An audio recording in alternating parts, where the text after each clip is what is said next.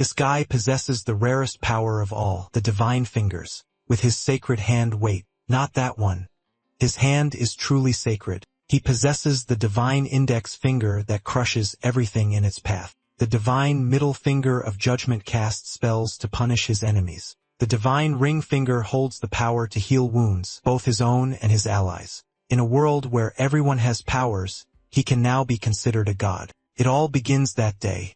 Yahello discovers a new game has appeared on his phone. The moment he taps on the treasure chest, it opens wide. The screen displays, "Welcome to Evil God Creator." Moments later, an ant appears on the screen.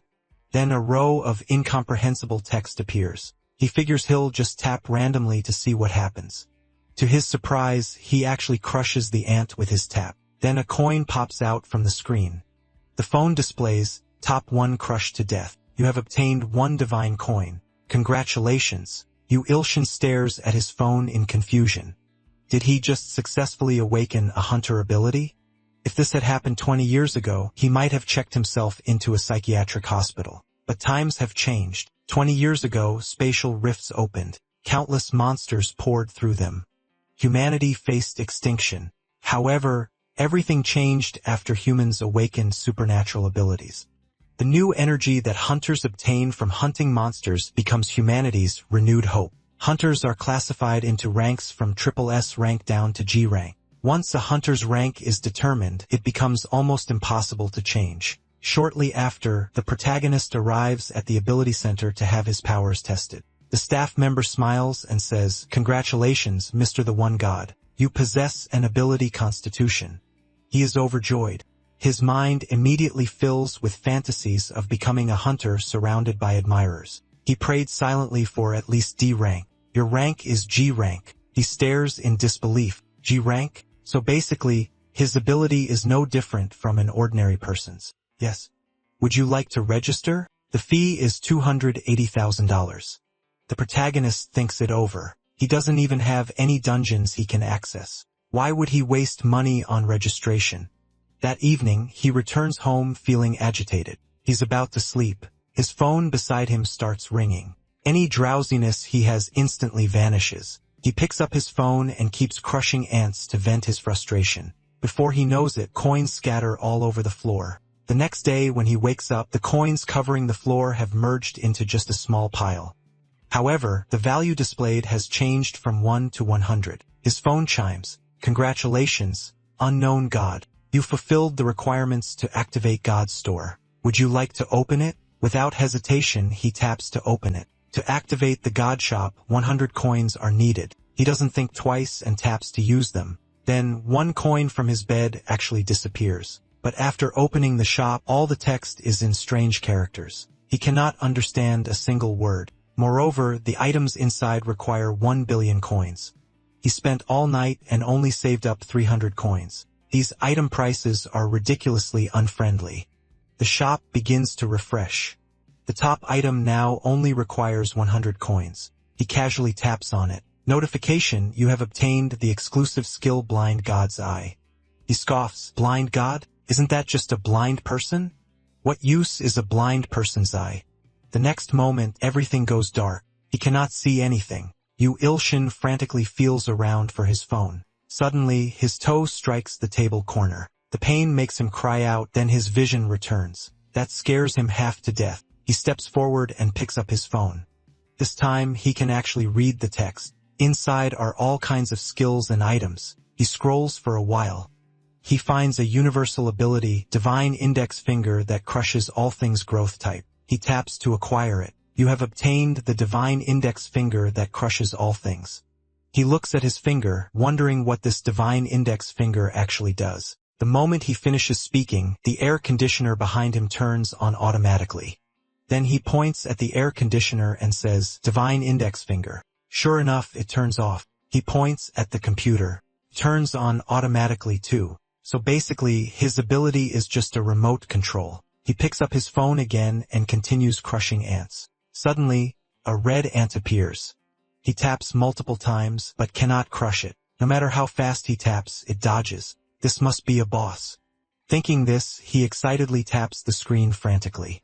But no matter how he taps, it keeps dodging. He is grinding his teeth in frustration. He taps even more frantically. He taps until his hand cramps but still cannot crush the red ant. In the end, it escapes. He can only vent by crushing black ants. His phone displays, "Your actions have exceeded 800. 200 more actions remain until you obtain the Evil God title." By this point, the protagonist is utterly exhausted. He collapses on his bed and falls into a deep sleep. The phone displays, "Blind God's Eye activated, exclusive ability unlocked." In his dreams, he finds himself in a movie theater. On the big screen, the film shows a red ant walking with a cane. It hobbles toward a cave entrance. Inside, countless ants are feeding. The red ant shouts, "I found where our food supply fled to, but their dark tribe's god attacked me. He is terrifying. Escaping is my limit. We must strike before that monster attacks us." The other ants show no reaction, then they all laugh. "Coward. A mere dark tribe god. What kind of threat is that? You are attacked by food supplies? Why don't you just die there?" Everyone quiet. An elderly ant enters through the cave entrance. The old ant strokes his whiskers and says, "I sense the presence of the dark god. This is the great emperor's territory. On this most sacred land, an evil god of the dark tribe exists. We must execute them immediately." The old ant places his hand on the red ant's head. Energy surges. The red ant's wounds heal instantly. "Lead the way, brave soldier. I will personally subjugate that evil spirit." The ant army shouts, "Let us help deliver death to the evil spirit." Yahello suddenly wakes up. He mutters to himself, "What a vivid dream. Did he just dream about ants?" His phone chimes. That red ant appears again. His fighting spirit surges. He's ready to crush it, but many red ants appear on screen. The red ant in the center shouts, "Nature's judgment upon great evil." A blue light shoots out from the phone. A wound opens on his forehead. Meanwhile, on the other side, the ant army charges their energy, "Nature's judgment upon great evil." Ah, to subjugate an evil god, truly worthy of being called the sage. You achieve great merit. His Majesty the Emperor will surely be pleased. Perhaps he will share some of the saint's flesh brought back from the expedition. The next moment, red light crashes down. Countless points of light illuminate the sky. The ant army suffers devastating casualties. On his end, Yahello is furiously smashing his phone. He smashes it so hard that smoke comes out. Only then does he come to his senses, his beloved phone. The screen is completely shattered. The room is filled with coins. The phone displays, "Your actions reach 1,000. Congratulations. You have obtained the evil god title, Cruel Slaughterer." He says speechlessly that he's a model citizen. This title does not fit him at all. The coins begin to merge. A ring emerges from the coins. He picks up the ring and examines it. Then he smells the fragrance on the ring. It makes him feel refreshed and his mind becomes clearer. Curious, he slips the ring onto his pinky finger. Energy immediately fills his entire body. His body feels reborn. All fatigue vanishes. His phone chimes, activating Blind God's Eye. Praising ring. Druid's ring contains the life force of the forest. Helps enhance rapid growth ability. He immediately wants to test if he can appraise other things. He aims at his computer and activates Blind God's Eye. It works. Then he thinks, with such a powerful ring and this new appraisal ability, maybe his hunter rank has increased. Just looking at this ring he obtained, he definitely cannot be G rank. He decides to visit the testing center again. Shortly after he arrives at the testing center, the staff member says skeptically, "The error rate for test results is less than 1%. Are you certain you want to retest?" He says excitedly, "Yes." "Very well. You should know only the first test is free. The total is 1,580,000. How will you pay?" Hearing that amount, he feels instant despair. At best, he is only F rank anyway. He apologizes and says he'll come back another time. It is all because that ring got him too excited. He walks to the sofa and sits down. His phone displays, activating Blind God's Eye. Beginning appraisal of subjects. Male human, 30 years old, suffers from hemorrhoids. Male human, 41 years old, kidney deficiency. A young woman in the distance catches his attention. Name Song Miri. Female human, 19 years old. She is tingling. He wonders why only she shows a name. And tingling? What kind of strange condition is that? At that moment, he cannot control himself. He keeps walking toward the young woman. He reaches out, wanting to tap her, then asks, "Excuse me, are you experiencing a tingling sensation right now?"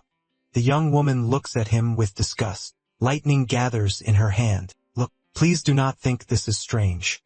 I am not normally like this." The young woman is on the verge of losing it. His phone rings. He feels relieved. He grabs his phone and runs. It is his sister calling. She wants him to pick up his niece. He arrives at the park and picks up his niece. She is so adorable. He wonders how that demon managed to give birth to such a cute angel. He looks at his niece's cute face. He cannot help reaching out to pinch her cheeks. His niece stomps her feet angrily. "Uncle is so annoying. I told you not to pinch my face." He thinks to himself that he's in trouble now. It will take at least an hour to calm her down. Blind God's Eye activates. Appraisal successful. Kai Chung-in currently wants to eat a chocolate cone. He immediately says, "How about we go get chocolate cones?" Chung-yin's mouth starts watering. Shortly after, they arrive at the ice cream shop. The staff greets them warmly. He pulls out a pile of coins. "1 chocolate cone, please." The staff member looks at the coins, their enthusiasm vanishing. They sort the coins wordlessly. The chocolate portion they give him is noticeably less than usual. He thinks, good thing he has his remote control ability. He activates Divine Index Finger on the ice cream machine. The machine immediately dispenses ice cream uncontrollably. "Won't you give Uncle a bite?" "No." "Alright, you eat it all." Suddenly, his phone chimes. Warning. He picks up his phone. Notification title activated. Cruel Slaughterer. Due to title activation, your combat fortune greatly increases. The ground shakes. Crimson eyes appear in the sky. A massive horned monster emerges from a spatial rift. The horned monster begins destroying everything indiscriminately. He grabs Chung and runs for their lives. Suddenly, Chung-in trips over a rock. He quickly helps her up. The horned monster reaches behind him. The monster roars and lunges at him. He can only close his eyes and wait for death. Thunder. Storm. A young woman appears. It is that tingling sensation girl. The horned monster takes the hit without a scratch. Sparky charges up her lightning again. Thunder. Storm. Did we get him? The monster stands up once more. Damn it. Our rank monsters are on a different level. Can I, a B-rank hunter, never defeat one? Sparky notices them. She shields them and shouts, "Run. I do not know how long I can hold out. Go quickly." Before she finishes speaking, the horned monster strikes again. Sparky gathers her lightning power again, but her energy is insufficient to activate it again. The horned monster is right upon them. "No. Mom. Dad. I cannot forgive them.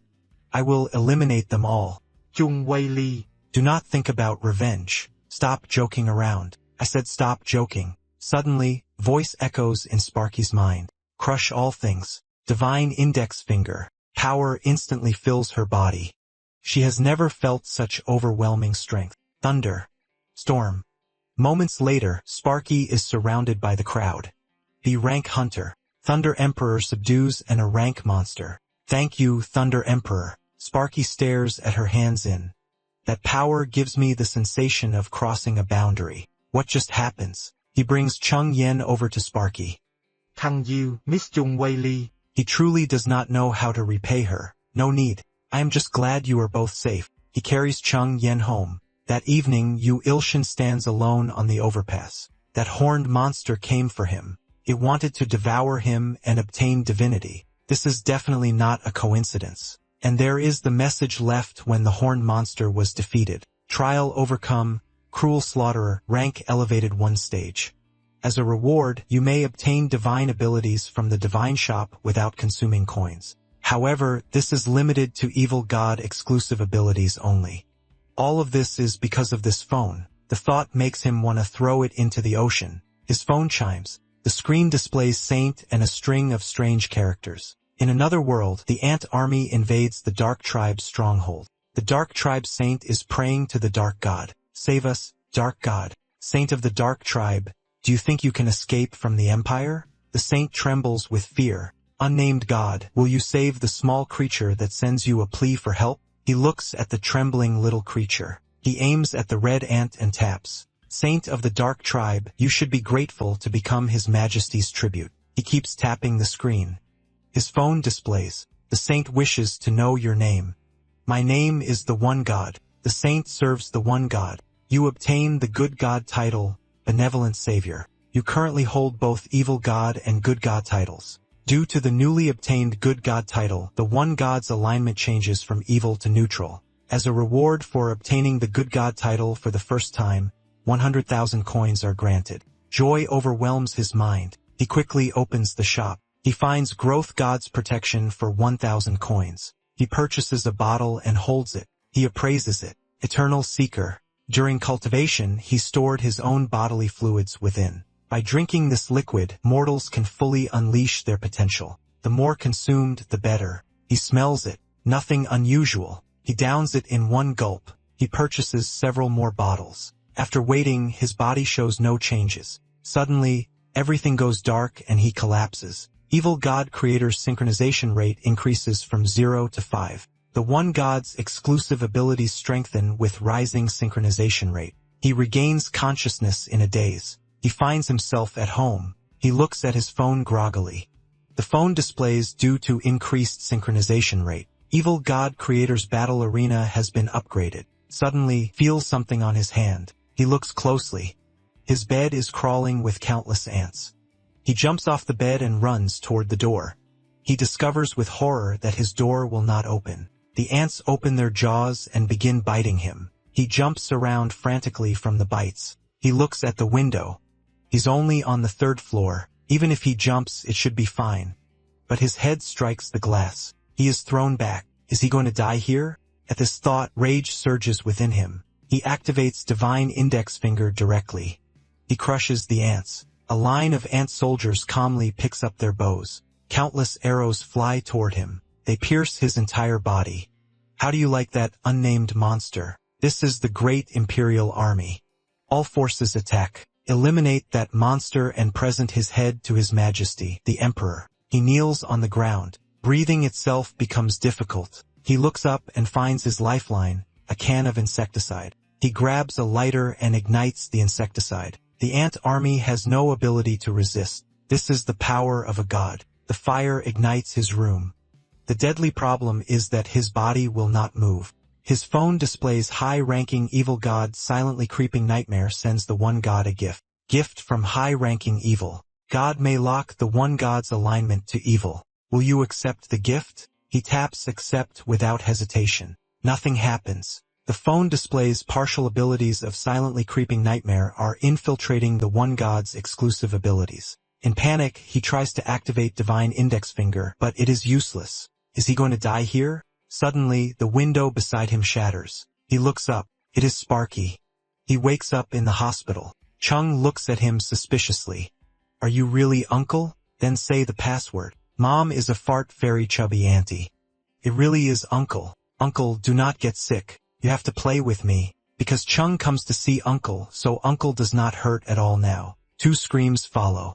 I am a patient. You go too far. Your sister is busy cleaning up your mess, and you call me a chubby auntie. Have you no conscience? A knock sounds at the door. Chung-in opens the door, but sees no one. Only a flower basket sits at the entrance. Uncle, there is no one here. He wonders who it could be. Meanwhile, Sparky stands on a rooftop near the hospital observing him. When she defeats the horned monster, and when she moves from the fire scene to the hospital, around that man, she unleashes power beyond her limits. After 3 days of observation, she still cannot understand what about that man allows her to exceed her limits. Wait, am I acting too much like a stalker? He sneaks out secretly. He should return before his sister notices. Suddenly, he feels a sharp pain below. Those cursed ants actually attacked his vital parts. They are still tormenting him in this condition. His phone displays the saint, and her 101 followers are praying to the One God. The followers wish to offer tribute to the One God. Will you accept? Tribute refers to gifts presented to persons of high status. That makes him a person of high status. He taps accept. A glowing small stone emerges from the phone. Fruit of the World Tree. One of 7 fruits left in the world by the World Tree. Beneficial for vitality. He smells it. No particular scent. He swallows the fruit. After eating it, he tenses up. He grimaces. So salty. This tastes like an 80-year-old outhouse. The next moment, warmth fills his body.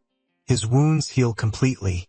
His phone chimes. The display reads, Evil God Creator activates the additional function, Divine Grace. You may bestow grace upon followers who offer tribute. He wonders, what do ants like? He looks at the white sugar nearby. In the other world, the ants watch white sugar rain from the sky. They consume the sugar. Their wounds heal completely. Even severed limbs regenerate. The God creates a miracle. Our great and merciful one God. His phone displays congratulations. You obtain 101 true believers. One faith generated. He marvels to himself. Simple white sugar makes them this happy. They are rather endearing. Shortly after, he arrives at the second-hand market. He finds an item trading shop. The staff greets him warmly as he enters. After learning he wants to sell an item, she asks him to fill out a form. He sits down and looks at the form. It requires the item's origin. He cannot write that he obtained it from hunting ants. If not for the house repairs, he would not sell it. Several people enter through the door. Male human, 29 years old. Special note, underdeveloped muscles. He thinks those are underdeveloped muscles. He can probably kill him with one punch. He wonders why blind God's eye keeps appraising automatically. He does not want to know. At the counter, a man presents an exquisite suit of armor, but blind God's eye appraises it as 29-year-old garbage scrap iron armor. Special note, crude enhancement and illusion skill applied. The staff examines the armor with a magnifying glass. 560 units of magic power. Excellent. The Rooster Headman continues, our products all have quality assurance. I will only charge you 300 million. Cash only. The staff considers for a moment. Please wait. I will retrieve it from the vault. He stands up and shouts, wait, that item is fake. You cannot buy it. He is furious with himself. Why did he have to interfere? The three men freeze. A large man grabs his collar and curses. What nonsense are you spouting, brat? Can you take responsibility for what you just said? Divine index finger that crushes all things. The armor crumbles into scrap. The large man turns to strike him, but the Rooster Headman stops him. He steps forward and bows. We apologize, high-ranking hunter. If you permit, we will take our leave. He nods. The three men leave. The staff says excitedly, thank you for helping me. So you are a hermit. Hermits are individuals also called recluses. They do not operate as hunters and live ordinary lives as eccentrics. He has not yet decided how to explain. The staff says you mentioned you want to sell an item, correct? He fumbles through his belongings. The staff examines his ring. Its magic power value is only 2. Even if I want to offer you a high price, it is at most a D rank item. He takes back the ring. Blind God's eye activates. Druid's ring contains the life force of the forest. Special note, best given to Sparky nearby. Sparky? Sparky is standing nearby, observing him to recover so quickly from a near-death state. Could it be the effect of a supreme grade potion? He is merely a G rank hunter. How does he obtain a supreme grade potion? He might truly be a high-ranking hunter. Not only does he see through my identity, but he recovers his health so quickly. If he is truly powerful, perhaps he can help me exceed the limits of my power. Wait, I am acting like a stalker again. If my sister finds out, she will surely lecture me. He approaches her from behind. Sparky, he has something to give her. After searching through his belongings, he blushes and presses the ring into Sparky's hand. He tells her to please accept it. It will surely help her. He runs off while Sparky stands there looking bewildered. After receiving the ring, Sparky goes to the testing center to assess her abilities. A researcher says in shock, your energy reaches 7,000. This is exceptional even among the rank hunters. Sparky looks at her hands. This ring actually elevates me to a rank. He just casually gives me such a powerful item. A man nearby applauds. 2 young people accompany him. They are among the few S-rank hunters. The woman is Sparky's sister, Shangwena. Shangwena says coldly, do not get carried away, Shangwei. No matter what, you are merely a rank. And if you dare act on your own to seek revenge, I will not forgive you. Sparky thinks, I am sorry, sister. Cannot obey you. As long as that man helps me exceed my power limits, revenge will be simple. Ilshin is asleep at that moment. He dreams of the Ant Emperor. He orders General Kamakiri to lead 5 million troops to subjugate him. Kamakiri below responds with dignified bearing. I obey your majesty's command. He jolts awake. It was a dream. He sighs in relief. Thank goodness it was a dream. Then it hits him. Based on past patterns, this is definitely not an ordinary dream. He nearly died from a 100,000 ants. This is 50 times that number. What should he do? His phone chimes. An entity named Silently Creeping Nightmare sends him a message. It asks if he needs power. It then says he is an immature and cowardly god, requesting he sacrifice 100 humans, especially those sharing his bloodline.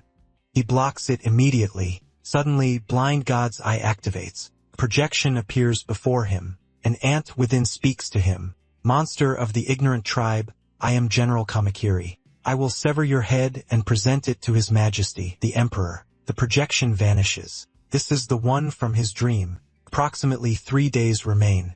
He looks at his phone. The saint and her followers hear news of the Imperial Army's assault and are terrified. This time he must prepare thoroughly. He stands before the mirror attempting to appraise himself with Blind God's eye. He stares so hard his eyes nearly pop out. Finally, the appraisal succeeds. Special note, fragile and timid. He sits on his bed in exchange for necessary items. Grants fireworks better with divine index finger. In reality, it produces flames weaker than a lighter. He was deceived again. He should have discarded it back then. He remembers Growth God's protection. He consumes 200 bottles consecutively. Evil God Creator synchronization rate increases to 10%. He polishes his sword 20 times and collapses at his computer desk. Sparky purchases small gifts, hoping to engage him in deeper conversation. She arrives at his door. She rings the doorbell. No one answers despite repeated attempts. Sparky notices the door is not fully closed. She carefully opens it and calls out to see if he is home. His room is empty, and now the protagonist is a captive in some warehouse. But because he polished his sword 20 times the day before, he's still asleep, adrift in a sea of pleasant dreams. His 3 kidnappers watch him in confusion as he laughs to himself. Excellent. He wants them all. He awakens. He looks around in confusion. A kidnapping? The rooster headman says mockingly. Impressive that you can sleep in this situation. Blind God's eye displays male human. Special note, uses low-grade flame. Male human. Special note, underdeveloped muscles. Looking at these descriptions, these are the fraudsters he encountered at the item shop. He asks what they want. The rooster headman says, we seek compensation naturally. You ruin our transaction. He says awkwardly that he doesn't have his phone. The thin man holds up his phone. We bring it for you. Blind God's eye alerts him. Ant army is 20 meters from reaching his location. He shouts urgently for them to untie him quickly. Throw away the phone.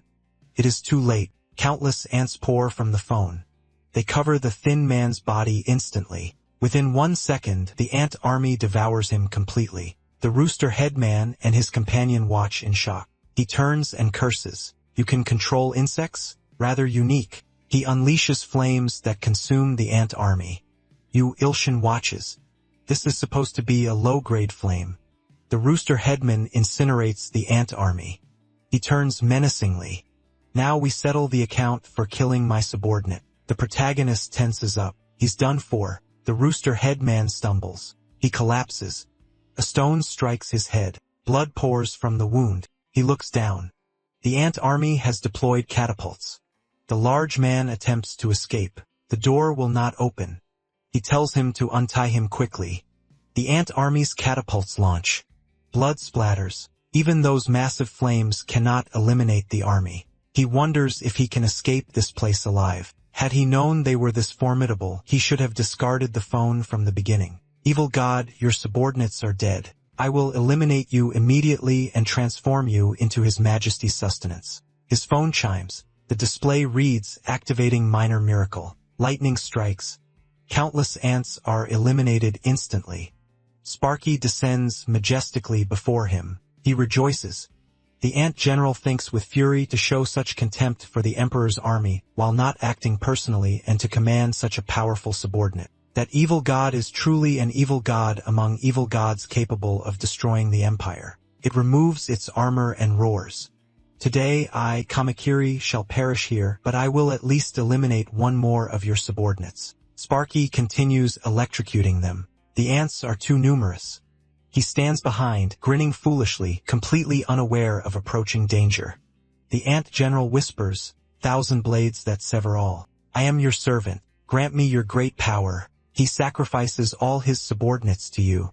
The unaware subordinates shout for the general to take cover. The ant general severs the heads of the remaining ants with one strike. Sparky and Yu Ilshin are stunned. After eliminating its subordinates, the ant general emanates overwhelming pressure. Blind God's Eye activates. Kamakiri female. Special note, Imperial General intends to sever Sparky's head with 1,000 blades. Before he can react, the ant general leaps towards Sparky. Sparky hastily activates her lightning. The ant general splits the lightning. It charges towards Sparky with overwhelming momentum. The blade flashes. Sparky lies in a pool of blood. Rage consumes his mind. These cursed ants. She saved his life 3 times. A notification appears. You may use divine power to alter a mortal's fate. This will consume 100,000 divine coins. He confirms without hesitation. Golden light fills his eyes, using divine power to reverse time and alter fate. He returns to the moment the ant general severs the lightning. The ant general charges towards Sparky with overwhelming force. Sparky has no time to react and prepares for death. His chains shatter. He stands and pulls Sparky behind him. He glares at the ant general with murderous intent. Sparky observes his fierce display. She thinks he truly is a master. The ant general continues shouting, a lowly ant. He raises his middle finger. Under judgment, divine middle finger. The ant general is obliterated by this strike. He watches all this with a calm expression while Sparky gazes at him with admiration. He picks up a small knife and asks curiously what it's for. The next moment, he throws the knife away because it's scorching hot. She removes her helmet and excitedly asks if he's the hermit. Then she actually kneels down and begs him to take her as his disciple. But he's just the lowest ranked hunter. He only defeated the ant general thanks to his system.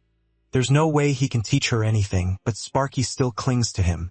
Even when he's watching wholesome content, Sparky watches along with him. He asks her speechlessly how long she plans to stay at his place. Sparky says she'll leave when he accepts her as his disciple. He tells her helplessly that he's just a G-rank hunter. Sparky says that just the ring he gave her made her much stronger. Since he gave her something so precious, she wants a chance to make amends. Afterwards, Sparky carries bags of cement and starts repairing his house. Before long, his previously dilapidated room becomes exquisitely renovated by Sparky. Then he plans to find something to eat with Sparky. But just then, an emergency call comes in. Sparky says there won't be time for a meal. She puts on her helmet and prepares to leave. He takes out a bottle of Growth God's protection for her to bring along. After thanking him, Sparky flies off into the distance. Moments later, he arrives at a restaurant to eat. The restaurant is playing news. The host announces that the S-rank monster, Trake, has appeared. Fortunately, a hunter arrived at the scene in time, but buying the citizens time to escape is already her limit. The hunter currently facing Trake alone is B-rank hunter, Thunder Empress. Meanwhile, after rescuing a citizen, Sparky stays behind to cover the retreat. Facing an S-rank monster, even Sparky feels uncertain, but there's no time to think.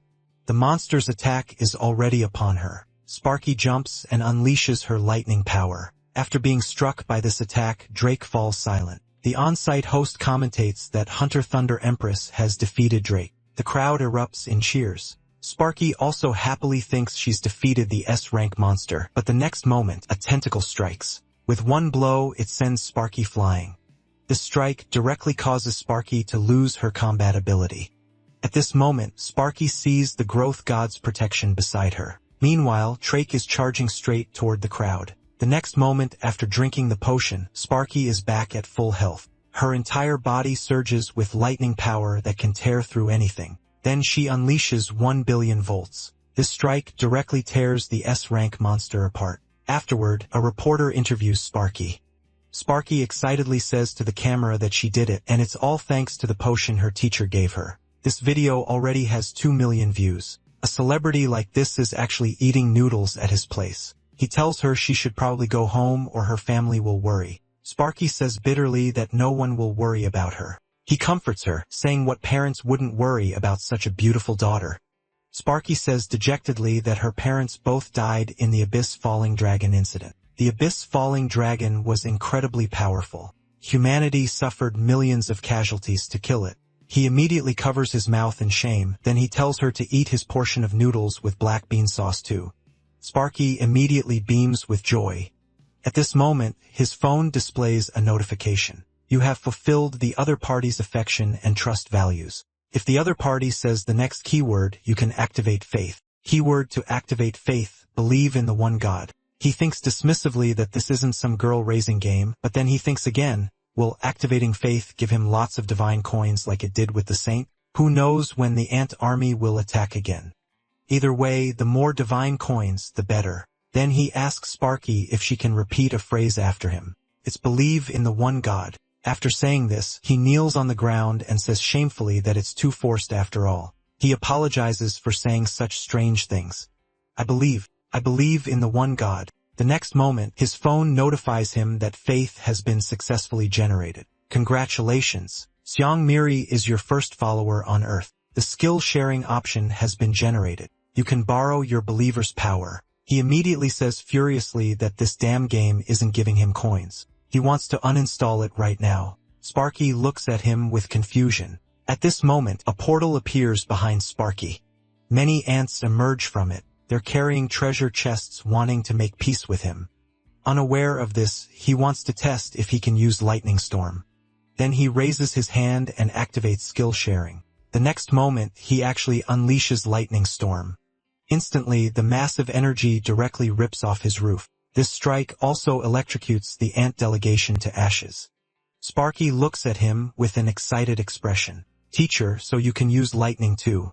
You're really amazing. Meanwhile, he wants to cry but has no tears. His house was just repaired. On the other side, in the ant world, after the ant emperor learns that his delegation was annihilated by him, he immediately sends out all his elite forces in fury, vowing to eliminate the protagonist. Meanwhile, Yu Ilshin is currently watching Sparky run. Before long, Sparky completes 100 laps. He hands her a bottle of Growth God's protection.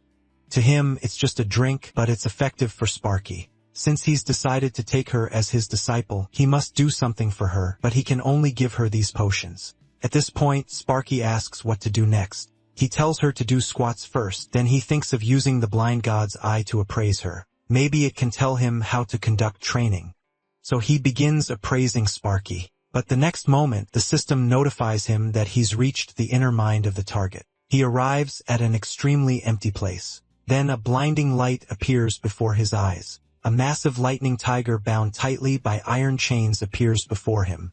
Sparky's true nature is S-rank, sealed for 10 years. So Sparky is an S-rank hunter.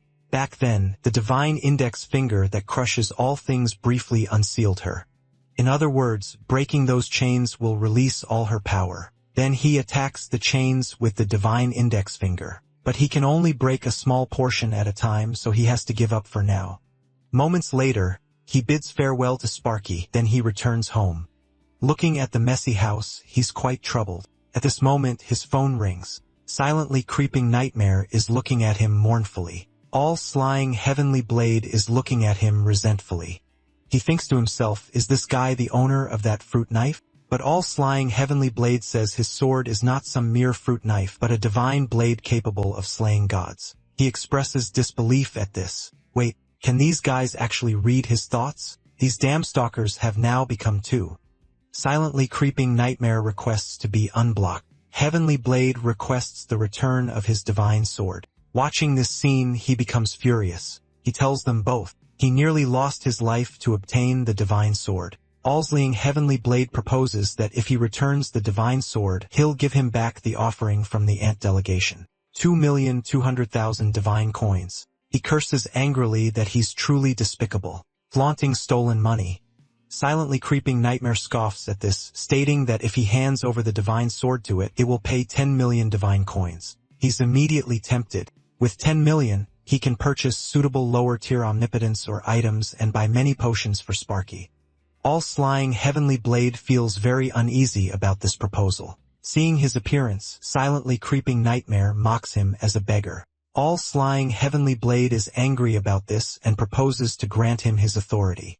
Then all-slaying heavenly blade demonstrates his authority, zenith of the sword. He says that using his authority, no master will be his match.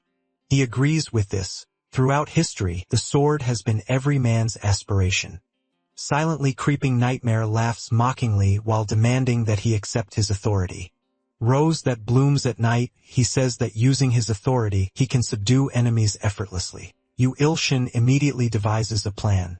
He asks if either of them want to add anything more to their bids. Moments later, he obtains Zenith of the Sword, 2,200,000 divine coins, and 3 uses of the Allslaying Heavenly Blade Treasury plus Rose that blooms at night.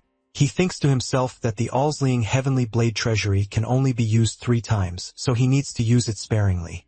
Then he wants to try the other 2 abilities. He sits on the ground and shouts Rose that blooms at night, but nothing happens.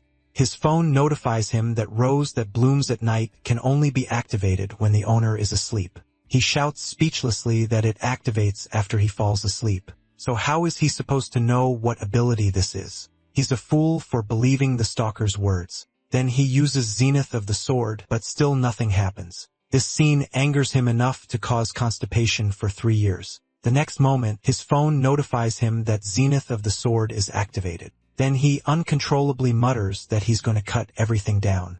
The small knife in his hand radiates evil power. Then he uncontrollably licks the small knife. Then he actually runs toward the restaurant next door. After arriving, he frantically helps chop 100,000 green onions. By evening, he returns home exhausted. He mutters what kind of terrible Zenith of the Sword randomly controls people. Fortunately, nothing major happened. Before long, he falls into a deep sleep. Moments later, the ant army appears on his rooftop. Seeing him asleep, they charge toward him. At this moment, a rose actually grows from his chest. The rose opens its enormous mouth and devours all the ant forces. Then it closes its mouth. Fear, lowly created beings. Your nightmare is about to bloom. The mother mosquito exclaims in shock that it's the nightmare flower. 3,000 years ago, it devoured 90% of the continent's population, called the sinful calamity god, the apostle of silently creeping nightmare, nightmare flower. The mother mosquito says calmly, not to fear. Today will surely go down in our blood clan history. Then she charges toward him. Seeing this, the other ants also begin their assault, but their attacks have no effect on the rose. In the blink of an eye, the rose devours all the ants. Seeing this, the mother mosquito roars that although she cannot kill the evil god, she will at least make the calamity god's apostle, the monster flower, accompany her in death. Then she unleashes her strongest strike, but the rose devours her ultimate move in a single bite. The mother mosquito watches this scene in disbelief, then the rose devours her in one bite. When he wakes up the next day, he only feels extremely bloated. He groggily picks up his phone. It displays that the saint and her followers are desperately requesting aid. He quickly activates the blind god's eye to see what's happening. The saint and her followers have been poisoned by the bee clan. He thinks to himself, did they poke a beehive trying to get honey? He opens his computer wanting to search how to treat ant poisoning. His phone notifies him that due to the one god's concern for the believer's earnest plea, the miracle option has been activated. For believers, miracles are one of the meanings of a god's existence. According to your miracle orientation, believers will either revere you more or fear you more.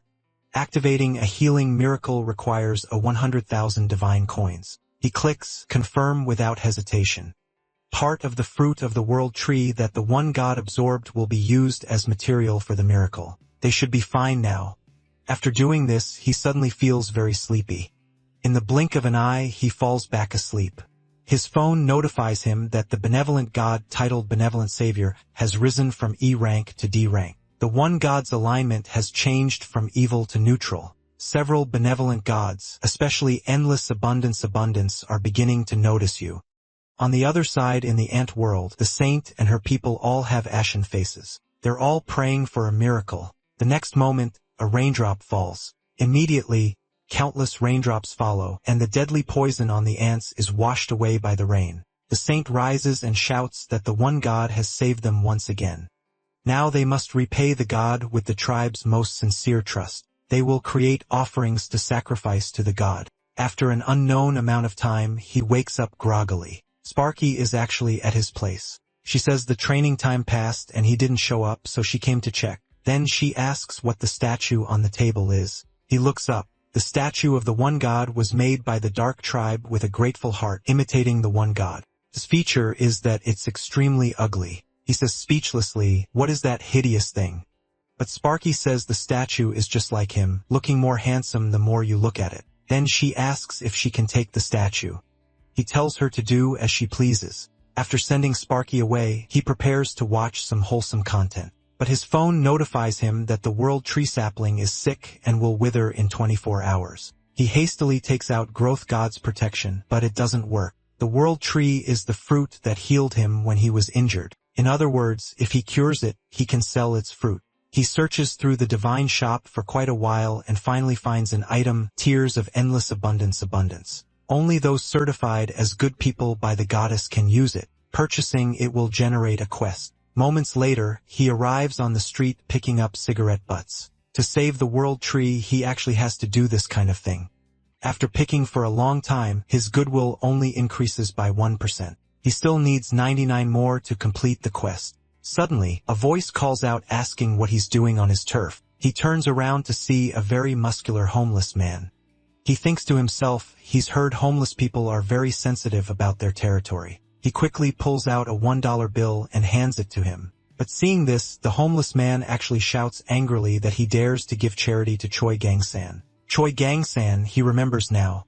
He's an S-rank hunter who started as a sanitation worker. Choi Gang-san snatches the dollar bill and says that since it's his sincerity, he'll accept it. He looks at his phone, puzzled. He clearly gave charity to someone. So why hasn't his goodwill increased? He looks at Choi Gang-san drinking alcohol. He actually gave charity to that kind of drunkard. No wonder his goodwill didn't increase. He calls out, dissatisfied, "Grandpa." And Choi Gang-san immediately shouts, angrily asking why he called him Grandpa. He quickly takes out a plastic bag and says quietly to please put the bottle here, that he'll take care of it, calling him Big Brother. Hearing him call him Big Brother, Choi Gang-san immediately beams with joy. Just then, an alarm sounds in the distance. A monster has appeared. He immediately decides to make a run for it, but Choi Gang-san swiftly grabs him.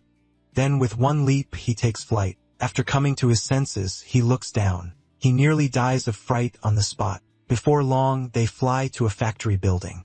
Meanwhile, Yu Il-shin has already lost consciousness. When Choi Gang-san releases his grip, he collapses to the ground. Before them stands a massive toad monster. Choi Gang-san mutters that tonight's drinking snack will be toad legs. After saying this, he charges toward the toad. At this moment, his system notifies him that it has detected killing intent threatening the authority owner. Then the nightmare flower emerges from his body. The nightmare flower opens its enormous mouth and bites toward both the toad monster and Choi Gang-san.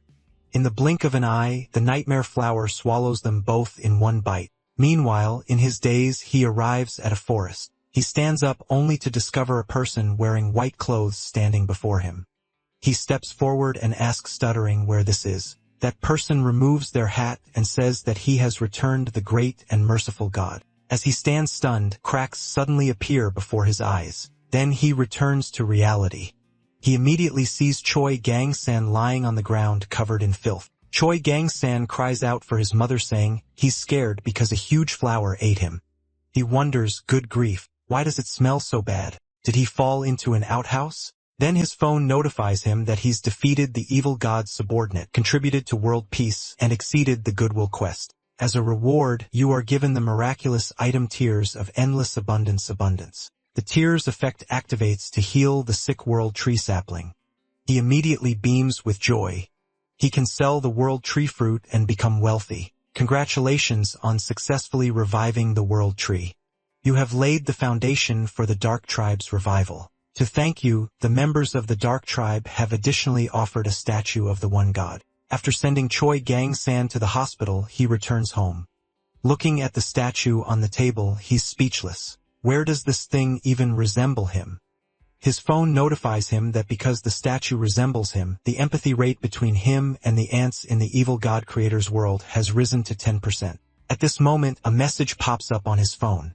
Our great and merciful one God. He looks at his phone, never imagining he'd one day be messaging with ants. Then it displays another message, begging him to save their poor tribe members. Dying dark tribe members. Special situation attacked by magical beasts. He looks at the ants lying on the ground. He immediately shouts, angrily asking who did this. He tells them to take him to find those magical beasts. He'll crush them with his own hands. After hearing his words, the ants immediately cry tears of emotion. Then he tells them to lead the way. Perhaps because they're ants, they move very slowly. Finally, the ants stop and gaze ahead in terror. He immediately zooms in on his phone to see what's happening. When he sees clearly, he tenses up. It's actually a dense swarm of cockroaches. Cockroaches summon beasts. Special trait multiplies by 2 every hour. Immediately, he turns around and flees at full speed. The ants leading the way also panic at the sight of the cockroaches desperate to escape. However, the saintess tells them not to panic. She points behind them and shouts that the one God who protects the tribe has always been with them. But when she turns around, she sees him running away. The saintess cannot believe what she's witnessing. The other ants see him fleeing and cry out in despair that they've been abandoned by their God and we are screwed. Moments later, he stares at the cockroach corpses covering the ground. Fortunately, because he hates cockroaches, he had stocked up on plenty of cockroach poison at home. The ants are cleaning up the battlefield, finishing off any cockroaches still clinging to life. He looks at the dejected saintess with confusion. He asks her what's wrong since they've already driven back the beasts. Upon hearing this, the saintess bursts into tears and cries that she dared to briefly doubt the one God's intentions, that she's unworthy of serving the one God, and begs to be executed. He's about to comfort her when his phone displays a notification. The message states that he's met the conditions to generate an exclusive divine power, divine thumb of multiplication. He immediately clicks to obtain it. Looking at the overly dramatic description, it's as embarrassingly pretentious as always. Just as he's about to test this ability, his online dating partner sends a message asking to meet in person. But when he arrives at the location, he discovers that the person is actually a man. He's left speechless. He decides to freeload a meal and then make his escape. However, the man keeps staring at him, then asks when he plans to marry him. He stammers, trying to figure out how to deceive him. Seeing this, the man slams the table and angrily calls him a scumbag, asking if he never intended to marry him at all. Just as he's about to placate him, his phone rings. The screen shows that another group of beasts is attacking the Dark Tribe, asking if he wants to multiply the Dark Tribe ants to drive them away. He immediately selects multiply. The man notices he's playing a game, stands up, and slaps him hard across the face. Meanwhile, in the ant world, the ants stand ready in formation below. The saintess stands on a high platform with both hands raised shouting, "Great One God, we will soon eliminate all the beasts." Shortly after, his phone displays that he's successfully defeated the Destruction God's beasts and earned 300 million divine coins. At this moment, he walks alone on the street. After a struggle, he successfully protected his dignity. His phone notifies him that Endless Abundance has offered to sponsor him as a special reward for his ranking as benevolent savior. The one God can freely choose any ability with all costs covered by Endless Abundance. In that case, he naturally chooses the most expensive option. He selects Heaven and Earth Creation, an exclusive divine power of the Supermoon God with a price tag of 1 followed by 100,000 zeros. However, the phone notifies him that the one God is far from meeting the requirements to use Heaven and Earth Creation to adapt to the one God's level. Heaven and Earth Creation has been partially adjusted and is now changed to a one-time use of false Heaven and Earth Creation. The world undergoes certain changes. That night, everyone stares at the sky in shock. A second moon has appeared beside the original moon. Because he's been drinking a lot of cheap alcohol, he loses consciousness right after making the selection. The next day, with a pounding headache, he sits on the steps training Sparky. Sparky completes 500 laps in just 5 minutes. He tells her to do a plank next so he can enter Sparky's mindscape again. He tells Sparky not to move at all, then activates Blind God's Eye on her. He enters Sparky's inner mind once more. The lightning tiger has now lowered its guard against him. He then uses Divine Index Finger to break the chains. Although many chains remain, he's already freed quite a few. The lightning tiger affectionately licks his face. After emerging, he tells Sparky to test if there's any improvement, and the results don't disappoint. Sparky exclaims with delight that the training is indeed working. Sparky then goes to run another 200 laps to finish up, while his phone sends a notification. The saintess wants him to give her a name. thinking about it, having a name is better than just calling her Saintess all the time. From now on, you'll be called Little White. Upon hearing this name, the Saintess is moved to tears of joy. The other ants all request that he give them names as well, but naming several 100 ants would take forever. So he simply numbers them as number 1, number 2, number 3, and so on. Moments later, he returns home. His phone notifies him that the ant tribe has evolved into the Jamie tribe due to the names bestowed by the one god and the experience gained from hunting beasts. They're quite adorable. Because the Jamie tribe has evolved, the one god's level rises to 2. The level increase activates civilization renaissance. Through his manipulations, he helps the ants establish walls, training grounds, and farmland. The Saintess Little White proclaims loudly, asking everyone if they see the miracle performed by the one god and calls for them to worship the great one god together. He finds these little ants increasingly adorable. He then clicks on the third question mark option. Unexpectedly, a tower filled with evil energy appears, Tower of Warriors. Only those with high courage and faith can challenge this tower. Special note states that the survival rate for challengers is only 1 in 10,000. The ant tribe falls into panic upon seeing the Tower of Warriors. Seeing this, he can only destroy the walls to block the tower's entrance. He then warns them never to enter the tower out of curiosity. Among the many ants, one ant stares at its own hands.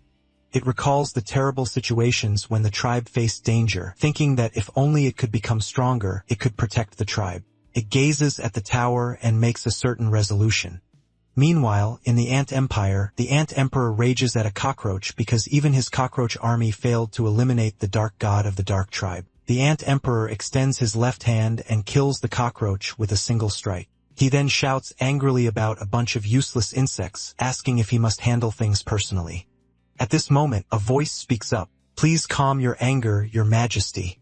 A spider spirit then approaches the Ant Emperor. "Please leave worldly matters to me. Your majesty need only prepare for ascension to the divine realm. Those insects of the dark tribe and the evil god they serve will be completely eliminated by me. Even if it cost me my life, this is a king among mosquitoes. A single bite can drain a zombie dry." At this moment, it has just finished draining a zombie. A figure approaches from the distance. It's the spider spirit. She holds an object called the cursed needle and hands it to the mosquito, instructing it to eliminate the dark god of the dark tribe. The mosquito says sinisterly that it wants to taste the evil god's blood. The spider spirit says indifferently that it can do as it pleases. The mosquito then attaches the cursed needle while thinking to itself that once it absorbs the evil god's blood and gains power, it will overthrow the Ant Emperor and crown itself as emperor. At this moment, Yahello is trash-talking his teammates. He unleashes his 20 years of single-person hand speed to furiously defend his family's honor. He doesn't stop until the keyboard is practically smoking. After finishing his defense, he picks up his phone to see what the ants are doing. They're all sleeping at the moment. Then he notices a stone trembling. The next moment, an ant lifts the stone. This fellow is actually lifting a stone so much larger than itself. Number 1 is a warrior of the Jamie tribe, training hard to protect the tribe. He scratches his head wondering if he can help it. He gives it a bottle of growth god's protection. Number 1 becomes so moved upon receiving it that it's incoherent with gratitude. He then returns to his computer to continue trash-talking teammates, completely unaware that a mosquito is watching him from the window. After observing for a while, the mosquito flies toward him. It bites him on the forehead. He instinctively slaps at it. He wonders, why are there still mosquitoes when it's almost winter? The next second, he feels as if he's fallen into an icy pit. He then sneezes. Unexpectedly, he sprays out a stream of mucus 8 meters long. He decides to go to the bathroom to wash his face. In front of the mirror, he discovers that a demonic mark has appeared on his forehead. His blind god's eye tells him this is the mark of the vile plague bearer activating the chilling curse. He thinks, what is this thing? He still needs to defend his parents' honor in the game. No time to think. The fever curse appears next, followed by the muscle pain curse and anemia curse. He hastily searches through the divine shop. He finds Huada's pill. When he clicks to purchase it, a mission notification pops up. He immediately decides in despair to go to the hospital himself. Meanwhile, at the hospital, a man looks around furtively. He's a follower of an evil god. He's been brainwashed to believe only in the evil god. His purpose at the hospital is to carry out a suicide attack to offer sacrifices to the evil god. On his end, Yu Ilshin finally arrives at the hospital. At this moment, he can only crawl on the ground, and his ridiculous mission clearly never intended for him to survive. The mission requires him to save 100 humans with sincere devotion. He might as well just die. In the hospital lobby, the evil god follower holds a nurse hostage with a detonator in his hand, warning everyone not to move. Sparky stands opposite him, ready for action. He stares at this scene in confusion. The evil god follower sees the demonic mark on his forehead and assumes he's his accomplice. He quickly shouts at him to come help him. Let's offer sacrifices together for the descent of the destruction god. Upon hearing this, Sparky shouts angrily, asking what nonsense this attacker is spouting and that he's got the wrong person since that's her teacher. The bald man retorts that the skull on his forehead is their symbol. He clearly senses the evil aura. He's obviously a trusted agent sent by Mr. John. He looks at him and activates Blind God's Eye, successfully reading his memories. In his memories, a purple-haired man instructs him to make the sacrifices feel more fear than eliminate them. For the descent of the destruction, God offer more sacrifices to that being.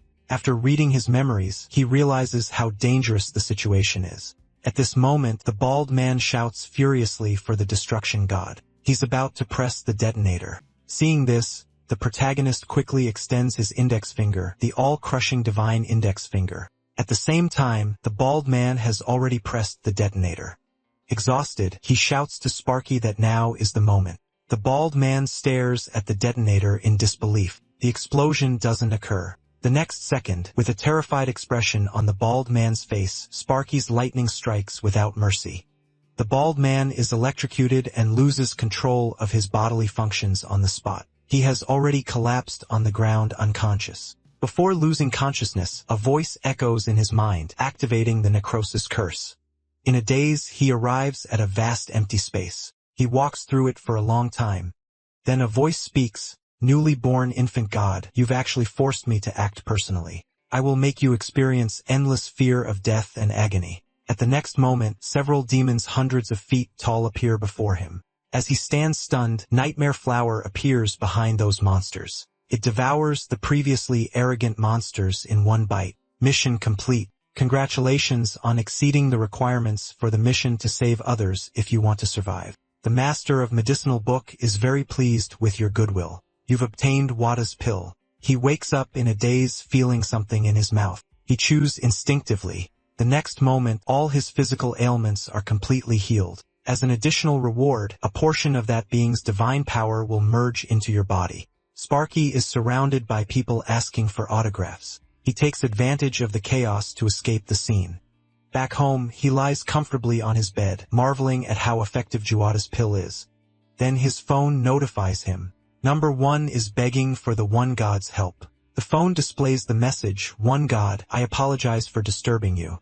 Could you give me more of the medicine you bestowed upon me before?" He immediately sits up and asks what happened. Number 1 lies on the ground, and he is trembling. The long-haired man thinks he must overcome his challenges to protect his tribe. The door opens slowly, revealing a light. With a determined look, he observes the situation. Now, Illinois Ho challenges the Tower of Heroes.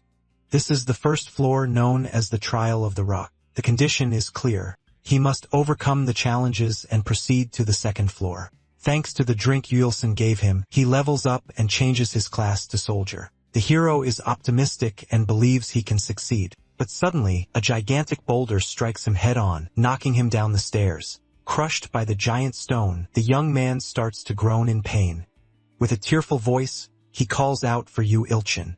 Defeated, the young man lies on the ground. Yu Ilchin watches apprehensively as the hero is crushed like an ant. He wonders if the young man is badly hurt. A notification appears, announcing that 10 minutes remain to complete Ilho's activities. In desperation, the boy decides to use divine growth, but it does not work as he imagined. With only 7 seconds left, the young man gets an idea. He remembers receiving the Master of the Blue Sky reward. Thanks to this, he can use 100 coins to buy the unique skill, God's Divine Healing. A prompt appears asking the young man to confirm the purchase. And with only 3 seconds left, Yu Ilshin uses the skill.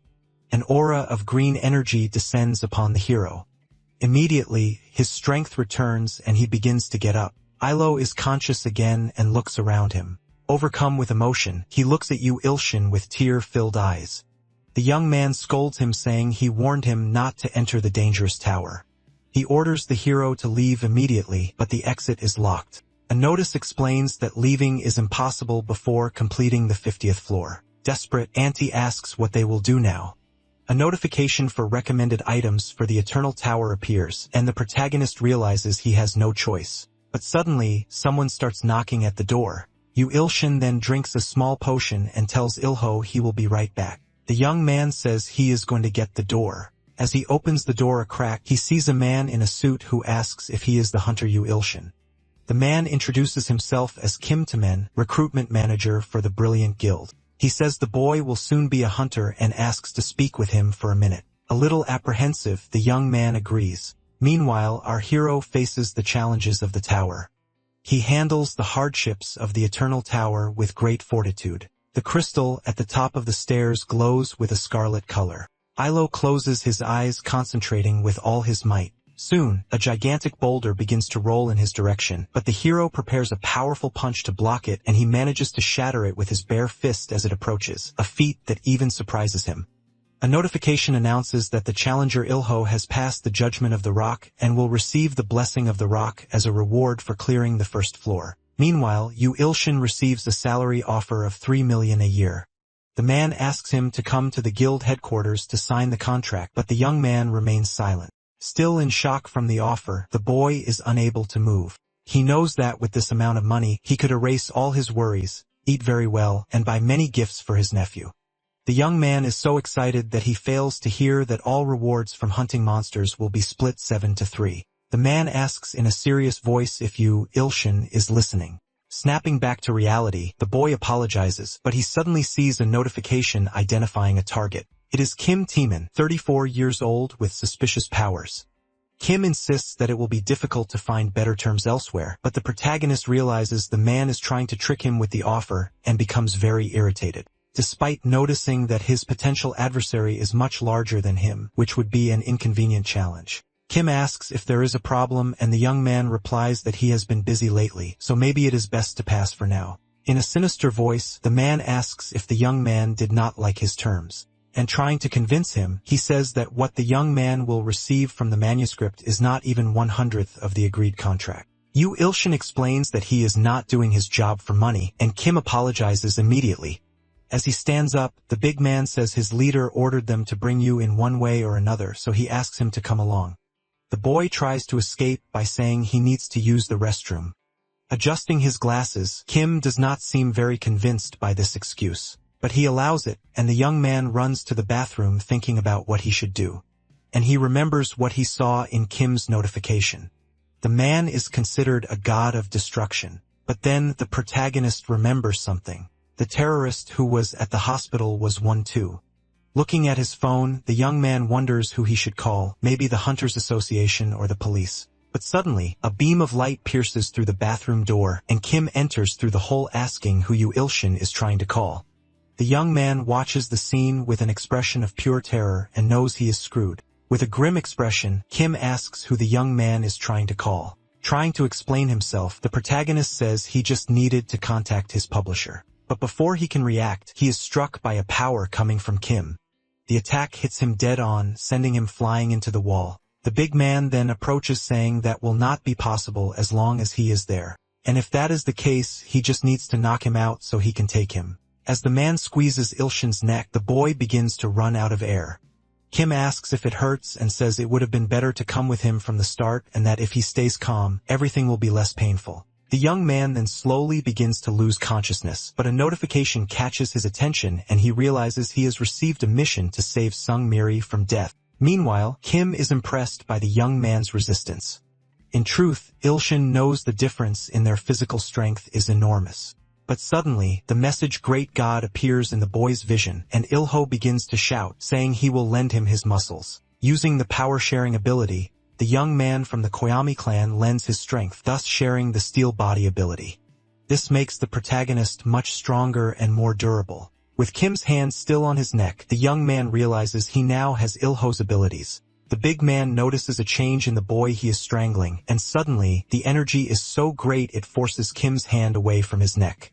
The man realizes this ability creates muscle mass, and he sees that the boy really is someone worthy of the guild leader's interest. Kim begins to say he was disappointed because the mission seemed so insignificant, but it looks like he was mistaken. He then announces he is done playing around and will take the boy now. He gestures with his hand for the fight to begin.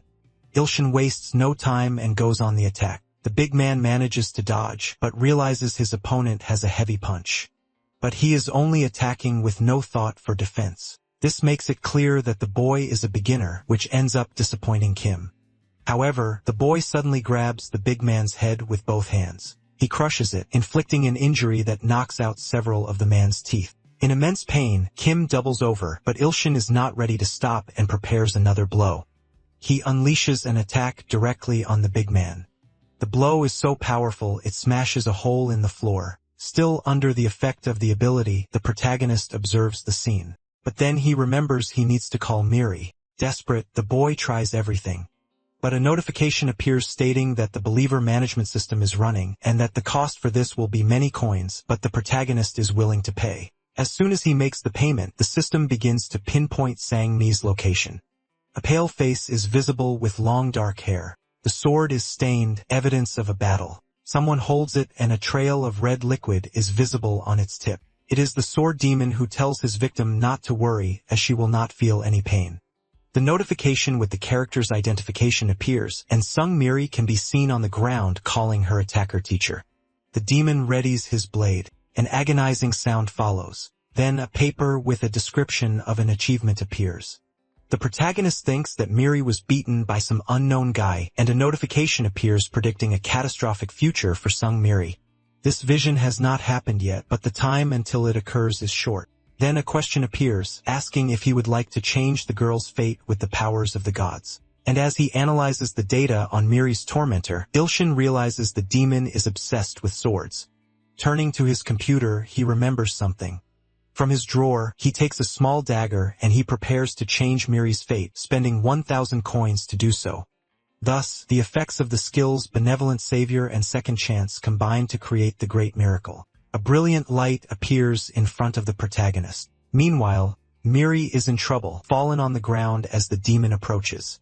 The girl does not understand the reason for the attack, and her enemy says he has nothing against her. He is simply doing his job. The man's gaze is cold, and he seems to have noticed something. With a quick movement, he rapidly moves away just before being struck. The demon is almost hit by a stealth skill that he fails to notice. With a look full of hatred, the protagonist appears, saying he wants cut. Miri's eyes widen, and she seems to recognize the young man. And Ilshin says in an extremely sinister voice that he wants to cut the demon to pieces. Since the demon began to walk the path of the sword, he has defeated many opponents. Raising his blade, the man asks if Ilshin is on the side of the storm. And he thinks that he has already defeated even the strongest of opponents with the power of his sword. But he wonders who this guy in front of him is. His eyes are red, but he is only holding a butter knife. As he readies his sheathed sword, the demon keeps his eyes fixed on him. But he believes his opponent is a fool if he thinks a butter knife can stop him. If that is the case, he will not even need to try. The strike passes close to Ilshin's neck, leaving a purple trail. The demon believes it will be a victory for the boy if he manages to dodge. But the protagonist shows a faint smile and firmly grips his small knife, and so he manages to block the sword demon's attack with just his tiny weapon. The situation grows tense and the man finds it absurd. He finally realizes he may have underestimated his opponent. However, his attacks can slice through rock like tofu, and this time the boy cannot block. The attack lunges toward the protagonist with full force. He deflects it effortlessly with his small weapon. The strike slams into the wall behind him, and the sword demon watches in disbelief. Growing desperate, he attacks relentlessly, trying to land a single blow. The young man simply repeats that he wants to cut everything, blocking every attack. The demon realizes the young man seems to follow the storm, but finds it strange that a secret hunter is not registered with the government association. If the boy is an unknown, it makes sense he has never heard of him until now. Pulling a vial from his pocket, the demon thinks it might be time to use his secret weapon. As he gulps down the substance, he thinks he can now end the fight quickly with a single blow. After drinking the mysterious liquid, the demon's appearance begins to change. His eyes turn vacant, he grows larger, and he begins to scream. Suddenly, a symbol appears on his face. He quickly takes a battle stance, his sword at the ready. Ilsen's expression doesn't change, and the young man keeps repeating that he wants to cut everything. Without hesitation, the demon charges toward the young man. His vacant eyes emanate a violet energy. With incredible agility, the man unleashes a flurry of blows. But among them, a strike from Ilshin with his small knife passes close to his opponent's neck. However, just as the knife is about to reach him, the demon vanishes in the blink of an eye. A few glowing footprints appear behind the protagonist, and suddenly, his opponent is poised to strike from above. A massive impact rocks the battlefield. The sword demon lands on the ground still in one piece. He is certain the blow landed and considers it a good fight against the unknown opponent. Suddenly, blade shatters in two and the man is shocked. As he laments his shattered sword, someone can be heard laughing. The demon can hardly believe his eyes as his opponent is still standing after that attack. And Ilshin stands there with vacant eyes repeating that he wants to cut everything. This makes his adversary's eyes widen because his neck is twisted completely backward, but it quickly snaps back to normal as if it were nothing. Slightly off balance, the protagonist sways for a moment. Then he moves the hand holding the small knife. The demon doesn't understand what is happening at first, but then a flash of blue energy streaks past him. In that moment, the man knows his life ends here. A shower of beams passes through his body from multiple directions, forming a wheel of relentless strikes.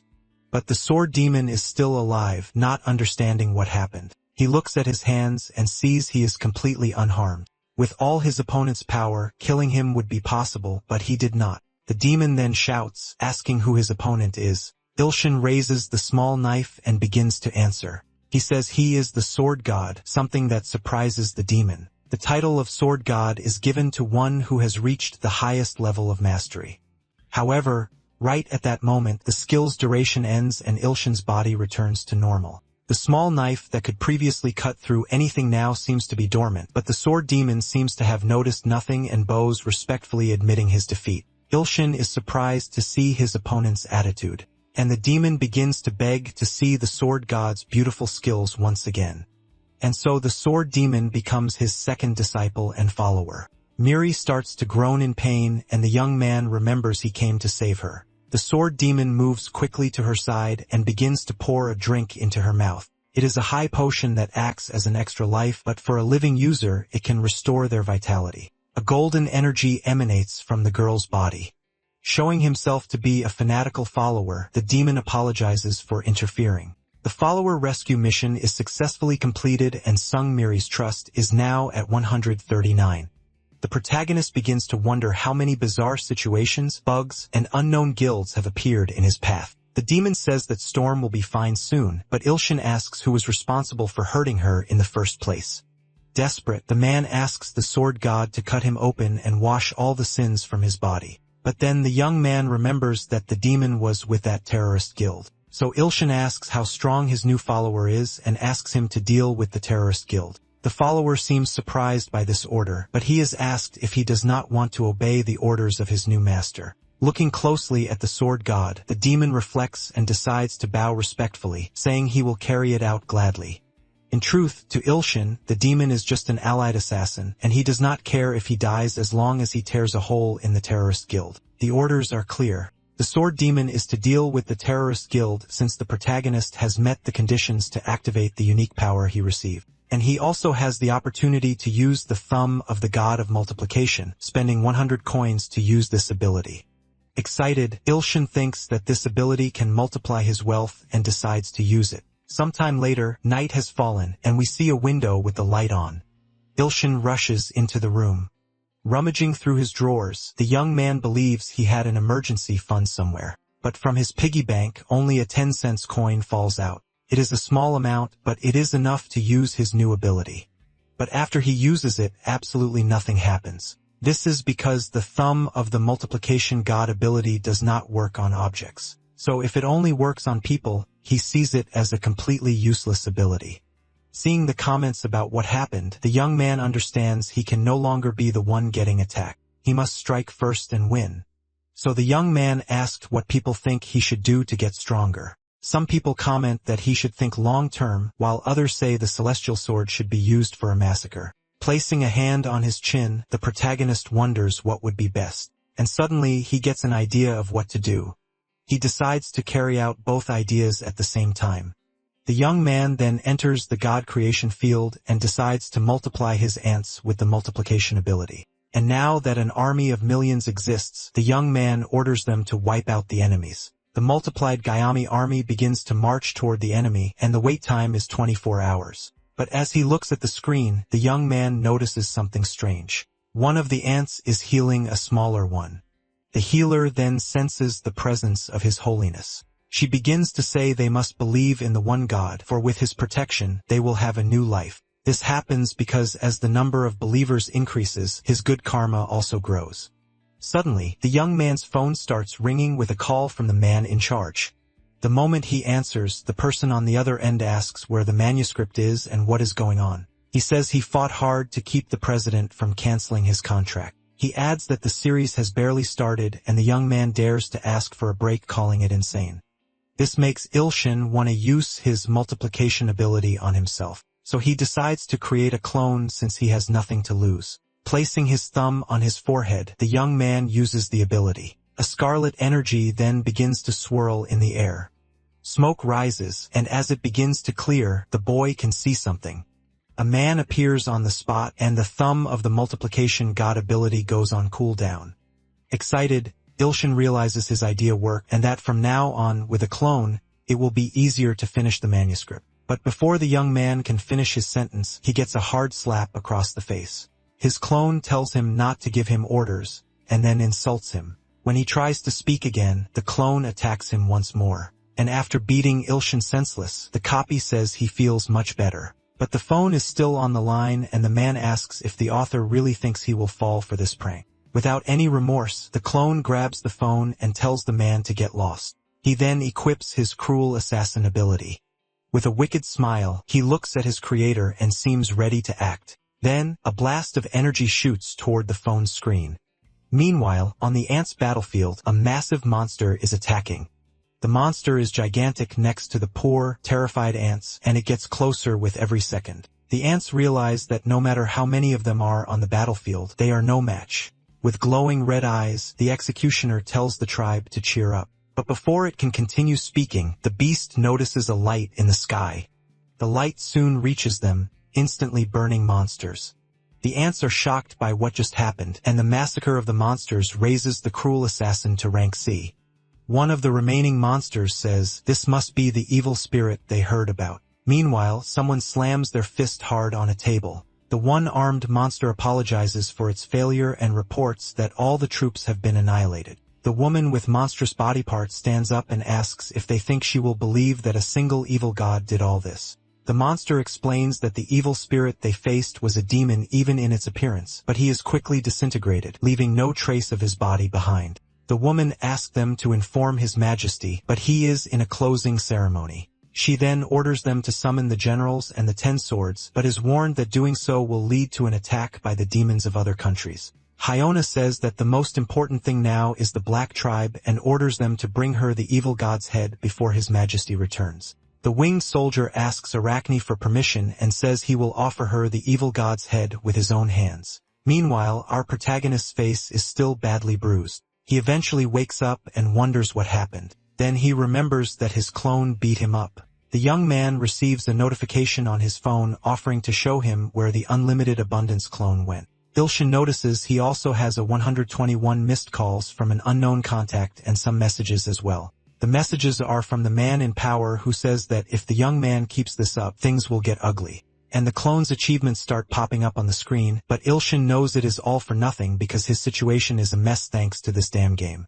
The clone's achievements start appearing as notifications, but the protagonist believes it is useless for the game to be going well if his own life is in shambles because of it. The deadline to deliver his manuscript is here, and if nothing happens, the contract will be cancelled and the advance will have to be returned. Trying to make up for lost time, the young man starts writing. But a new notification appears, a mission to save his believers. If the young man accepts to save his follower, the sword demon, his talent skill will flourish. Trying to stay focused, Ilshin decides to ignore the notification, but a blue light starts flashing in his room. The notification emanates a very strong flashing light, and now it announces that the viewpoint of the believer, Sword Demon, is being revealed. Then we see the Sword Demon captured and a woman asking if the cat has got his tongue. As she approaches the man, the woman tells him to spill everything at once. This is the Immaculate One, a 26-year-old human woman blessed by the god of destruction who possesses flame abilities. While holding the demon's hair, the Immaculate One says that if he tells her now, she will let him go without pain. The Sword Demon indeed attacks the guild as Ilshin asked and ends up captured. And the protagonist notices there is another person between the two of them, a very large man with a hostile expression. He is Ironhead, a 31-year-old human from the Kwanghui Guild with incredibly powerful muscles. The Sword Demon looks exhausted and wounded. Ilshin approaches his target using the power of omnipresence. As a child, the Sword Demon is sold to the underworld and trained to be an assassin. After awakening his martial abilities, he secretly carries out numerous assassinations. He meets the Immaculate and Ironhead at the guild where they are raised. Naturally, they become rivals. The young man knows he can never have normal dreams like other people. So he simply follows the path of the sword, seeking to become one with his weapon until he finally reaches the peak of his abilities and finds what he has always been looking for. But the thought that it will all end now makes him sad. Ironhead says the punishment for those who betray them is death. And as he warms up, he says that if the Immaculate gets in his way, he will kill her too. As his tormentor holds him by the hair, the Sword Demon asks his god for forgiveness. Ilshin watches all of this, thinking what a huge problem this is. Deep down, the young man knows he must save people first and uses his body-sharing ability with his follower, Ilho. Ironhead prepares his attack to finish off the Sword Demon, but just as he is about to strike, the young man vanishes from his sight. Ilshin appears at the perfect moment and saves his follower's life. The protagonist says he has no time for introductions right now. He then decides to use Miri's lightning ability combined with Ilho's muscular body. Using everything at once greatly increases his chances of victory. However, a notification warns of a skill overload, making it impossible to share the power of two followers who are stronger than his current self. Due to this overload, the young man begins to feel the consequences in his body. Ironhead just watches it all with a sinister look, and he lunges at the young man, preparing a kick. It lands a direct hit on the boy, but Ironhead's expression changes instantly. His leg starts to hurt immensely, as if the young man's head was made of iron. The young man overcomes the skill overload with his rigid body ability. But even though he defended against the kick, the young man is still in shock. He almost died. The Immaculate approaches and tries to wake her ally, but without success. With eyes full of hatred, she turns to Ilshin and asks how he dares. She then begins to control her breathing and unleashes a gigantic blast of flames at the protagonist. Shocked, Ilshin wonders if this is how he will die. But he withstands the flames thanks to Ilho's rigid body ability. He feels the heat of the flames like a warm bath. The Immaculate is tired after her powerful attack. She believes she has dealt with her adversary but is suddenly surprised. The rigid body skill absorbed all the damage. In that moment, the boy realizes that taking care of Ilho was well worth it, but the woman does not give up and unleashes another breath of fire. However, with his immense heat resistance, the boy takes no damage. He manages to get close to the Immaculate and strike her. The very next moment, the sharing time ends. The rescue mission is completed and the boy's talent blossoms. This makes him think he will now be good at writing. But just as it began, the excitement quickly fades. Ilshin feels nothing blossoming or changing. However, the Sword Demon is grateful and happy with his master after being saved. The admiration is so intense that the protagonist becomes a little flustered and asks him to stop. But the boy knows he needs to get home as quickly as possible to write. Suddenly, strange noise is heard nearby. A sinister voice says the young man is truly incredible. Someone approaches clapping and says, "It is a pleasure." The Sword Demon tells his master to be careful. A naked man approaches saying he has finally met the one behind this whole mess. He is the apostle of the god of destruction, a 29-year-old human responsible for the sacrifices offered to the god of destruction. Seeing the person in front of him, the protagonist cannot help but think he is a pervert. But the apostle seems completely unembarrassed and says, "It is an honor to meet you, Ilshin."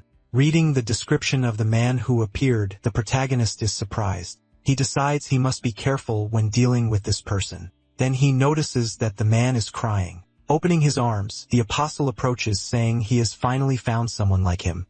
But someone extends an arm, stopping the long-haired man from getting any closer. It is the sword demon who tells the man not to come any closer. The apostle's expression changes, becoming more serious. With a quick backhand, he says the demon is just an insect. The blow is so strong, it sends the young man flying in an instant. He slams into a wall far from where the three of them were standing. Ilshin never imagined someone could defeat the sword demon so easily. The man then asks whose apostle the protagonist is. But Ilshin just begins to whisper inaudible words. He quickly lunges toward the long-haired man, preparing a punch. He uses his skill-sharing power, borrowing the lightning powers of the storm. The apostle is surprised by this move and his eyes widen. Meanwhile, far away, the insectoid is moving away from the meeting room. As he begins to fly, he thinks that he will deal with the followers of this evil god, because if the number of his followers decreases, his power will also diminish. In a peaceful place, the sun shines in the sky. An older man tells the children not to go too deep into the forest, but he suddenly spots something strange in the sky, and he is shocked to realize what has just arrived. With a sinister look, the winged man arrives at his destination, the village of the Black Tribe, and he knows he has only one mission there. Using a poison skill, the man intends to wipe out the tribe. He believes that this will weaken the evil god's power. Far away, the protagonist manages to land a punch on the apostle's face. The man is sent flying from the impact with no chance to defend himself. He crashes hard onto the ground, causing a loud thud. Ilshin can hardly believe he won with just one blow, but he soon realizes his opponent is still moving. And like a true zombie, the man begins to stand up. He screams horribly, but Ilshin unleashes another lightning attack. It sends the long-haired man crashing to the ground again, but the man quickly gets up again. And the protagonist realizes the storm abilities will not work. And Ilshin begins to wonder if the long-haired man is immortal. His face is covered in burn marks, and the apostle says he will regenerate after any attack. Now the hero is in a tight spot since his rigid body skill has ended and the lightning skills will not work. But even if they do work, the apostle regenerates quickly. The thought of dying at the hands of a pervert leaves Ilshin disheartened. The apostle asks if this is all he has, adding that he was hoping for something more fun. Desperate, the young man needs to think of something. Then an idea comes to his mind. Using his thumb of the multiplication god skill, Ilshin makes his move and a clone appears the moment he uses the skill. He assumes the clone will not attack him since there is an enemy nearby. This skill surprises the apostle, who says he finds it truly incredible. Because the man was kind, the clone immediately glares at the protagonist. Since the clone complained last time that his creator was too bossy, Ilshin decides to stay quiet. However, the clone seems more worried about the Black Tribe being in danger and their powers diminishing. Seeing the two boys talking amongst themselves, the apostle starts to get irritated. Feeling ignored, the man cannot contain his anger and launches an attack.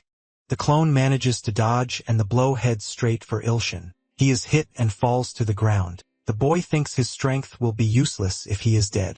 With a serious expression, the clone calls out to Ilshin and orders him to burn the naked bastard. Soon, his phone screen is hit by a blast of power and the protagonist realizes the clone will disappear on its own. While preparing another attack, the apostle gets Ilshin's attention, who is still wondering how he will follow his clone's order. And then he starts to remember some techniques. Raising his middle finger, he gets an idea, and he remembers that he also has a skill of his own. The apostle is still charging his next attack. With his finger pointed at his adversary, the protagonist begins to invoke his skill, the judgment god's intervention, a strike of his own. This surprises the long-haired man, whose eyes go wide in that exact moment. With his eyes burning with determination, Ilshin charges forward and a bright burning flame appears. But in reality, it is not a very large flame. In fact, it looks more like a lighter. With a pitying expression, the apostle asks if this is his final joke, and he begins to approach the protagonist, still charging his power. The boy raises his finger, trying to make the flame bigger. He then starts to try using his index finger. He manages to touch his index finger with his thumb, and uses the skill of the god of multiplication. He then launches the flame toward his opponent. The apostle watches this with a surprised expression because several small flames begin to approach his body. but they cause no damage, and the man tells him to stop playing games. Ilshin is convinced this is his end and that he will be killed because of a clone, and on top of that, by a naked pervert. But before he can say goodbye to his life, Ilshin notices the apostle seems to be in pain. Where the flames touched his body, wounds begin to appear. This happens because the more evil the target, the more they are consumed by the Gehenna flames. Now the apostle does not look so imposing and has to clutch his wound, but he still unleashes a blast of power toward his adversary. A purple aura begins to envelop the boy's body, and the boy starts to writhe as he feels the blow. The two adversaries face each other and the battle truly begins. Meanwhile, far away, the black tribe begins to die from poison. With this, the evil god's power begins to decrease drastically.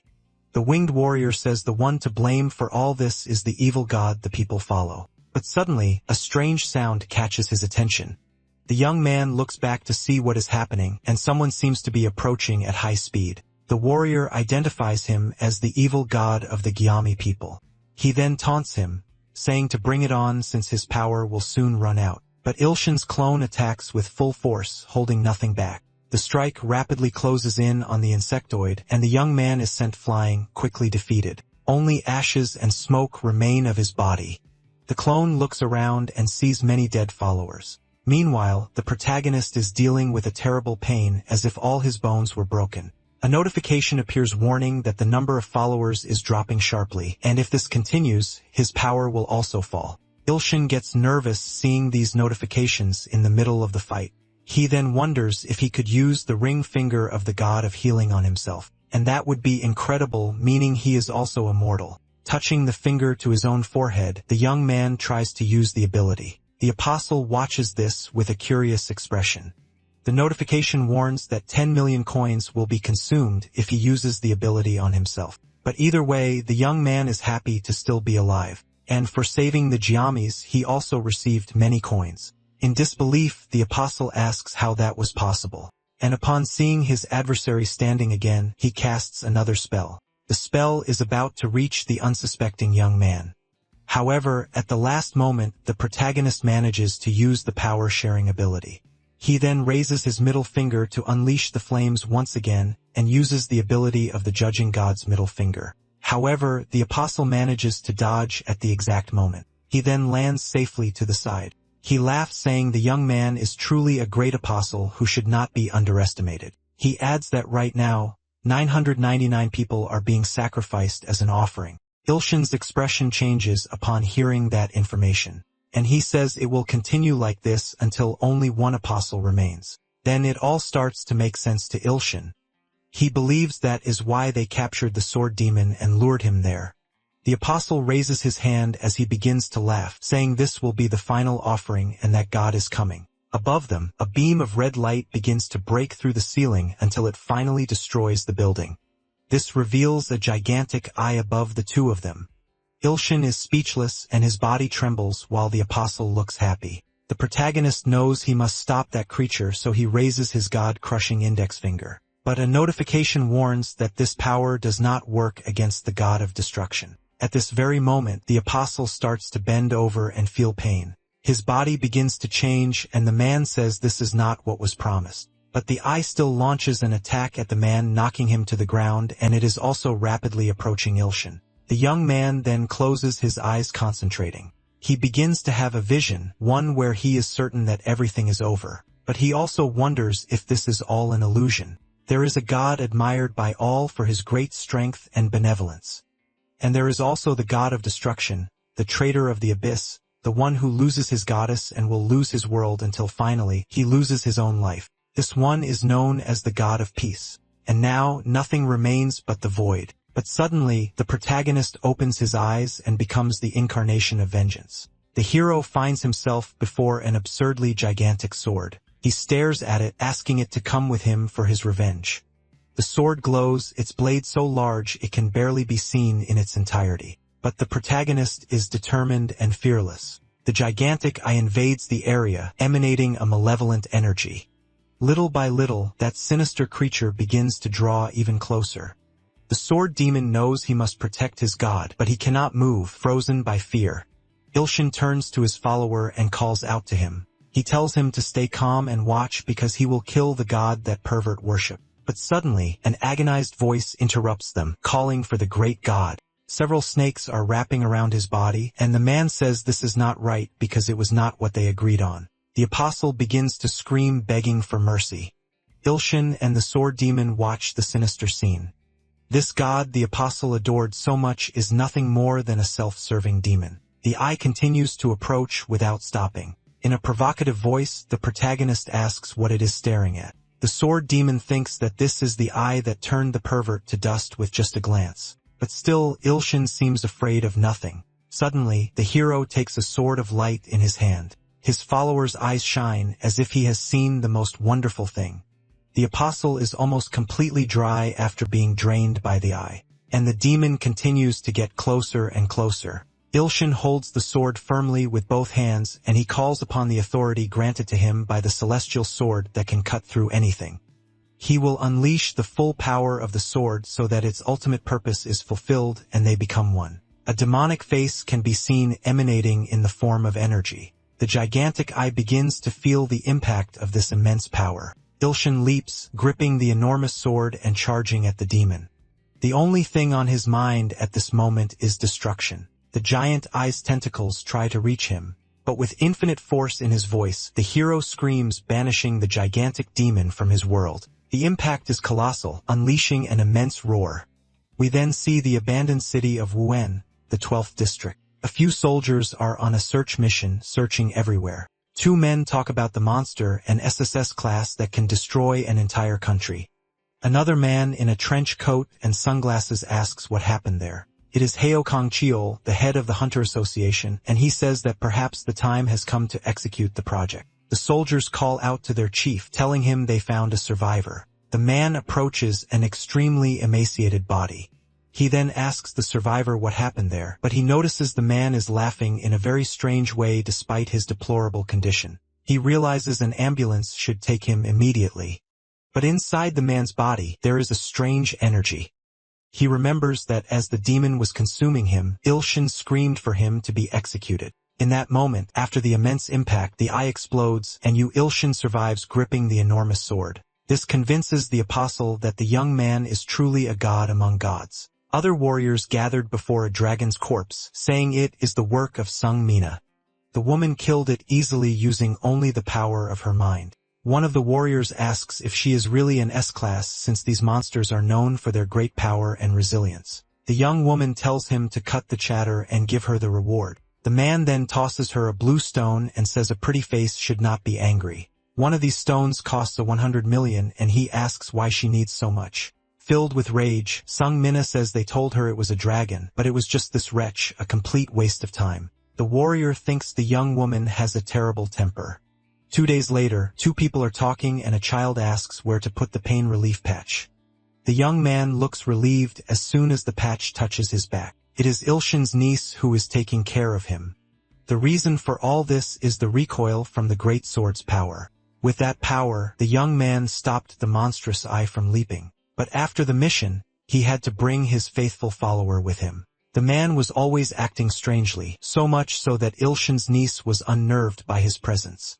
He even performed a few tasks like fixing the bathroom door. After all, the man could not bear to see the sword god's house in disrepair. Ilshin is now convinced the man is a true fanatic. So Ilshin asks how his follower had time to fix everything and then just sit in the corner. The demon says he did not have to do much about the brilliant guild because the special hunter team led by Sung Mina already took care of everything. Ilshin seems to recognize that name like a famous model from TV. Sung Mina and Sung Miri have similar names, so they are probably related, but they are very different. The protagonist gets up and decides to look for his niece's mother. Maybe if he goes to the hospital, he can heal her with his power. Suddenly, he realizes his good karma has gone up a lot. This is because he stopped the god of destruction's clone from descending to Earth. But if the eye was just a clone, he wonders how big the dragon Narek must be. Another notification appears telling him that by performing a divine feat, he is qualified to challenge the promotion quest. He must choose between the quest to become a good god or an evil one, and he thinks that doing both at the same time is a huge challenge. The conditions are to gather 10 billion followers or kill them, or do the same to S-class followers. Then he realizes he can accept both quests. He understands that, if he uses his followers the right way, he can break this thing. So he decides to make his followers fight, while his niece just watches him, afraid. Sometime later, the two arrive at the hospital, room 505. Ilshin wonders if he is in the right place. He knocks on the door because he hears a strange sound from inside. He finds her hoarse voice strange. Then, as he enters, he realizes the young woman is doing push-ups. Seeing him, Miri breaks into a genuine smile. Ilshin asks why she is exercising if she is injured. Miri explains that staying still for too long makes her body ache. She says she is feeling great and that not a single scar remains. Excited, the girl begins to unwrap her bandages to show her teacher. But in that instance, someone appears in the room asking if she has lost her mind. The person raises an arm preparing an attack and strikes the bandaged girl on the back with full force. Ilshin wonders where this woman came from. The woman scolds Miri for removing her bandages in front of a man. In a voice laced with anger, she asks who he is. She advances on the protagonist, demanding to know his relationship with her little sister. She swears she will kill anyone who tries to mess with her sister, but Miri interrupts, yelling at her sister not to be rude to her teacher. Lowering her glasses, the woman asks if he is a teacher at the Hunter Academy. Ilshin is about to speak, but he notices an apprehensive look on Miri's face. The girl gives him a signal to say nothing else, so the protagonist decides to say he is a physical education teacher. The woman then asks for Ilshin's rank, commenting that it does not seem very high. Miri is angered by her sister's harsh treatment and says her teacher is incredible, even if he is unknown to the world and has a terrible appearance. The girl says he is much stronger than her sister, so she should be careful. Hearing this, the woman decides to take off her cap, revealing her true identity, something that leaves Ilshin shocked. She is Sung Mina, Miri's sister, a famous S-class hunter. Angered, the woman asks her younger sister if she lost her mind after being demoted to a class. Then, using her manipulation ability, she orders her to repeat what she said and to say who is the strongest one in the room. Miri begins to feel the ability trying to manipulate her and apologizes to her sister. With no intention of forgiving her, Mina orders her to kneel. And as ordered, the girl falls to her knees. Mina continues, telling her sister to do only as she is told. After a moment, Ilshin's and Mina's eyes meet. The young man approaches and asks the woman to calm down since she has already subjugated her sister. Angered, Mina screams at the boy to get out of the room. The protagonist puts his fingers in his ears and says, the woman's voice is much louder than it seems. This time, Mina uses her manipulation ability and again orders the young man to leave, but the ability seems to have no effect on him. Ilshin does not seem to realize what happened and asks the two of them to talk things out. Miri, on the other hand, is amazed to see that her teacher managed to resist her sister's mental manipulation. The woman then asks the protagonist for his rank. But before the young man can answer, Mina changes her mind. And with a respectful bow, she asks the young man to take care of her little sister. Putting her cap back on, the woman tells her sister not to skip meals and to take care of herself. Sung Mina is 24 years old, a follower of the god of destruction, and is under the curse of Narek. Ilshin is conflicted about this because the woman has a bad temper but is Miri's older sister and seems to take good care of her. So the protagonist decides to ask if Mina feels any pain or if she feels like she has been cursed. He decides to be direct and tells her he is talking about the curse of Narek. As soon as she hears this, Mina lowers her head and with a sinister gaze, she asks how the young man knows about it. Ilshin explains that he has an ability related to feelings, but is intimidated by the woman's reaction. But the woman's expression quickly changes, and she says it is all right. She turns her back, saying they will meet again soon. The protagonist feels that the pressure from an S-class hunter is no joke. A fight against someone like that would be absurdly difficult. Miri approaches and asks what her teacher is thinking. Ilshin then asks if Miri can accompany him upstairs for a moment. The girl gives a friendly smile and agrees. Our protagonist now stands face to face with a lightning tiger. Even using all his strength, there is still no change. The boy tries to use the smashing god's index finger several times, but it does not work.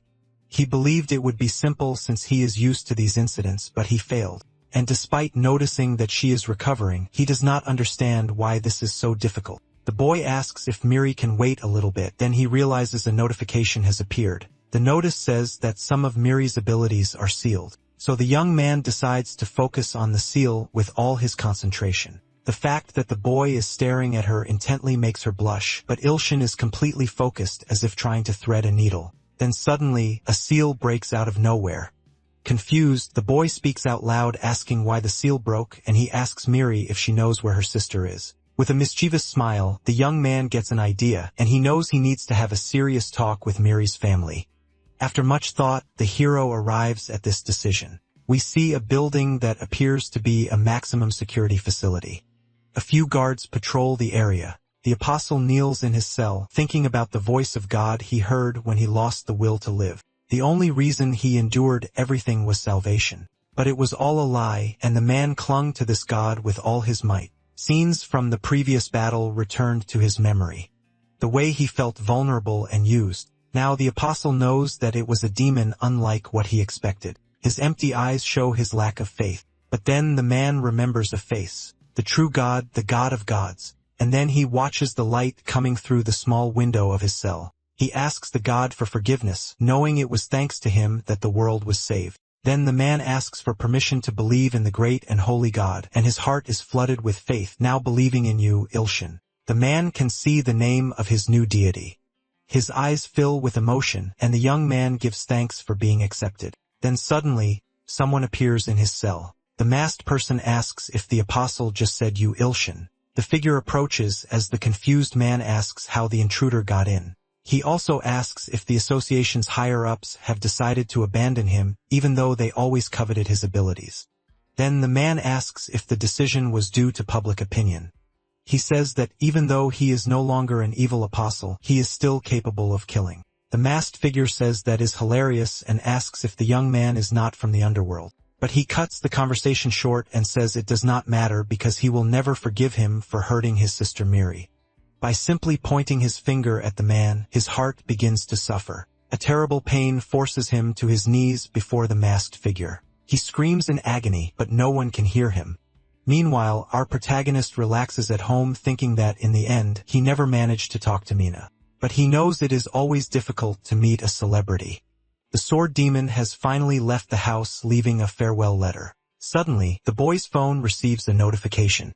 It announces that the apostle, real name John, has become his follower and is an S-class person. Even though the sword demon has left the house, the number of believers has increased. Then another message appears on his phone announcing that the follower John has just died. But despite this, Ilshin absorbs the sacrifice from the follower's death. The phone glitches out with multiple warnings explaining that absorbing an apostle's sacrifice can be accompanied by excruciating pain. The light from the device becomes so bright the boy has to shield himself, and then his body is struck by an immense pain, so strong it makes him scream. In this way, the power of the follower John is absorbed. This way, even if the believer dies, the god can still absorb their abilities. However, Ilshin is intrigued and wants to know how his follower died. After a quick search, he finds a news report about the death of a major black market mastermind. Despite the death, the mission count to become a good god has thankfully not decreased. With his body exhausted, Ilshin is still curious as to why John suddenly became his fanatic. And on top of it all, he died of a heart attack. But the protagonist thinks he should not care so much. After all, the man was just a perverted villain. It is best not to complicate things since it is over anyway.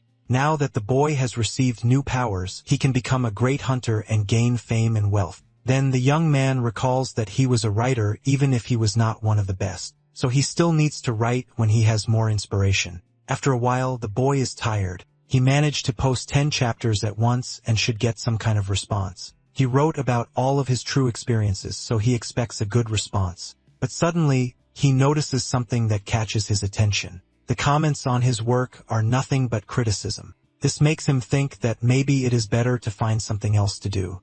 Suddenly, someone knocks on his door, and the boy finds it strange because he was not expecting anyone.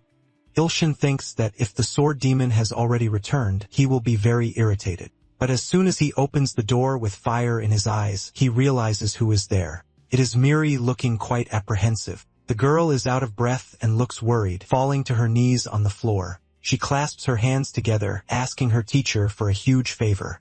Seeing the girl's pleading expression, Ilshin knows he could never refuse. He thinks that no human could possibly refuse. Without a second thought, the protagonist says he will help. The girl's faith automatically increases by 10 points. She also becomes very happy and excited at the same time. The next day, we see the Hunter Academy. Ilshin accompanies Miri and asks if the favor is just for him to be her guardian for the day instead of her sister.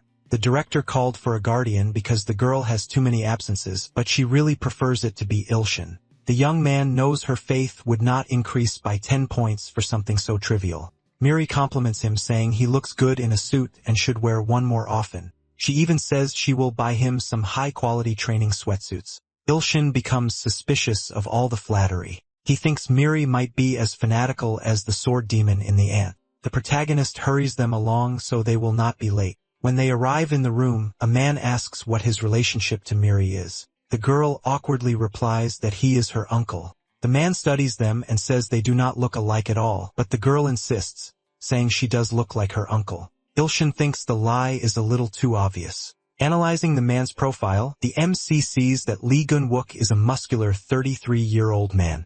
From that perspective, the man seems like an ordinary person focused on bodybuilding. Lee then apologizes, saying he just thought Sung-mina would be the one coming. He asks if Ilshin is also a hunter, but the young man denies it, saying he is just an ordinary person.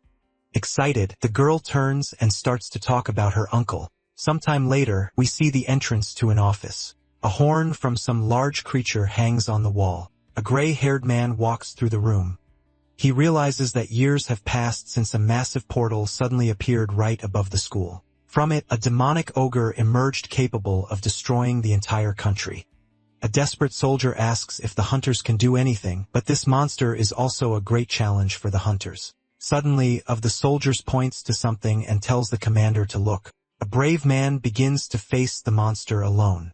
The warrior concentrates all his energy into his fist. The creature stares him down as it draws closer. The impact of the warrior's punch creates a brilliant flash of light, and then the ogre falls to the ground. The victorious hunter remains standing.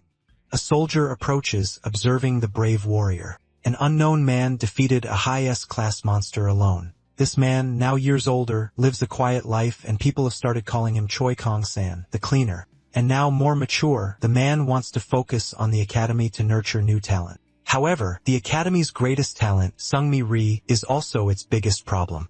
The girl grew up too fast and ended up spoiled. Choi thinks he should say something about this at today's meeting, and maybe then he can get some peace. Meanwhile, Ilshin is still talking to Lee, who asks if he is a writer. He says that reading is his hobby, so he wants to know what kind of book the young man writes. When he learns that Ilshin writes about muscular ants, the young man becomes excited. Finally, the three of them arrive at the director's office. Lee knocks on the door, announcing that Sung Miri and her guardian have arrived. The protagonist adjusts his tie, trying to hide his anxiety.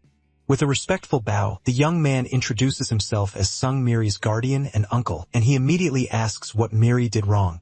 But when their eyes meet, they realize they already know each other.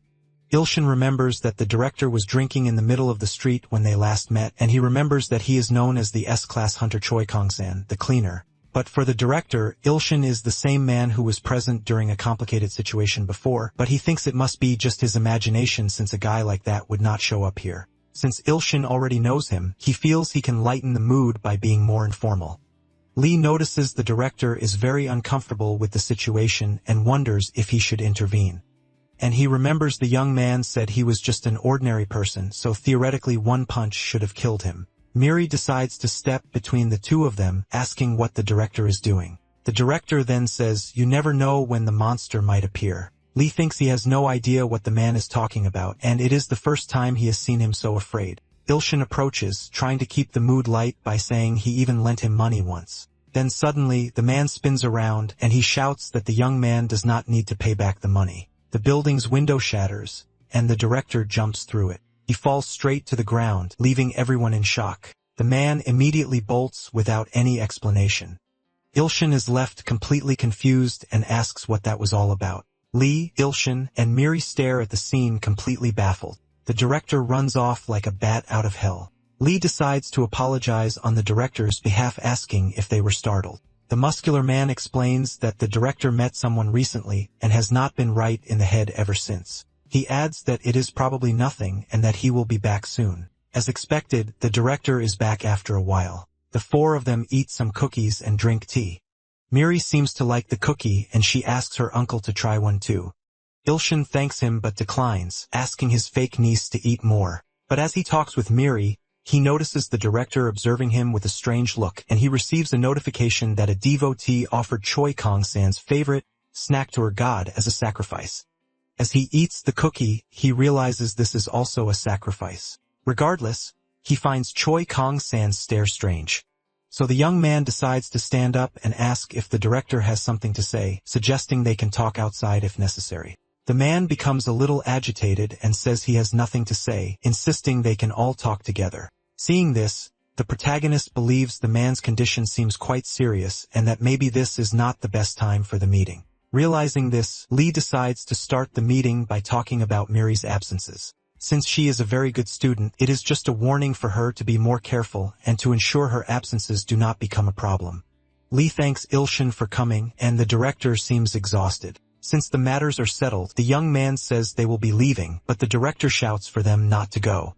The three look at the man in shock as he says he cannot let Ilshin leave like that. He asks if the young man has any idea how much he has searched for him since that day. And with an emotional voice, he says, "This can only be fate." He says with a confident tone that his Hunter Academy has the best equipment, so they should run some tests. And he asks if Ilshin is going to refuse this offer. The protagonist is even startled by the man's strange behavior. The man then says he is willing to beg, but he really wants to run some tests on the young man. Ilshin says that if the man overlooks Miri's absences and does not force her into unwanted training, he can accept. Lee seems a little apprehensive, but the director accepts instantly. And just like that, a new agreement is made between the two of them. Sometime later, the director is with a young woman who says it is not right to test a normal person as if they were a hunter. She adds that previous tests show he was G-class, leaving her intrigued by the importance of the occasion. But Choi has his reasons for doing all this. Ilshin stands before a crystal selector orb belonging to the academy used to measure human capability. Our protagonist begins to be flooded with the feeling that something is wrong. A voice asks the young man to place his hand on the orb, so Ilshin does, slowly placing his palm on the object. A powerful energy courses through his body, making his hair fly.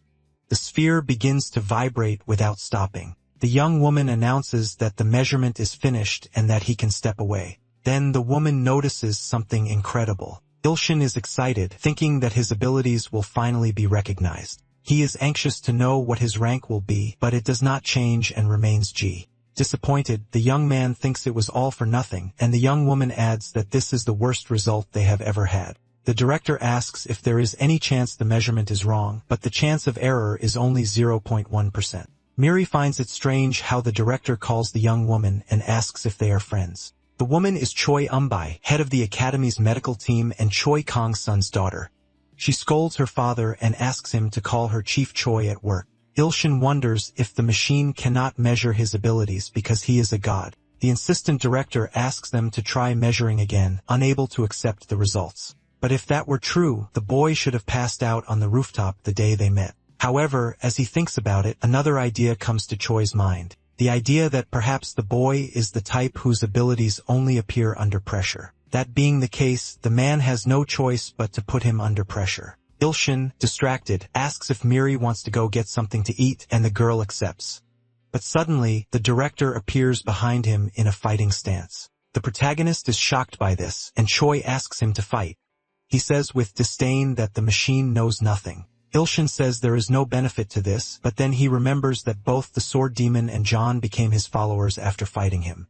If the boy can defeat the director, he can secure another S-class believer for his mission. Knowing this, the boy gets excited and accepts the challenge. This leaves the other three suspicious of his attitude. But Choi gets very excited and asks them to go to the training room.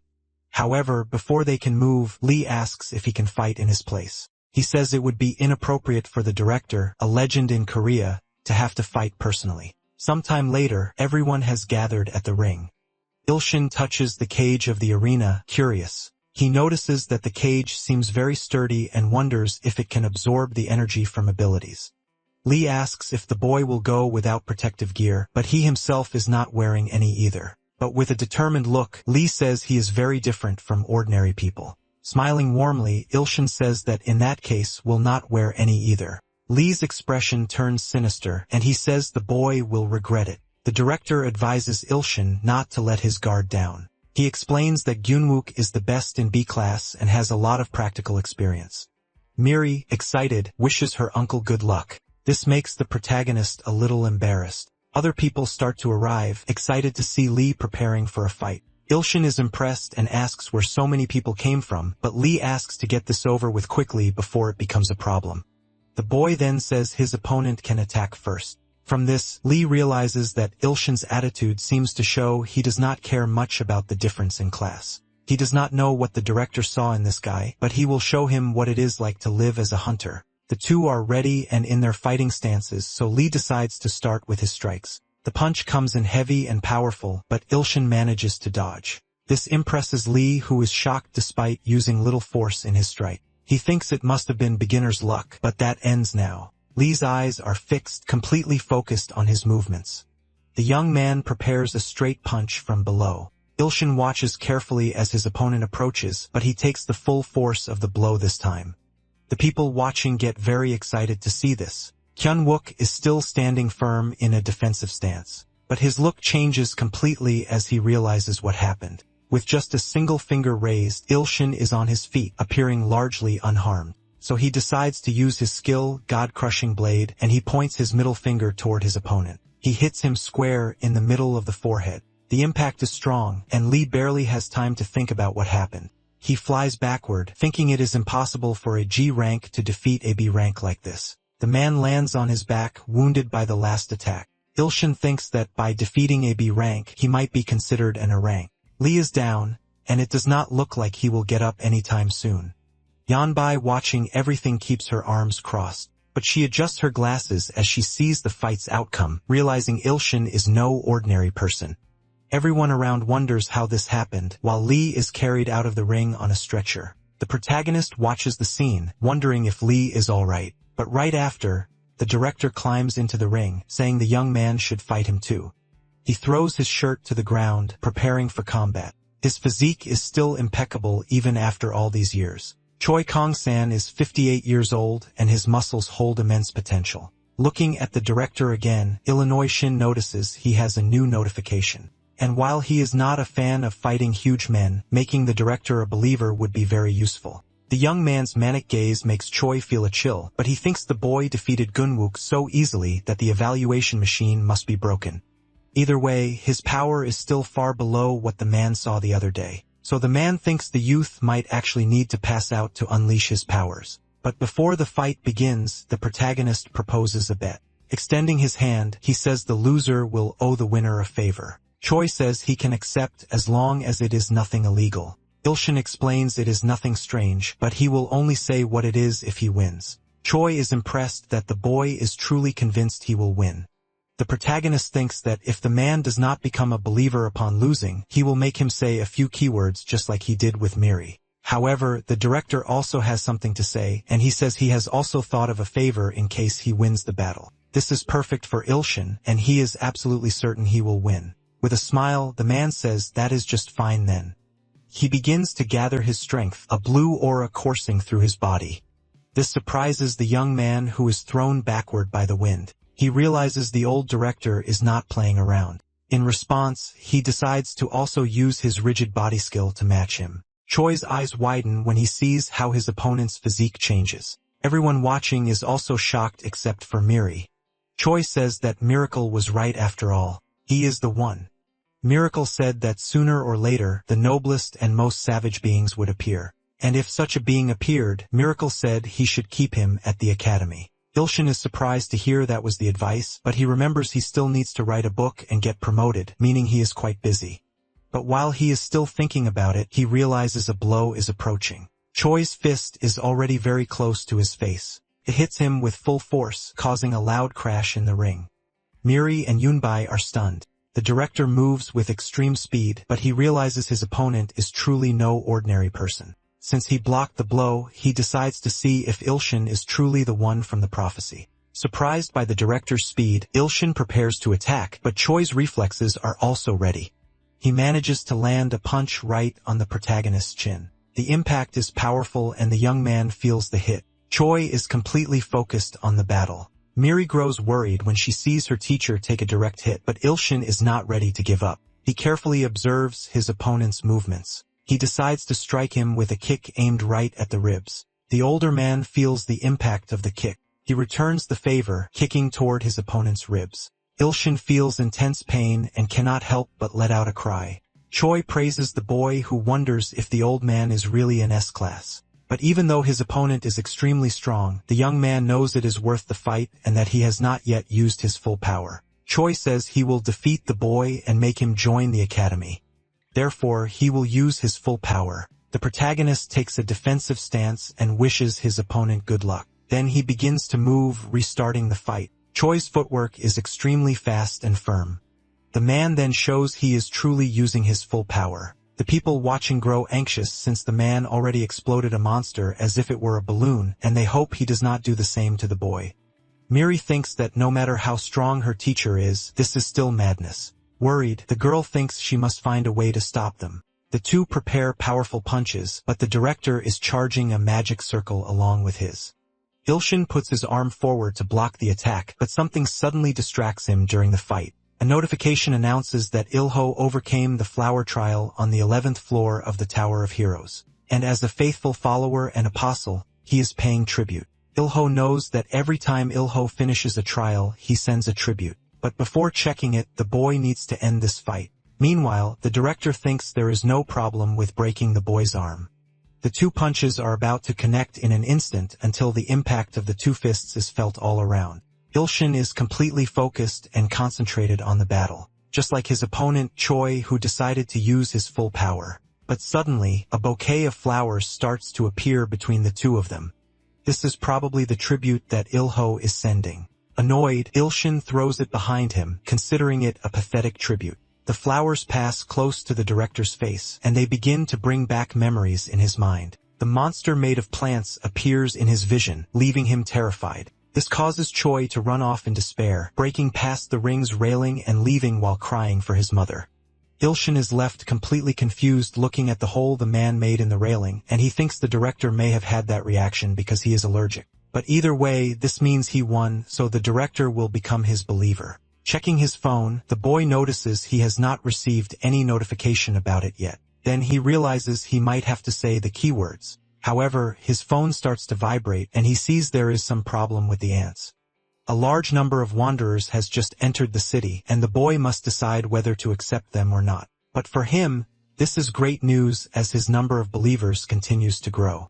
Looking to his side, he can see Miri's completely enchanted face, and he thinks it is better to go to a quieter place to sort these things out. Far from there, the boy begins to manage the cultivation and expand the outer walls. He also builds additional houses, and the number of believers increases. First, the boy needs to focus on expanding the territory since the number of believers is increasing so much. And then he thinks this will be a huge headache when it reaches 1 billion and ends up letting out a curse word. The ants observe the boy saying this and interpret it as a command. They think this might be some kind of celestial magic, and so the protagonist receives a new message. The ants begin to repeat the curse word Ilshin said over and over. The young man remembers that you should not swear in front of children, but then he runs off when he remembers the director, curious about what happened after the fight until his phone receives another notification. This time, what he sees makes him very apprehensive. Far away, the sword demon is huddled in a corner holding a knife. The man's gaze is empty, and he holds the weapon firmly pointing it at himself. The notification asks if Ilshin wishes to save his believer from taking his own life. The sword demon's body trembles uncontrollably. Then suddenly, Ilshin appears behind him emerging from a portal. He notices that the man is kneeling on the floor. Noticing the presence of his god, the demon looks back with tear-filled eyes. He desperately begs his god to save him. Ilshin grabs the young man's hand, trying to take the knife from him. He succeeds, throwing it to the floor immediately after. To be safe, he quickly kicks it far away. He then asks why the man is suddenly thinking of taking his own life. But the sword demon says that is not quite it. This makes the protagonist very suspicious because it seems so imminent. Then suddenly, a masked person appears behind them. With bright red eyes, the person says nothing.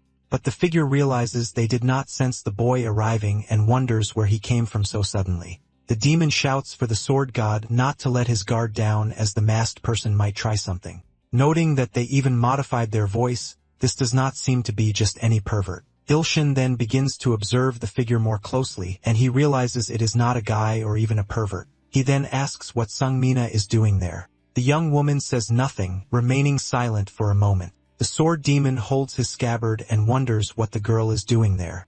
In an angry tone, the girl speaks only to the hero. And Ilshin explains that, as he said before, he senses things differently. The sword demon is shocked to learn that his god knows such influential people. The young woman then decides to take off her mask. She faces them both with a determined look. The sword demon is shocked by the girl's immense beauty. He cannot help himself and comments on it. He then thinks it is hard to imagine someone so angelically beautiful could act so maliciously. Sungmina says it is ridiculous that an A-class concealment mask does not work. She screams, asking how a simple sensory power could bypass it. The demon is shocked by the sheer power in her words, but Ilshin calmly asks her to drop it and questions what she is doing here. Her gaze is filled with hatred, her face contorted with rage. The woman says she came to kill the bastard standing right there. Ilshin is surprised and asks if she is sure about that. The sword demon explains that there are only 10 people the young man failed to kill. This woman with her immense strength is one of them.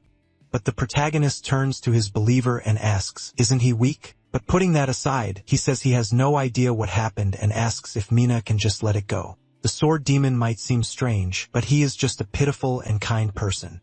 But Mina does not seem convinced by anything he said. She explains that she cannot leave the man who killed her brother in peace. Ilshin asks if killing him now will solve anything. He adds that if she does not kill him, he will take full responsibility himself. But Mina explains that everything is going according to plan, and she has a plan for what comes after she kills him. When that happens, Ilshin will be her next target. She explains that John mentioned his name and that he is the one behind all the incidents. On top of that, he is trying to get close to Miri by pretending to help her. But Ilshin cuts her off, asking why she sealed her sister's abilities. She is shocked that he knows this and wonders if it is thanks to his sensory ability. She then becomes convinced that she truly needs to kill him. No matter how strong Miri's abilities are, she could never break that seal. And it is all thanks to her sister, Sungmin. And no matter how hard he tries, he cannot understand why she would risk her life with that seal. He then asks if she is jealous and sealed her little sister because she thought she could become a better hunter. This question enrages the woman and she decides to attack using her mental manipulation ability. Seeing his god in danger, the sword demon moves to intervene. He charges at Mina with his sword, but the woman notices his approach just in time. She quickly turns her hand in his direction. She makes a swift motion with her fingers. A red energy then strikes the sword demon. The man is instantly sent flying. He crashes into a tree incapacitated. Ilshin watches in surprise. It is a truly insane ability as she only needs to move her fingers. Worried, the protagonist asks if his believer is okay and the man begs his god to be careful because Sungmina should not be considered S-class but SS class. Ilshin is impressed upon hearing this, wondering just how strong the girl can be.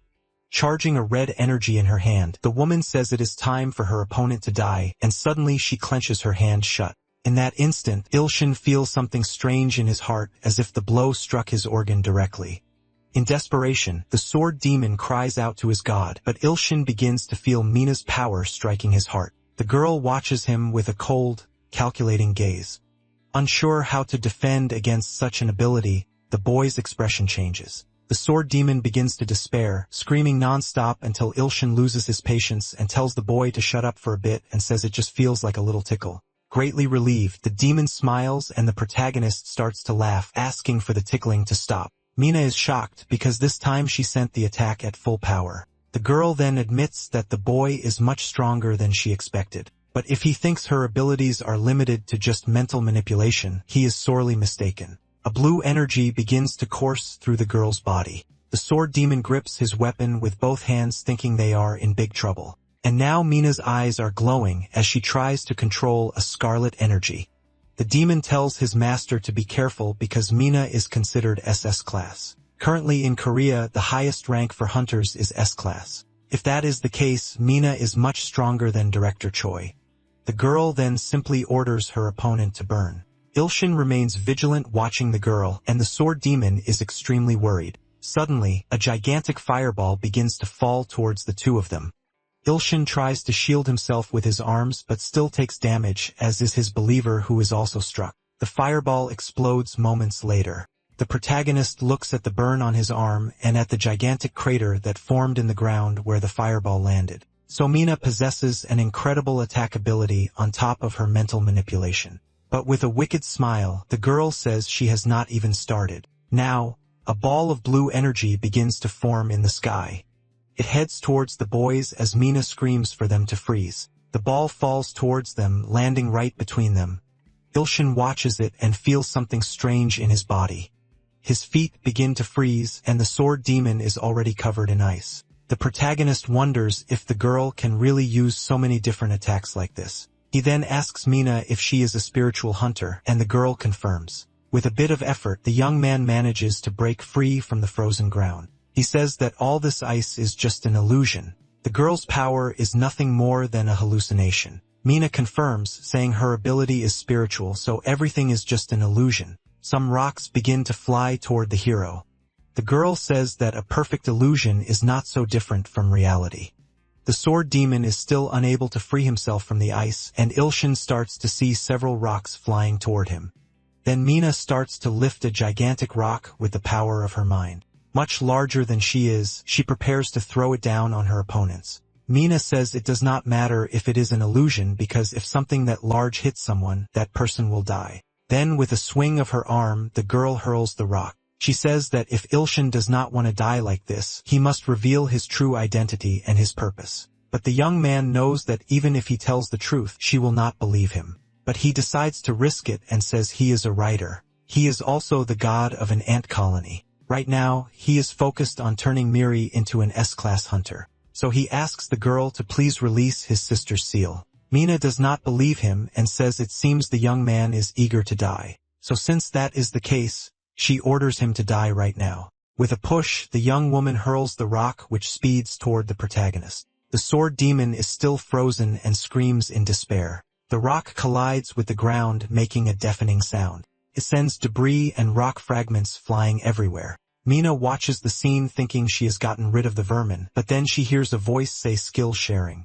And Ilshin uses his rigid body skill to withstand the impact and shatters the rock into countless pieces. The steel hard fist makes contact with the gigantic rock. The explosion from the impact between the fist and the rock is immense. Mina has to raise a hand to her face for protection, and rays of energy from the impact continue to streak across the sky.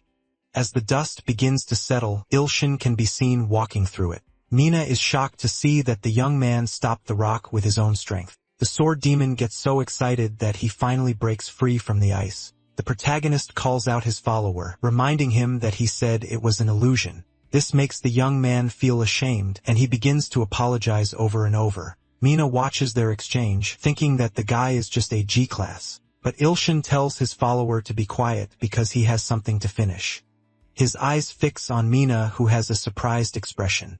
The young man approaches with incredible speed and asks the girl to hear him out for a moment. The girl is shocked to see how fast Ilshin moves. She quickly backs away asking how he did that. But there is no time for answers, and she already starts charging her next skill. Disappointed, he asks why the girl will not even give him a chance to be heard, and he realizes she is already preparing another attack. This time, it is the mental space skill. A magic circle forms in front of her hands, and a purple energy courses through the area. But suddenly, an energy strikes him, throwing him backward. Ilshin tries to defend himself with his arms, but he cannot hold his ground. Then as he opens his eyes, he realizes he is in a different place. It is like walking in an infinite void. The scent is pleasant, making him want to close his eyes. In this place, the young man feels like he can do anything. But then, everything suddenly begins to change. The sky begins to fill with stars as if it were nighttime. The sight is truly beautiful. But suddenly, a furious voice cuts through the silence saying she is extremely angry. The girl uses another skill, and only then does Ilshin remember he is in the middle of a fight. The skill she uses this time is called Deep Swamp. It is as if the boy is sinking without any water. Mina watches him and says that this will be his end. But the protagonist is not thinking about giving up and begins to try and use his indicator. But the illusory water begins to keep him from moving. And because of this, his skills do not work normally. Mina approaches, telling the young man not to worry. She says that while this will not kill him, he will become a vegetable once he is sucked in. Ilshin hears those harsh words and he shouts that becoming a vegetable is the same as dying. But then the boy remembers he needs to calm down since this is all just an illusion. Mina places her foot on the young man's head and says this is his last chance. With a firm and cruel voice, she commands him to speak now, to explain at once who he is and what his goal is. The boy's expression changes, making Mina think he is about to talk, but he is actually seeing something he should not. This makes the girl even more irritated, and her face turns red. And Ilshin thinks this is why you should never wear a dress while stepping on someone's face. Pointing her finger at the young man, the girl then orders him to just die, and the waters holding him begin to grow more turbulent, rising toward his face to drown him. After a moment, the protagonist is completely submerged. Mina watches thinking she has finally gotten rid of her opponent. Beneath the imaginary water, the young man begins to feel drowsy, but Ilsha knows he cannot fall asleep. He still has not discovered why the girl sealed Miri. Despite his drowsiness, a notification informs him that the conditions for ascension have been met. Then, in the spot where the young man sank, bubbles begin to rise. Mina looks back in disbelief and a gigantic carnivorous plant erupts from the ground. To Ilshin, it all feels like a pleasant dream. Mina thinks that while she failed to discover the boy's identity, she has eliminated a future threat. So she turns her back, thinking she must return to reality. But before she can leave, she notices the water is churning.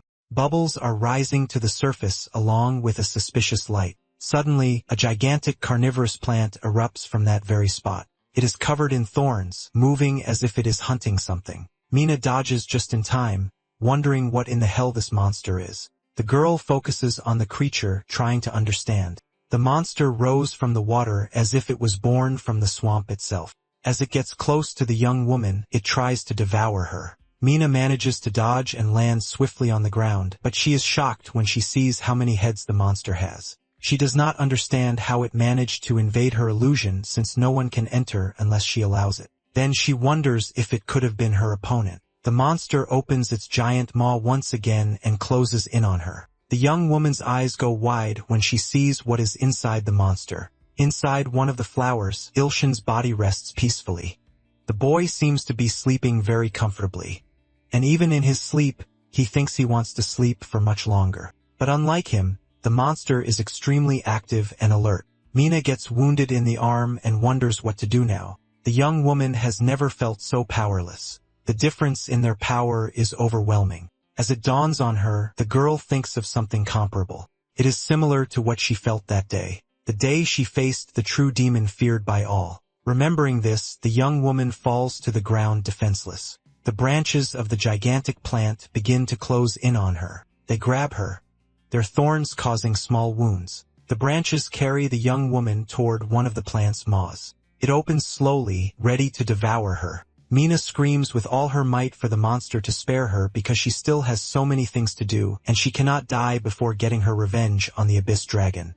The words she just spoke begin to echo in her mind, but suddenly her body vanishes. It is unclear if she was swallowed or if she escaped. Meanwhile, someone walks barefoot. The protagonist stands in front of a ruined place. He does not know where he is and remembers that a short time ago was fighting Miri's sister. But then something to the side catches his attention. A strange light appears and he begins to follow it. A notification announces that the power of the blind god's eye has been activated and Yu Ilshin is now watching Mina's nightmare. In that moment, he can see the reason why Sung Mina sealed Miri's abilities. Her bad temper and nightmares began 15 years ago. The Abyss Dragon, considered the worst monster in history, was only the beginning. The monster killed thousands of people at once. And it was this dragon that killed and ate Mina and Miri's parents. And it placed its own mark on the two girls. Seeing the sisters' great potential, the dragon wanted them to grow up as a sacrifice. After that, with the help of this mark, Mina managed to become an S-class at only 14 years old. After that, she lived only to avenge her parents. There were rumors that the Abyss Dragon had died, but the girl did not believe them and lived her life believing it would one day return. However, the curse never left Mina. Just as her abilities grew, her lifespan was also gradually shrinking. It was clear she could not live long this way.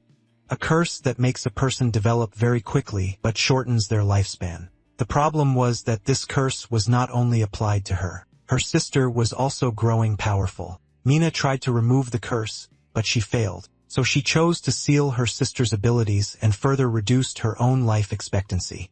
This way, even if she could not stop it, she could at least slow down her growth to S-class. What the girl wanted was for her sister not to live only for revenge. Ilshin watches this, stunned by what he sees, but he cannot hold back his emotions and begins to cry. Suddenly, Sung Mina's spirit shatters after being swallowed and the illusion is destroyed. The sword demon had been calling him for a while, but the young man did not respond. The young man says he is happy to see that his god survived and asks what they should do with the girl now. That perhaps it would be a good idea to hand her over to the Hunters Association. Desperate, Ilshin approaches the girl trying to check on her condition. He holds her and repeatedly asks the girl to wake up. After he calls her name a few times, the young woman shows a sign of life. Worried, the boy asks if she is hurt. The girl tries to say something gathering her strength, but she only manages to say the word mom. Ilshin grows worried upon hearing this, and his expression changes. The sky is clear and the sun shines on the horizon. We see a tall house in the middle of an isolated plot of land. Sung Mina is sleeping peacefully, even sucking her thumb. Ilshin realizes his healing finger is not working. Worried, the boy decides to ask his followers what he can do to try and heal Mina. A workout addict says the secret is to make the body stronger. The sword fanatic follower replies that the hero should opt for sacrifice since the girl will die anyway. Another person comments that as soon as he becomes a high-level god, his ability will be able to heal anything. The boy starts to remember what happened before. He remembers that the rose that blooms at night appeared. In this situation, the boy understands he was provoked while still unconscious. All because of the rose that blooms at night. Then an insight strikes him and the boy starts to think he is a genius. He asks his follower named Nightmare if he is not right. The follower says there is a way to fix things. With his face bright red, the protagonist cannot believe the only way to heal her is to sleep together. The soundless Nightmare confirms, stating there is no other way.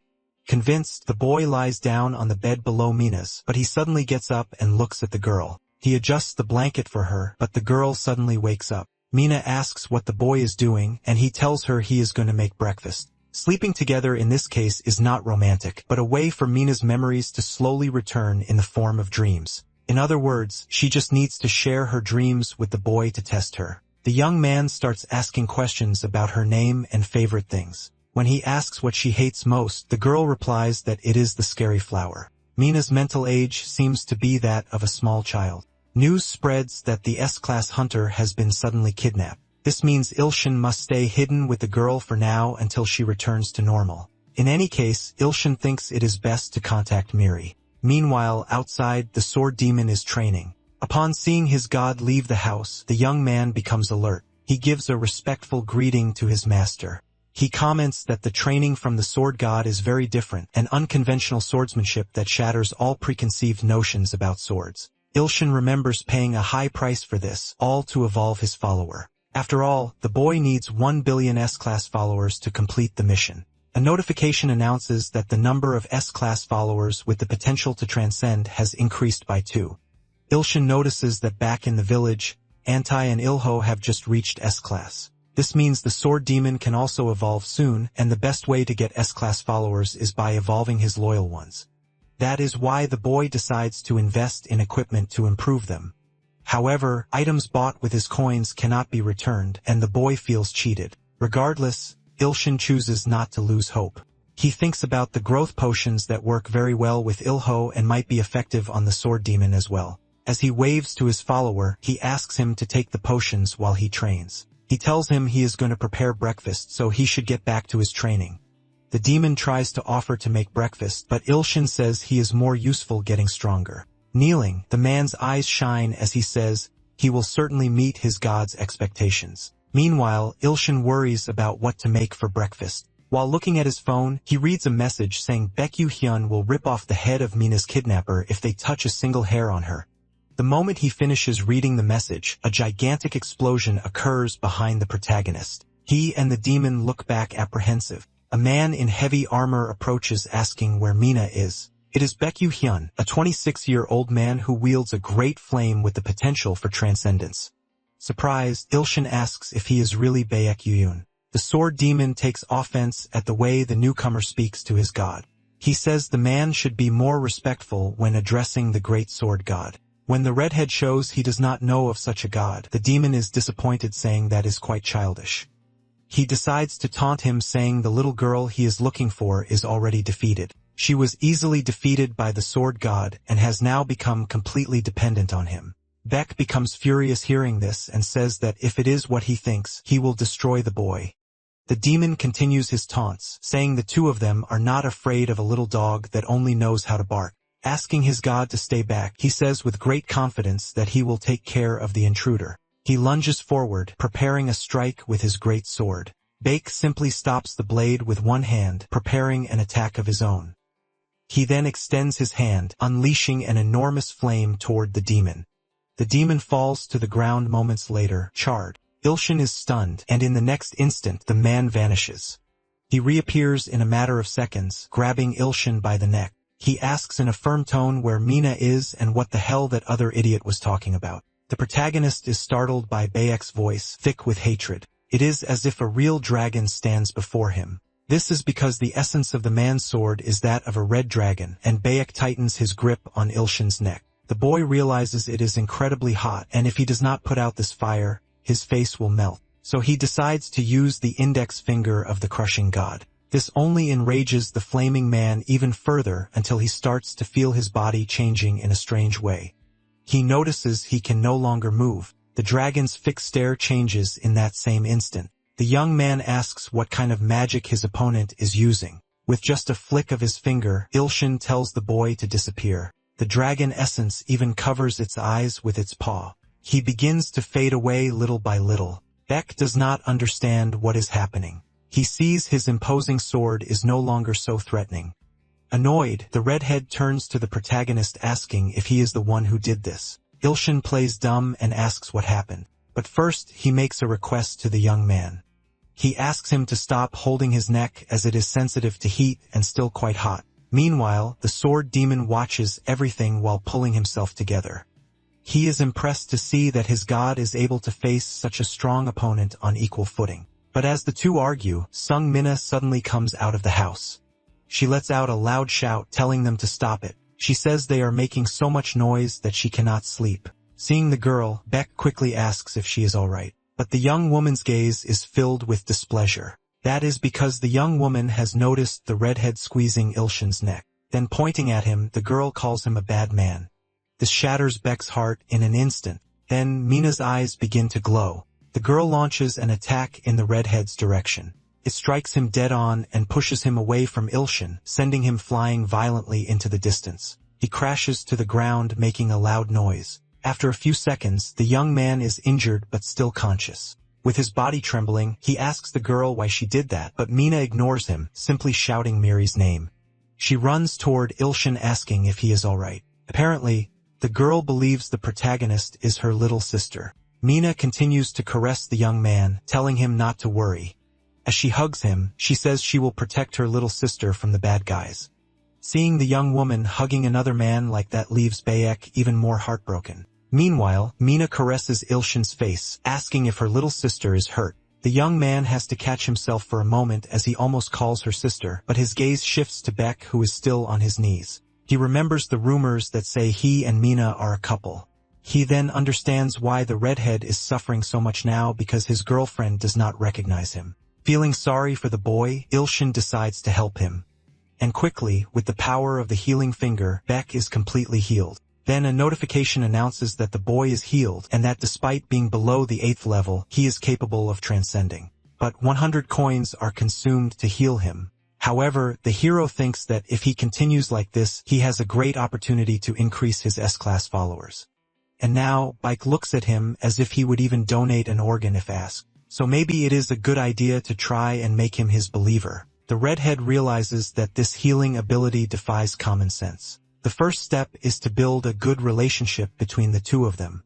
So the boy tries to explain that this is all just a big misunderstanding. However, before he can finish speaking, a very loud noise interrupts him. Several helicopters can be seen approaching the location. This makes Il-shin think that Yu-hyun really did not come alone, but he decides to ask just to be sure, and the redhead explains that he came alone. Il-shin knows the boy has no reason to lie and wonders who these people are. It could be the Hunter Association's investigation unit or someone wanting the bounty on his head. But either way, this does not look good. And with this many people, it is definitely going to be a problem. The helicopters move closer to the boys, and from inside, several agents begin to jump out. Il-shin watches them, trying to identify who they are. And from inside one of the vehicles, a familiar face can be seen. It is the academy director who wears a grim expression. Miri is also there, and the director might believe he is dealing with a kidnapper. Mina becomes excited when she spots her sister. The protagonist, on the other hand, grows anxious, wondering how he is going to explain all of this. Time passes, and after a few hours, Il-shin explains everything that happened, including the story he saw in Mina's nightmares. Now Miri knows why her sister sealed her abilities. Overcome with emotion, the girl begins to cry and her sister hugs her. The two embrace and declare their love for one another. Yoon-bai approaches and hands something to Il-shin. It is a B-class license because according to the director, the boy summoned a monstrous flower. As soon as they mention the monster, Mina runs away in terror. His ability to summon strange creatures is highly rated, which is why he receives the license. Il-shin realizes they are talking about his rose that blooms at night. The director asks if the boy wants to come work at the academy since he could now be a teacher, but Choi offers to pay him double the starting salary. Yoon-bai shows him the amount and the boy's eyes light up. So Il-shin decides to accept the invitation and become a teacher at the academy. Sometime later, we see the Hunter Academy building. Miri is radiant and full of excitement. Her classmate approaches, and the girl explains she is happy because someone very special is arriving today. A few seconds later, the classroom door opens and someone enters. It is Il-shin who arrives looking dead on his feet. The students recognize him as the guy who took down teacher Gun-wook with a single blow, and they wonder who the man behind him is, the faithful follower who came with him. Il-shin explains that he will be the temporary teacher while Gun-wook is on medical leave. The students are confused by this sudden medical leave. To put an end to the chatter, the sword demon slams his weapon on the floor and says he will be the teaching assistant. And he warns them that they should know it is an honor to be taught by the great sword god. The protagonist tries to start lesson, but Miri raises her hand and says that teacher Jaeun-wook's class was physical education.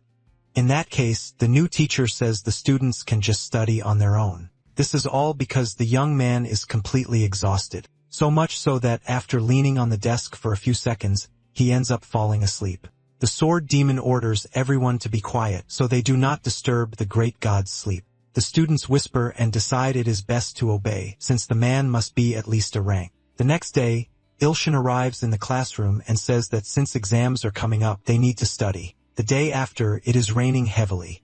So since they cannot go outside, the teacher tells them to study in the classroom.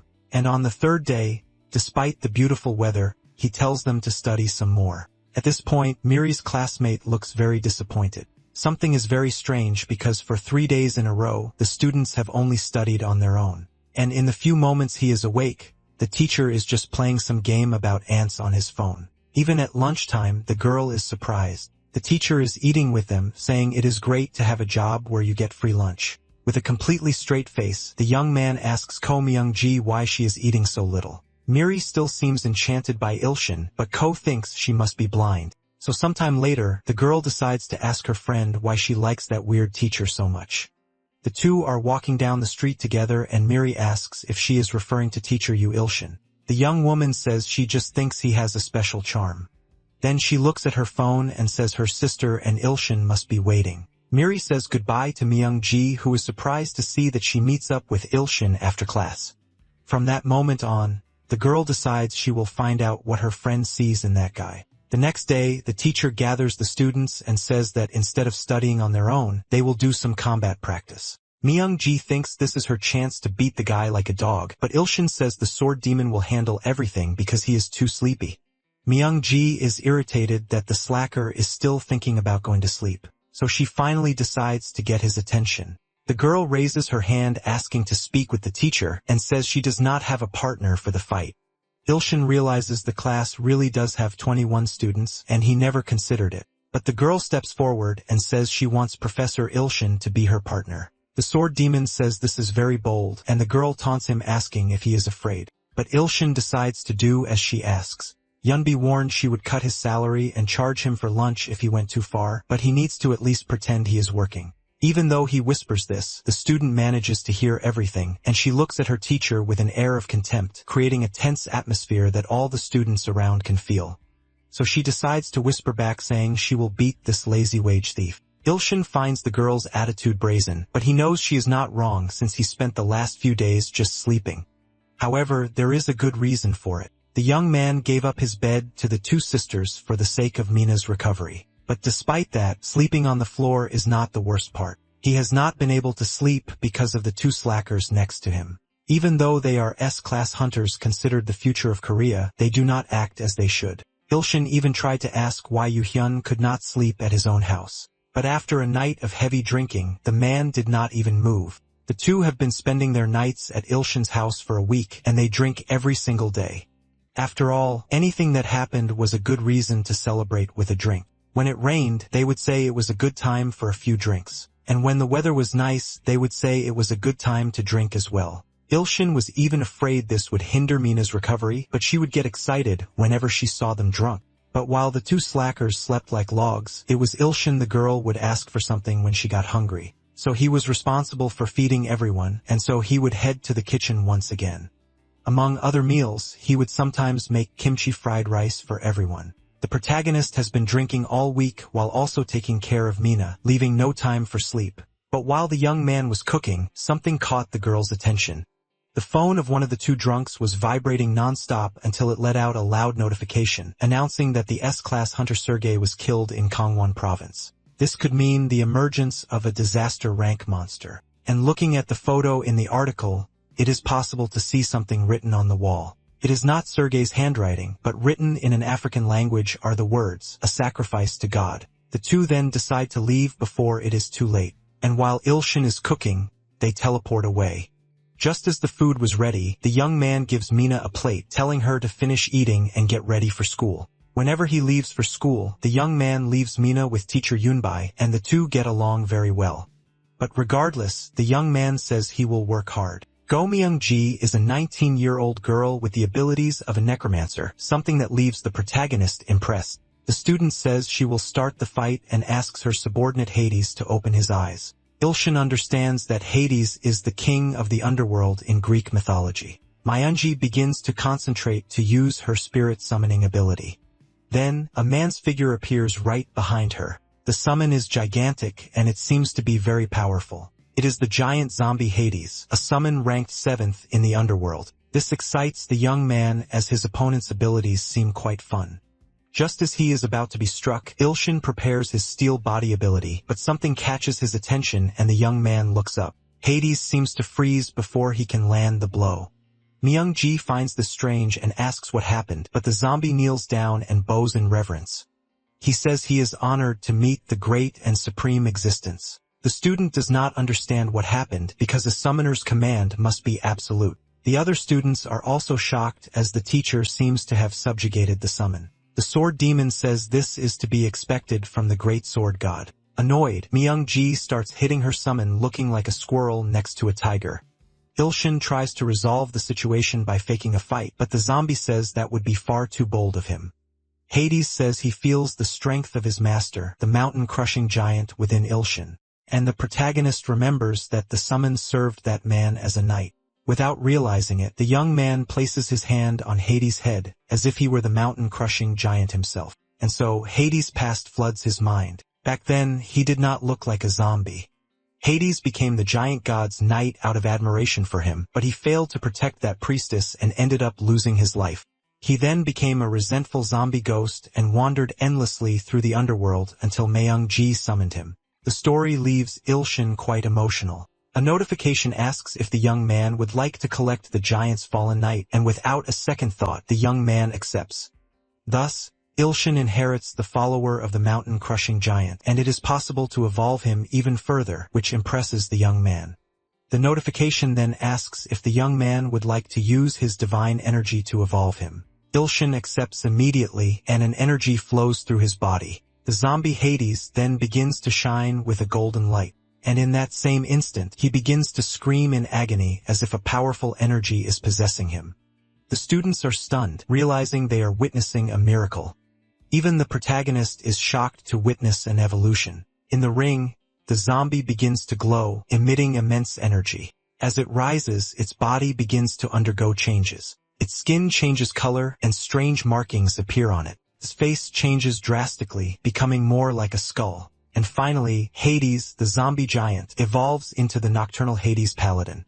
Yumi watches it all unfold, saying the boy must be truly incredible to pull this off. The notification states that the nocturnal Hades paladin still has the potential to transcend. The moment the evolution is complete, the creature kneels before Ilshin. It thanks him for his grace and declares it will become his shield. A new notification announces that Ilshin now has 4 S-class believers capable of transcendence. Myung-ji is surprised to see that Hades has evolved and can now even speak. But after everything that has happened, Ilshin begins to feel sick. The young man loses his balance and begins to fall. Worried, the sword demon and Miri leap over the ring's railings. They all rush to the professor's side at once. His face is suddenly deathly pale. Hades reassures them all, saying the young man is merely sleeping. The 2 worried believers are relieved. The sword demon says he will protect him until he is ready to awaken. This all happened because believers must consume divine power to evolve. Ilshin used more power than he realized to evolve such a strong creature. Now the young man seems to be having a pleasant dream. He is lying in the lap of a beautiful woman with a divine air about her. The young man thinks that infinite abundance is being quite generous today. Ilshin now has the ability to meet his followers directly. The woman says he used a great deal of divine power, so he must rest to recover it. Meanwhile, infinite abundance runs her hand over his head. A golden energy flows from her fingers, bringing the young man immense pleasure. He feels like he is truly in paradise, but he could never imagine that while he rested, a demonic being was approaching. Yunbi is on the computer while Mina waits beside her. The girl says she is bored and asks when Miri and Ilshin's class will be over. But before she gets an answer, the young woman has an idea. Knowing she would get bored, the girl brought something with her in her backpack. Tapping on some kind of case, the girl asks if the person inside wants some candy. In that instant, the object begins to shake uncontrollably. Mina then teases it, saying she is not going to give it any candy. Yunbai thinks she preferred the old Mina, no matter how rude she was. She then starts to think about the matter her father and Yuhoon went to resolve, since the girl would be a great help. Suddenly, a desperate scream followed by a falling lollipop interrupts her thoughts. Sung Mina is trembling, standing in front of Yunbai. The girl has a desperate expression and repeats the word no over and over. Thinking the girl is upset about the lollipop, the woman says there are still plenty of sweets left. But Mina hugs the woman tightly, looking truly terrified. She just keeps repeating the word monster and says this monster has come to devour her. A hooded man stands before the building and says, "This is where the sacrifices for the god are hiding." He says there are 2 seeds for the abyssal dragon, but one of them is not yet ripe. 2 people on the street grow suspicious when they see the hooded figure. They decide to call him over to confirm his identity. One of the men approaches and warns the person that he will be in serious trouble if he enters wearing those clothes. Placing a hand on the individual's shoulder, he asks him to show his identification. But in the blink of an eye, the hooded figure makes a swift move, ripping the head off the man in front of him. The other guards, desperate, begin to approach. They run toward the hooded figure. He again moves with incredible speed, rushing past them. He wounds them mortally without his hood even falling. With a wave of his hand, the man finishes the job and shatters the ground with complete ease. This causes an intense noise that can be heard even from outside. Pieces of the building fall on top of him, and the man asks where the sacrifices for the god are. He continues to walk as a red alert begins to sound. The hooded man says there are only 2 sacrifices for God. The rest are nothing but trash. The warriors who have appeared try to surround the invader. As they approach, a golden energy can be seen radiating from the man. Then his expression suddenly changes. Upon seeing Sungmi Ri, the hooded man realizes he has found what he was looking for. With a sinister smile, he says he has found one of the seeds, the immature sacrifice, and the warriors trying to stop him are thrown toward the stairs. Everyone is shocked by what is happening and asks who the invader is. The hooded man is destroying everything he touches. Holding a rock, the attacker calls them irritating parasites and crushes it with the greatest of ease. His eyes glow red and he orders them all to die, sending debris from the building flying toward the people. Stone fragments fly out, striking all the warriors. A few of them head towards Sung Miri and the sword demon, but the swordsman quickly draws his weapon. He manages to block the stones with his blade, but he feels the sheer force of the impact. An alert tells everyone to evacuate to the bunker immediately. Since the director and the S-rank hunters will arrive in about 10 minutes, they are advised to avoid fighting the invader. Miri asks the sword demon to take Ilshin to the bunker while she buys some time, but he suggests asking Hades to do it instead. But with a frightening smile, the hooded figure says that will be impossible. And suddenly, a creature begins to emerge from the ground. A gigantic monster appears and begins to roar. The creature begins to gather energy in its hand. It creates a vortex of power that swirls around it. Miri and the sword demon stare in shock. A violet dome covers the outside of the building, and the monster says that no one will save them from it. Miri identifies it as a territory barrier, something only king-class monsters can create. The sword demon tells the girl to run to the bunker. He decides he will distract the giant alligator. He moves closer, preparing to strike with his sword. But as his sword makes contact, something feels wrong. He is immediately thrown against the wall. He suffers immense damage from the impact. The irritated monster asks how the demon dared to do such a thing, but it turns toward Miri and asks where the sacrifice is. With a determined gaze, the girl faces it fearlessly. She unleashes a blast of electrical energy striking the monster. Meanwhile, inside the bunker, Mina is trembling with fear. The girl senses her sister is in danger and suddenly vanishes as if by magic. Miri is still fighting bravely, using her electrical energy against the monster. The sword demon notices something and shouts for her to watch out. The alligator monster withstands her attacks and begins to close in. It finally grabs her in its gigantic hand. The sword demon tries to recover and calls out to his god. He says he is sorry, but he has no other choice.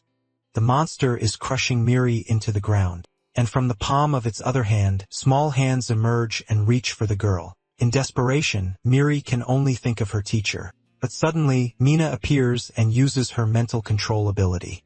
She orders the monster to stop hurting her little sister. The alligator turns to the girl still holding Miri, and he realizes the dragon seed appeared on its own. But Mina's mind control does not work on the monster, and inside her backpack pocket the case begins to shake more. The young woman then throws the backpack away, saying they are too noisy and her sister is in danger. She then tries to use another ability, but the alligator attacks with its tail, striking even faster. The strike misses Mina, but the force of the impact sends her hair flying. And suddenly, a large tail begins to wrap around her. The monster's tail begins to lift her up, and the alligator says he will sacrifice her soon. Beating on the monster, Mina orders him not to hurt her sister, but the alligator ignores her and says he will begin the ceremony. The disgusting little hand moves closer and closer to Miri's face, who trembles in fear. In desperation, Mina begins to cry, begging for someone to save her sister. And with all the strength in her lungs, she screams, "You Ilshin's name." Far away, the young man is still lost in his pleasant dream. But as soon as Mina screams his name, something changes. The boy seems to feel something different. He feels he needs to go and tells the lady. But the divine abundance says his power is not yet restored, and he could be killed by the apostle of the god of destruction. But the young man knows he has to do something anyway. A hand reaches for Mina's backpack lying on the ground. The girl screams the hero's name in desperation. Her desperation grows when she sees her sister being hurt by the monster. The ritual is over, and now it is time to offer the sacrifices. But suddenly a swift cut is made. In the blink of an eye, a tail goes flying through the air. It lands on the ground right in front of the monster. The monster screams for its precious tail as a figure appears holding Miri. His name is Gustav, apostle of the unknown god, active for 85 years and responsible for the SS rank harvest. Surrounded by a sinister red aura, the protagonist appears holding Miri. He repeats over and over that he wants to cut up a crocodile. The girl can barely recognize her teacher. He sets her down safely on the ground. He keeps walking toward the monster with a malicious smile. The alligator begins to tremble at the sight of that figure, but it also charges toward its opponent, calling him a sewer rat. With impressive agility, Ilshin dodges the monster's attacks. And when he is about to meet its fist, he prepares himself, and he leaps, performing a skillful flip to dodge, laughing the entire time while holding a small knife. The monster opens its gigantic mouth, and Ilshin is about to fall right into it. However, he performs a quick spin with his body, making a sharp cut right across the alligator's mouth, and he manages to move his body with agility and dexterity. Immediately after, the monster snaps its jaw shut with all its might, but it realizes the attack was not very effective because the protagonist is standing right on top of its snout. He licks the knife that wounded the beast, repeating that he wants to cut everything. In a zigzag motion, the boy runs across the body of his gigantic adversary. His eyes are red and glowing. The sword demon watches everything, leaning against a pillar. The monster, now wounded, uses its arm to brace itself on the ground, and it seems truly exhausted after all the attacks. But Ilshin raises his small knife and says the fight is not over yet. The alligator stares at him with its yellow eyes, and it admits that its opponent is indeed very strong. But it also reveals that it has not yet shown its full power. Ilshin smiles and says that this is going to be a lot of fun. The monster says that if the boy becomes a sacrifice, the great god will be very pleased. The giant's arm begins to be enveloped in a dark energy. Meanwhile, the protagonist raises his knife and asks his opponent to show his true power. The savior of eternity is disappointed because he is using swords instead of his muscles, and the soundless nightmare supports him waving carnivorous flowers. Ilshin realizes these followers are not helping. But when he looks forward again, he notices the enemy has changed. It is now much smaller, but with a stranger and more sinister appearance. Picking his nose, the boy does not seem impressed by the final transformation, and he decides to attack, leaping toward his opponent. He strikes it with a swing of his small knife, but the blow causes no damage. The boy cannot cut it, something unacceptable for the sword god himself. So Ilshin does not give up and launches a new assault. He strikes the black alligator in several places with a flurry of attacks. Several cuts land in a fraction of a second until suddenly the enemy grabs the boy's arm. And it says that with that tiny sword, he will not be able to cut even a dragon sent by God. And with its other hand, the alligator lands a powerful punch on the boy. He feels the heavy impact and is wounded. He is also thrown back with tremendous force. He slams hard against the wall, creating a loud crash. The enemy begins to approach Ilshin, who is still on the ground, unable to move. The alligator does not wait, grabbing the young man's head in one of its hands. With its other hand, it prepares its next move, once again using its small claws to offer Ilshin as a sacrifice. But the young man opens his eyes and tries to react. The foul little hand begins to be enveloped by a dark energy. The monster is ready to carry out its duty. Ilshin, in turn, tries to use his pinky finger to heal himself, but a notification informs him that he lacks sufficient divine power to use his skills. With few options left, our hero considers what to do next, and a new notification appears warning that he is about to die. The protagonist tries to think of a plan to escape. Several urgent notifications appear trying to warn him of the danger. One of them announces that he's on the verge of death. The alligator continues to hold the young man's head. He begins to feel his mind growing hazy, then suddenly, a warrior appears behind them. The reptilian monster is caught by surprise. It is Hades who has come to protect his new master, but he is unsuccessful, repelled by the alligator's punches, and is thrown back in that same instant. Ilshin begins to think it would have been better not to become a god, and to just pretend he never saw someone die. Ilho begins to shout for his master to be strong. Auntie is also praying for her god to endure. Ilshin begins to hear the sincere pleas of his followers. They are all crying out for him to hold on. The sword demon apologizes for being unable to help. A portion of his divine power begins to be restored by the tears and prayers of his followers. However, the small hand of sacrifice is now very close. The sharing skills are released and two new ones appear. In the final remaining instant, the hero manages to react. His hand steadies as he grips his knife, and he manages to strike the alligator's hand, ripping it off. The monster looks at its arm in disbelief. It lets go of the young man who uses his skill share from the sword god, thus activating the skills of the demonic sword god. Meanwhile, outside, the director and Yoo-hyun try to enter the site but without success. Choi gets annoyed as all of Korea's S-class hunters have gathered to come. The redhead thinks that even a miracle would not be enough, but suddenly, a fissure appears on the dome and a large gash begins to weaken it. Il-shin starts moving again, recovering his energy.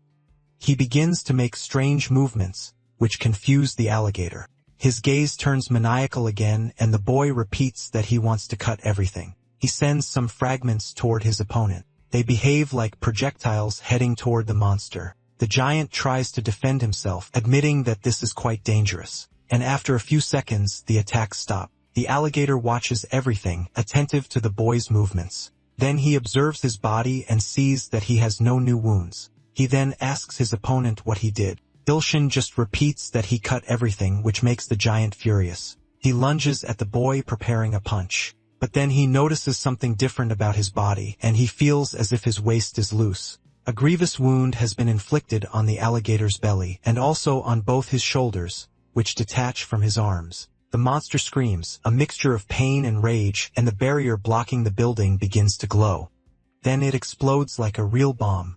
The alligator is on the ground, defeated by the protagonist. As he tries to crawl away, he asks how the kid dared to do this. But looking into the boy's eyes, he feels something different. It is as if the monster understands in that exact moment that this is the essence of nature. As if Il-shin's face is shrouded in a halo. And the monster feels that this is the first time it has wanted to flee when facing someone, because that is not just any enemy, it is a majestic being. Its remaining arm then begins to turn to ash and Il-shin makes just one movement with his arm. His body is charged with golden electrical energy. The protagonist finally massacres Gustav, the apostle of the god of destruction, and the apostle counts as a sacrifice worth 5 S-classes.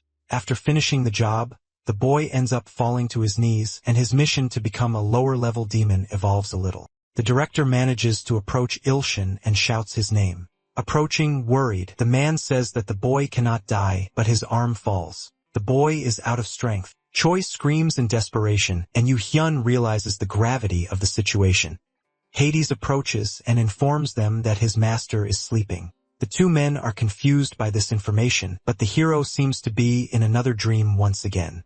This time, carnivorous plants are part of the landscape. This is the realm of the creature known as the Soundless Nightmare, and the boy is lying in the mouth of a carnivorous flower. The nightmare says that as long as his body is bathed in its saliva, no poison or curse will be able to harm him. And the nightmare warns him that he now has only one chance left. Then, it begins to move its gigantic tongue, and Il-shin begins to slide down into the creature's mouth, going deeper and deeper into the flower structure. Suddenly, boy wakes up as if from a terrible nightmare. Mina is by his side and tells him he has been asleep for a week. But in the protagonist's mind, it felt like much more time had passed. The girl moves closer and asks if he is okay, saying it looks like he had a nightmare. A notification announces that Sung-mina's wish came true, and she is now his believer. The girl is a strong follower, worthy of 2 S-classes. This makes the protagonist very excited and optimistic. A new notification suggests that the boy try asking for a kiss, as she might do it gladly. This makes Il-shin blush instantly, but out of nowhere, a huge monster appears, interrupting the moment. The two youths approach frightened. Mina grabs the boy, saying she is scared. It seems to be an offering from Ilho, a large fish. The boy wishes for his great god to eat well and recover quickly. Relieved, Il-shin realizes it is not a threat and wonders what the hell Ilho is doing. Hearing the noise, Choi goes to check what happened and enters the room startled. Miri and the sword demon enter right after to see what happened. To lighten the mood, Il-shin asks what they think about having shark fin for lunch, and he uses his crushing god's index finger, sending the gigantic fish falling outside. Choi and Miri stare at the enormous creature. The protagonist explains that it is fresh because he caught it himself. Sometime later, we see room 33 of the academy. Bilson is accompanied by his faithful follower, and he seems anxious. As he enters the room, the students gossip that this teacher is the association's secret weapon. He was the one who took down the SS-class monster while everyone else was hiding. But no matter how quietly the students speak, the young man can hear everything.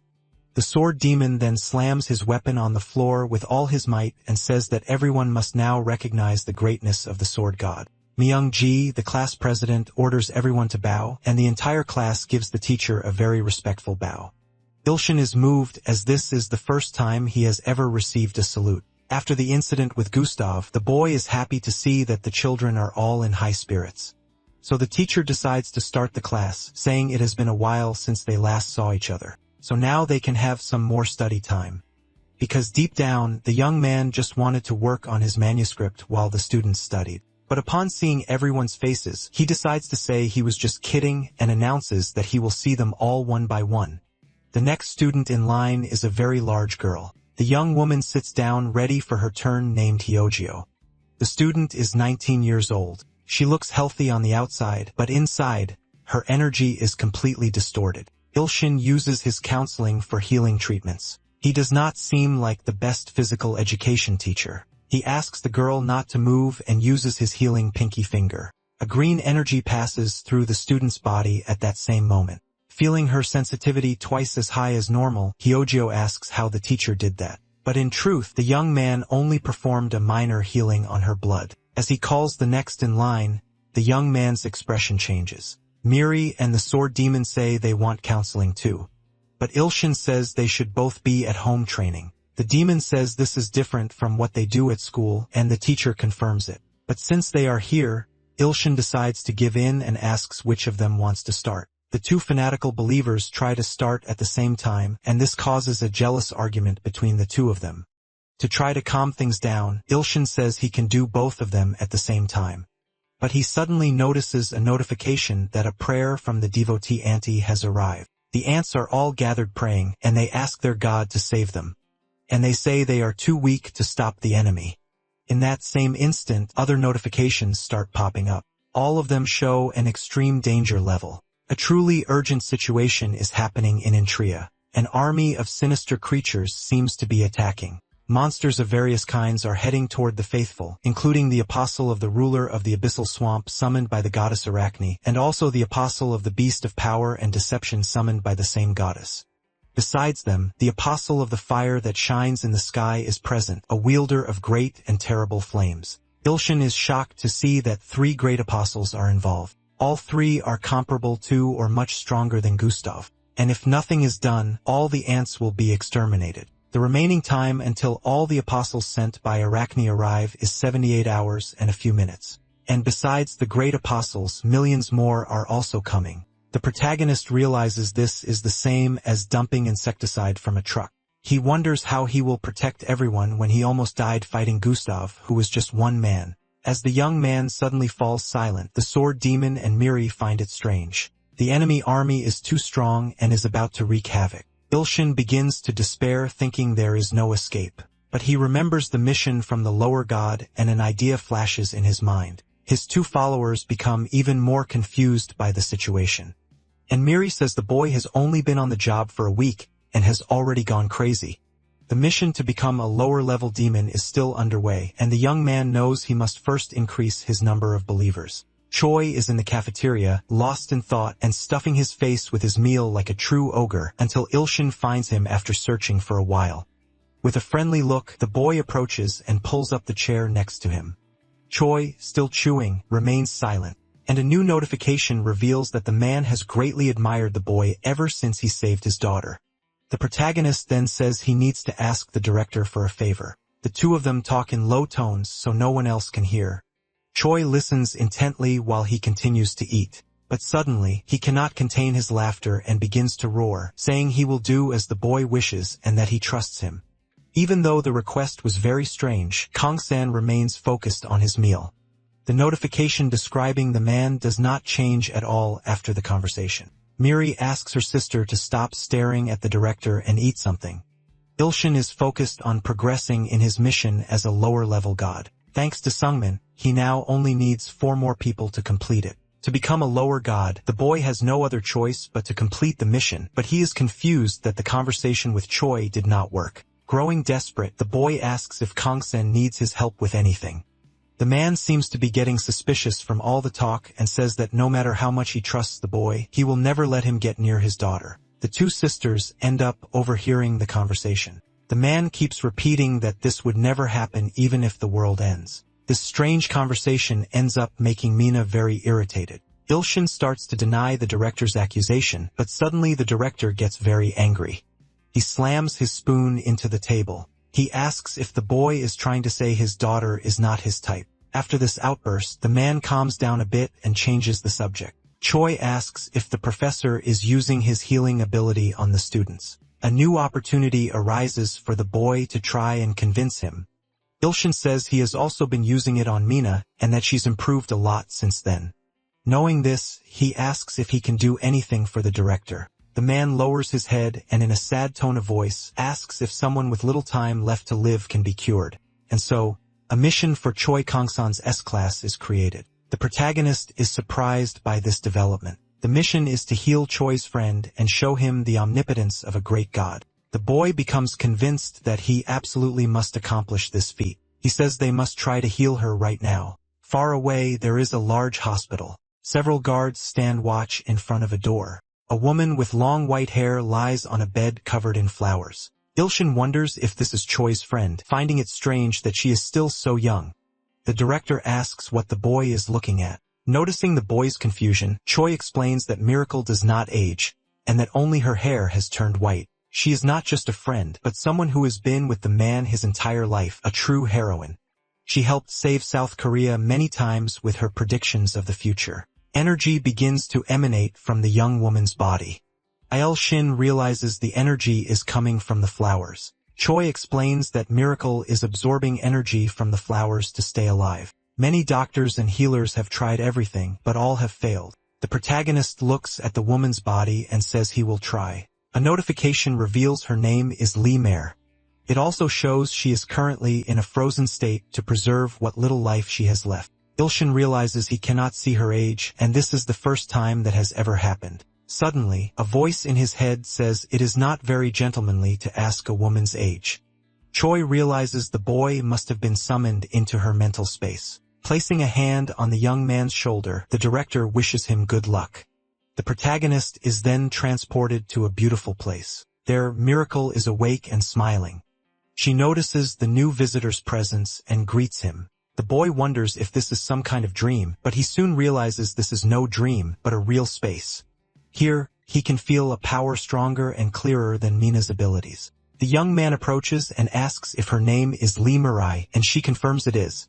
The woman already knows the boy's name, saying she knows of him because he is the chosen one. In her premonition, the boy was supposed to be the incarnation of evil, but he seems kinder and more nerdy than she expected. The protagonist is unsure if that was an insult or a compliment. The girl says that if she is suffering from an incurable illness, she would be happy to give up her remaining life to be free of it. Miracle says she is trapped here because her physical body is nearly dead, but she still wanted to see him in person, which is why she invited him to her mental space. The boy then asks her to let him go so he can heal her. Time is short and our hero has only 68 hours and a few minutes left. However, Miracle says that is impossible and asks if the boy would like to use his abilities. Since his power is much greater than she expected, the young man should give it a try. Curious, the young man decides to use his ring finger of the healing god. Miracle's body is soon enveloped in a green energy, and a notification appears to calculate the causality of healing Lee Mirai. But it announces that the healing has failed because this is a target that cannot be healed with his current divine power. The protagonist is disappointed when he realizes this, and Miracle's feet touch the ground again. The green energy slowly begins to leave her body. If the young man does not have enough divine power, then the healing mission will fail. Miracle slowly begins to open her eyes, but she immediately falls to her knees. She then looks at Ilshin, and with a friendly smile, she says that she believes in him. Although Miracle is young and lacks a god, she decides to risk her fate by trusting the young man. Thus, Lee Meyer becomes the protagonist's fifth believer, and his mission advances a little further.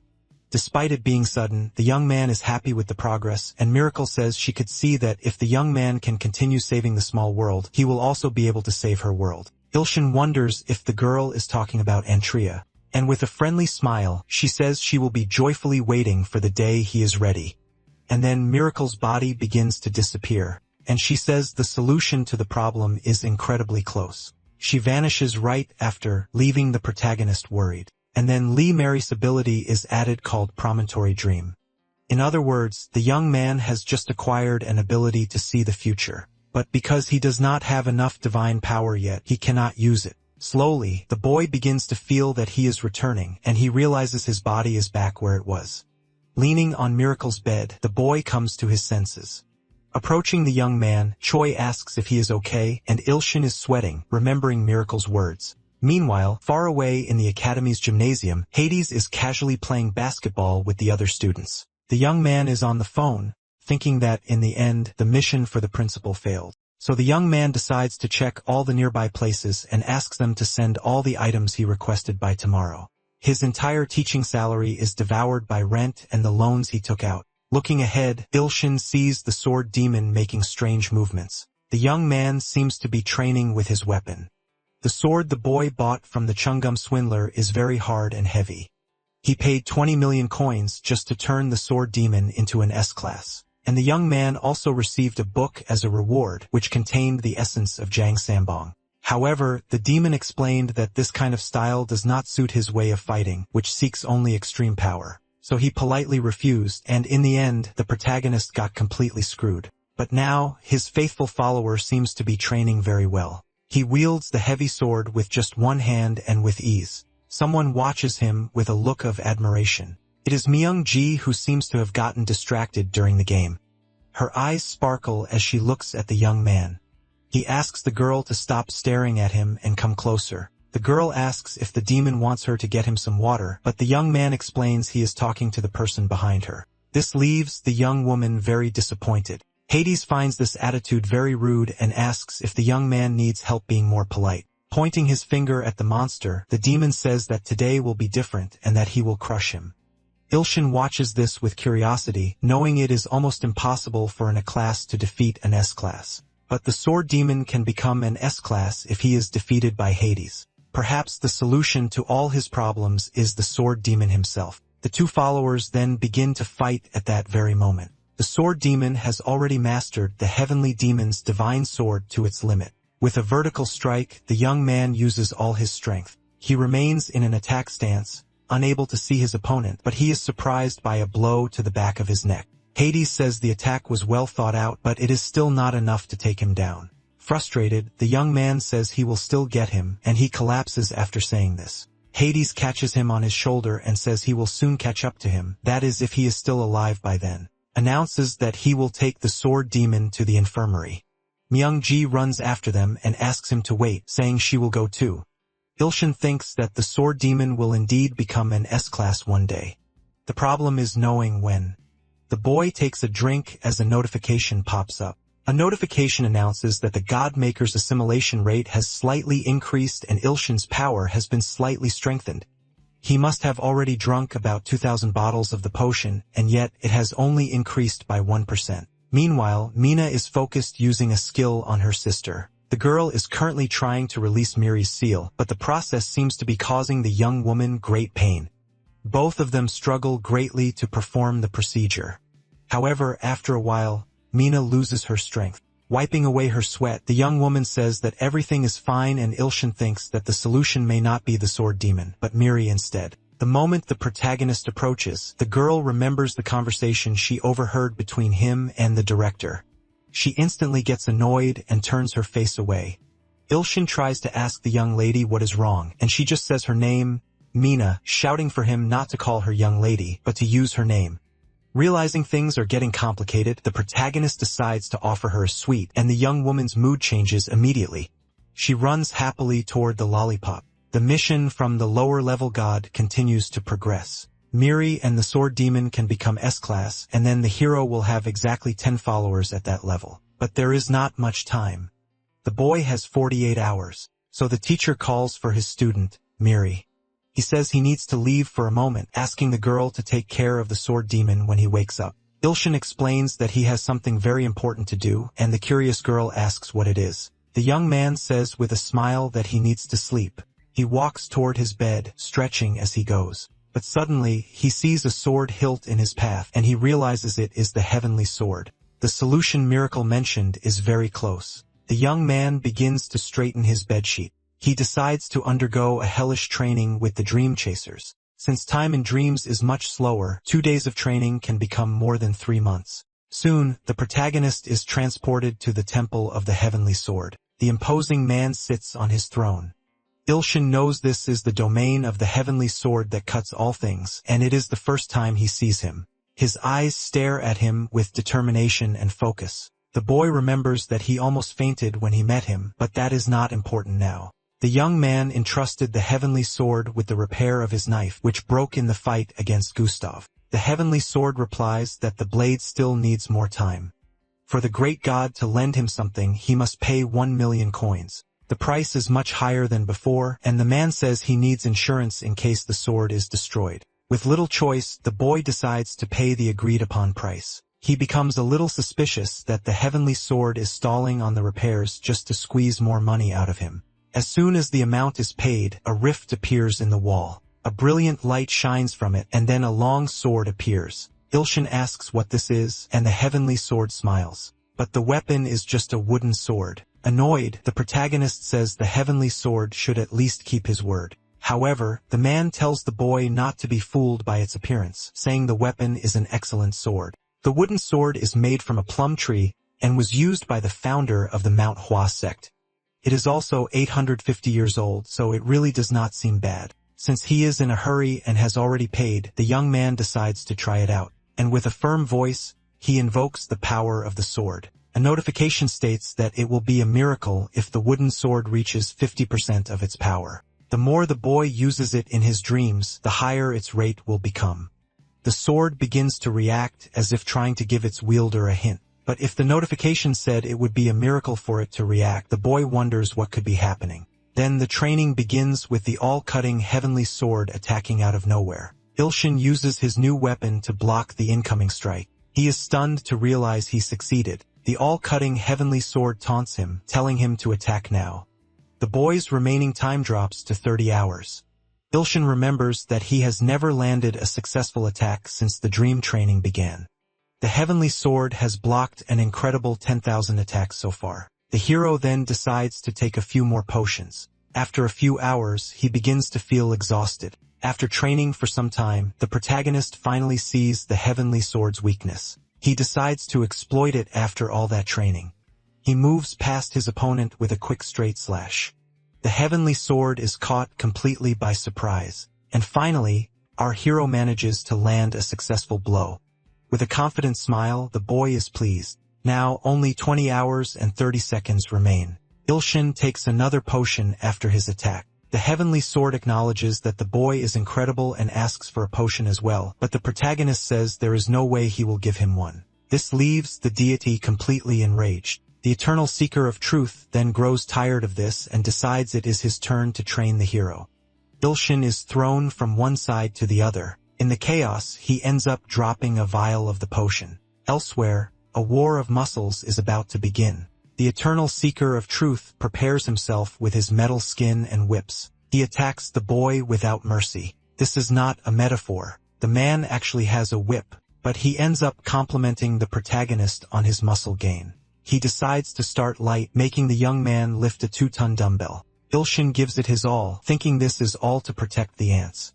With great effort, the hero manages to lift the dumbbell, but he is truly pushing his strength to the limit. And even if it is only for a short height, he manages to lift the weight. The eternal savior then applauds his efforts, but says the boy needs a potion to prevent muscle loss.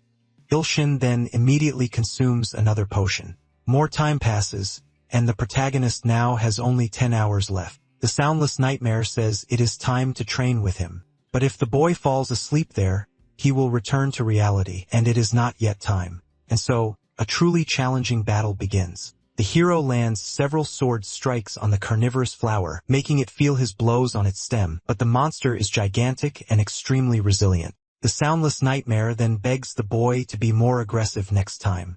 More time passes. Now the young man has only 1 minute left and his rate is at 49%.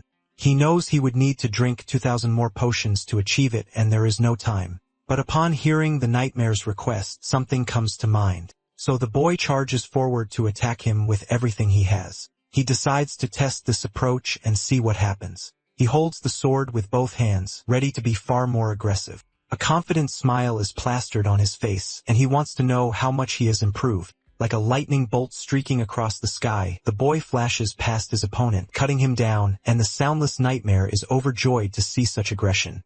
The plant's body is visibly wounded after the strike, and Ilshin tells the nightmare to stop acting like a masochist. Now our hero has only 1 second left. After so much effort, our hero is exhausted. A notification announces that his rate is at 49.9%. This leaves him extremely frustrated as he needed to reach 50. But behind the boy, one of the carnivorous flowers' stems begins to stir. The monster draws closer to the boy. It says it likes the last sword he used much better. And finally, the assimilation rate reaches 50%. From this moment on, the boy has the power to intervene directly in Godmaker's world of Entria. To Ilshin, this does not seem like a big deal. The young man feels he has been deceived, but with the increase in the rate, the physical and mental strength of all A-class followers increases. Suddenly, several urgent warnings begin to pop up because the holy war that decides the fate of the god Yu Ilshin has just begun. The protagonist remembers he needs to go to the school roof as the package he ordered should be there. Meanwhile, we see the gates of the kingdom of Antria. The feared monsters begin their approach. The creatures are acting on orders from Lady Hyona.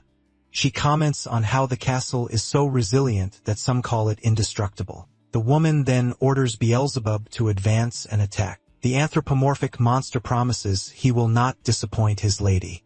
An army of similar-looking monsters begins to advance. The leader licks a blade, finding all of this very amusing.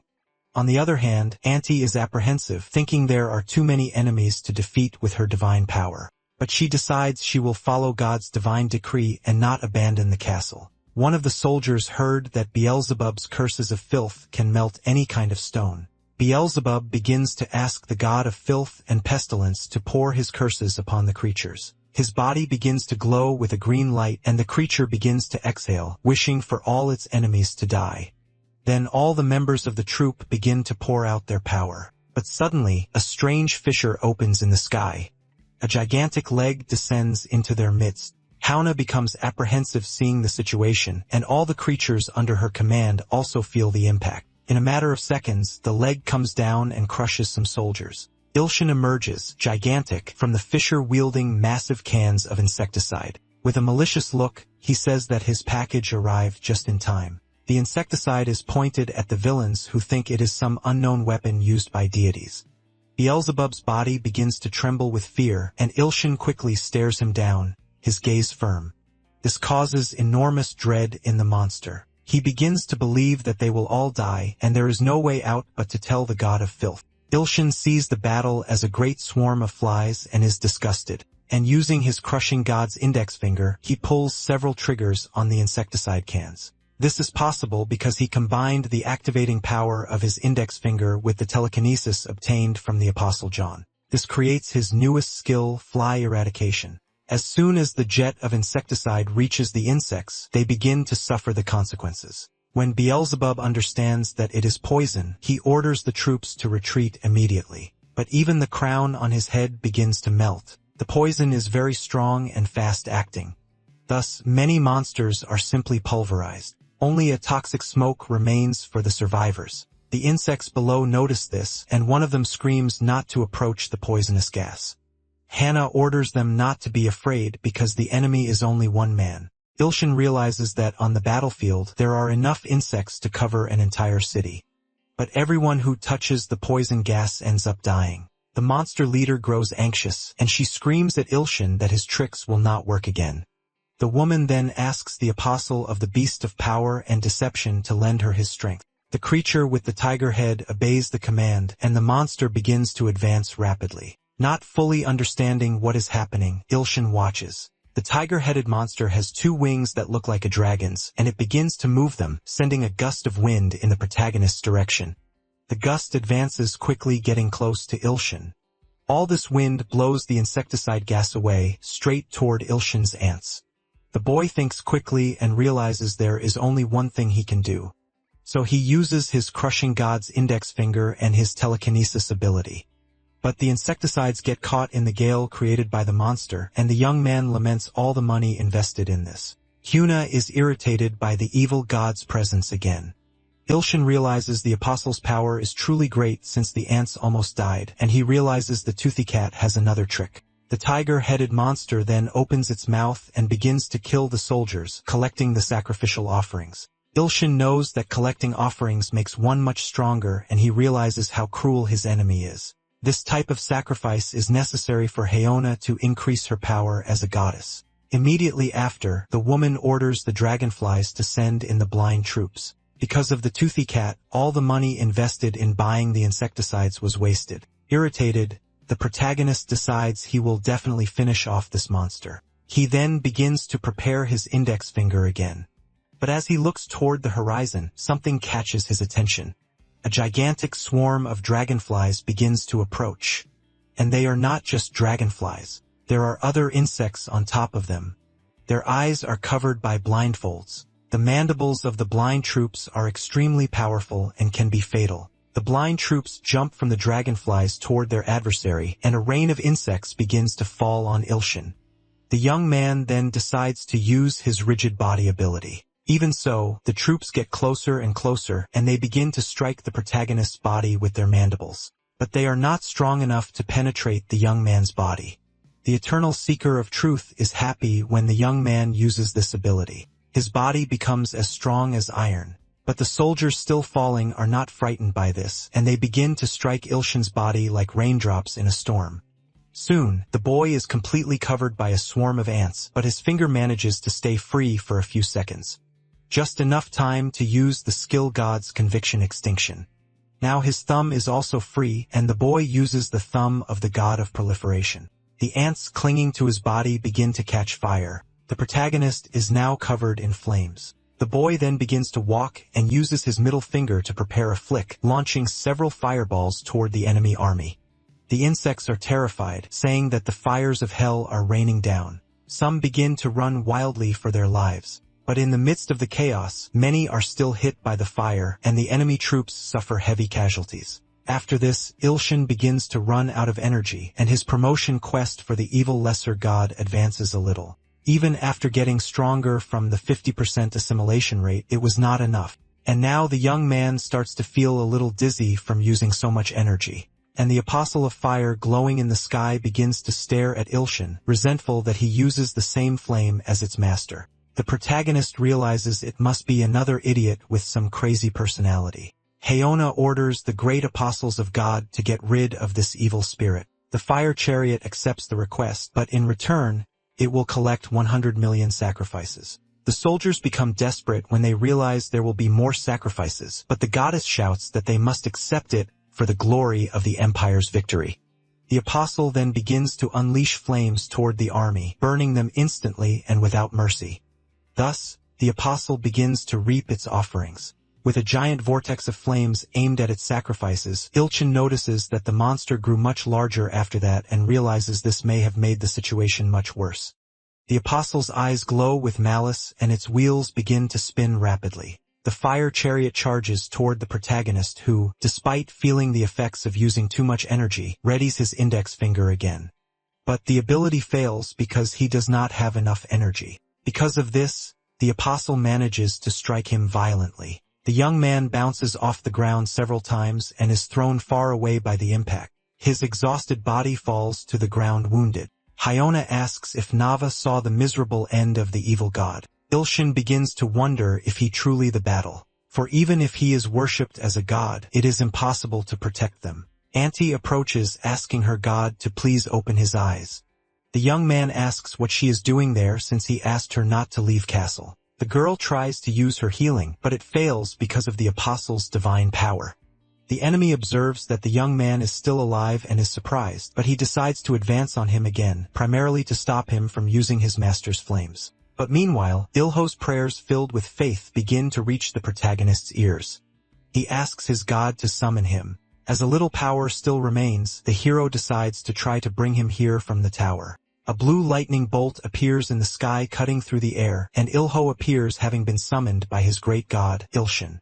The young man says his god no longer needs to worry because he killed many of these monsters in the tower. But in that exact moment, a gigantic mouth with sharp teeth approaches, and the tiger-headed monster quickly snaps him up, saying that Ilho was nothing more than an insect eaten in a single bite. Anti becomes desperate seeing what happened. For Ilshin, this is the end, as he can no longer move even a finger. But suddenly, a notification announces that the repair of Celestial Sword that cuts through anything is complete. And during the repair, some things were discarded, so the repair is free of charge. At that moment, a large fissure begins to appear in the ground, and the great sword emerges with tremendous energy.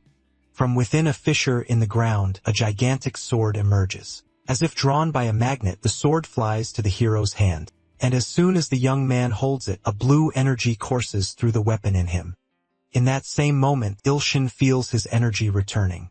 With his strength renewed, the protagonist manages to get to his feet again. The fire chariot senses that things have become very dangerous. Ilshin uses his skill sharing, and the other monsters begin to fear what comes next. It is the power of the heavenly demon realm. And upon seeing such power, they all begin to flee. With a dark expression, the young man asks if they are going to start running. The first to be targeted is the fire chariot. Ilshin quickly approaches the apostle and strikes him squarely, wounding him in the blink of an eye.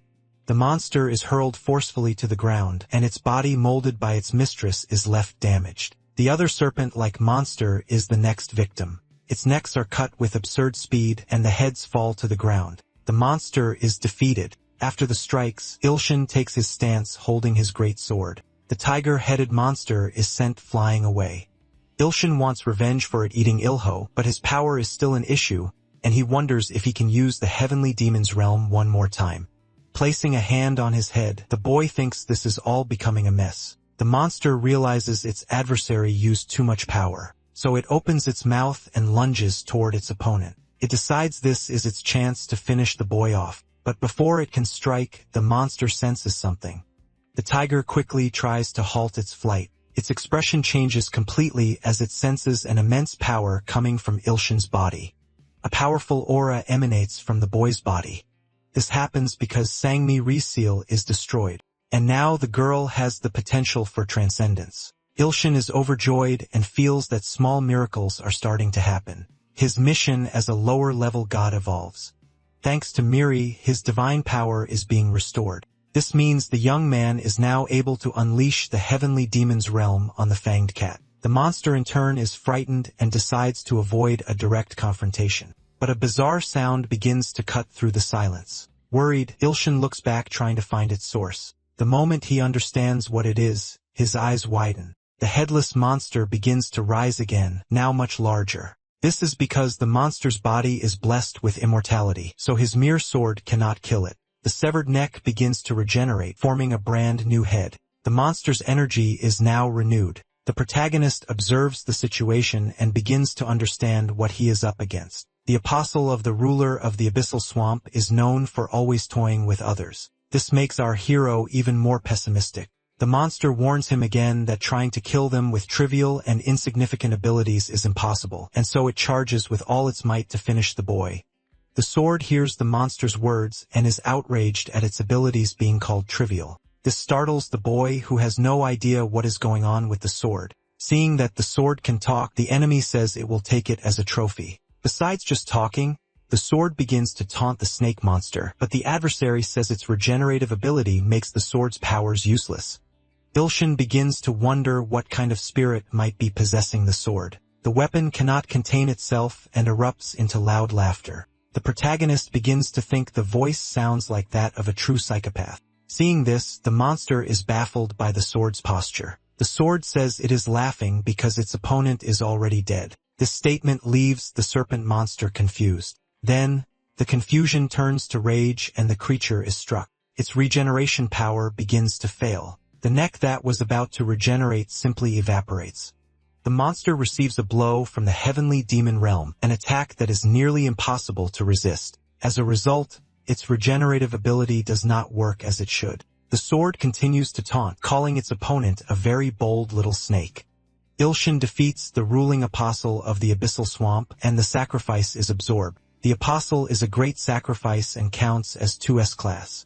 As such, his lower-level demon mission advances. A black energy begins to emanate from the sword and the young man's body. He feels his energy increasing and asks what will happen when he gets all 10.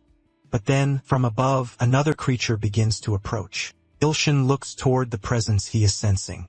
But the tiger-headed monster says it is too late and that it will tear him to pieces. The monster's wings begin to beat, sending a blast of wind. It rushes quickly toward the protagonist's body.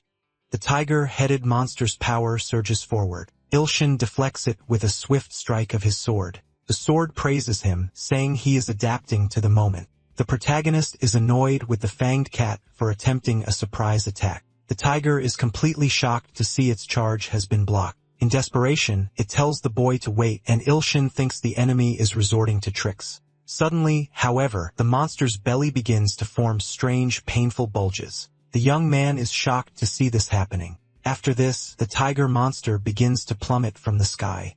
Crashes into the ground like a meteor. Screaming in agony, the fanged cat cries out from the immense pain in its stomach. Its eyes even roll back from the pain. And suddenly, a black shape bursts from inside the creature's belly. Ilho emerges from the creature's belly using his muscle ability. Elated, Ilshin is happy to see his follower is still alive. The warrior says that a large monster who thinks size is everything can always be defeated from the inside out. Ilshin gives his follower a thumbs up. But right after, the young man begins to fall and the sword says, "This is a very troublesome servant." Now that they have some time, the hero asks the sword who it is. The weapon replies that he should listen carefully as it is an honorable being. But the dramatic pause only annoys the young man with all the suspense. But before answering, the sword seems unable to remember clearly. Ilshin begins to suspect it is the heavenly sword's kitchen knife, but the voice is completely different. The young man tries to ask the heavenly sword, but it ignores the question. The protagonist starts thinking there is no other option but to ask for a refund. But lost in thought, the boy does not realize the fire chariot is alive. It begins to complain about losing its body and says it will never forgive him. Ilshin picks his nose as he watches the whole outburst. The monster demands the priestess make more sacrifices so it can gain more power. Hyona offers a sacrifice of 100 million, then raises it to 1 billion, but the monster says that is still not enough. The fire chariot needs the entire 100 billion at once. The demand leaves the priestess shocked, and the flaming monster, with hatred in its eyes, demands that she offer them. From a distance, the army of soldiers sees a great flame. It rapidly advances toward them, killing them all. Hannah begs the apostle to stop, saying this goes beyond their contract and the emperor will not forgive it. But the flaming beast does not stop, saying it needs more and more sacrifices. Ilshin watches the scene and begins to understand the gravity of the situation. The monster continues to feed with every passing moment. The area becomes a true hell engulfed in flames. All that remains is a trail of destruction. Nearby, Ilho lifts a gigantic boulder. He challenges the monster to be his opponent since all it does is boast about its size. The young man's strength is so great his feet sink into the ground. He hurls the gigantic boulder toward his adversary. The rock flies like a projectile, closing the distance. But as it gets closer, it begins to melt. Its flames are so powerful they manage to protect it. Confident, the monster tells them to behold the power of its master, the fire that shines in the sky. The creature's face is completely consumed by fire. Ilho is confused and asks Ilshin for advice on what to do next. The sword is irritated by the question, believing Ilho to be incredibly naive. Excited, the protagonist asks if his weapon has a good plan, and the sword says a head that uses such insignificant flames must be cut off. As expected, the ideas that come from the sword are anything but normal. The area is already starting to look like the inside of a volcano, but the weapon insists, saying there is nothing in this world it cannot cut. Ilshin thinks it might sound insane, but right now there is nothing else he can do. So gathering his courage and determination, he thinks he has to try. He readies the sword, raising it with both hands. He uses his sharing ability, activating the sword demon, the divine sword of the celestial demon. The fire chariot is shocked to see the young man approaching. The young man is already near the fire and keeps advancing, but the monster does not seem intimidated and asks if that is all the boy has. Ilshin thinks that even if the celestial sword repaired his weapon, it must have a limit, and that he should have thought more about this when he learned the delivery was free. The enemy, meanwhile, is extremely confident and optimistic. Suddenly, the confident smile disappears from the creature's flaming face. It transforms into an expression of suffering as the creature screams for its body. A violent explosion then erupts. The sword says the opponent has been cut. Ilshin thinks the sword is being pretentious since he was the one wielding it. This time, the young man does not pass out unlike when he fought Gustav and failed to stay conscious. And then the protagonist begins to receive some messages. The divine abundance seems to look at the burning sky, its eyes filled with concern.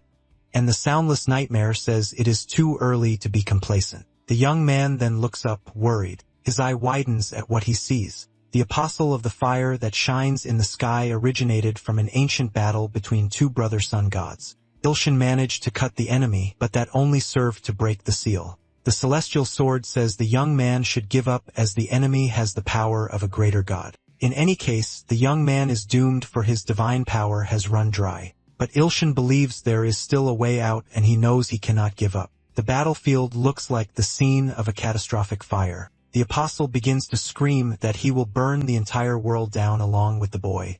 Ilshin then remembers that someone else must think as he does, that giving up is not an option. It is Ilho who the protagonist now sees as a real escape from this disaster.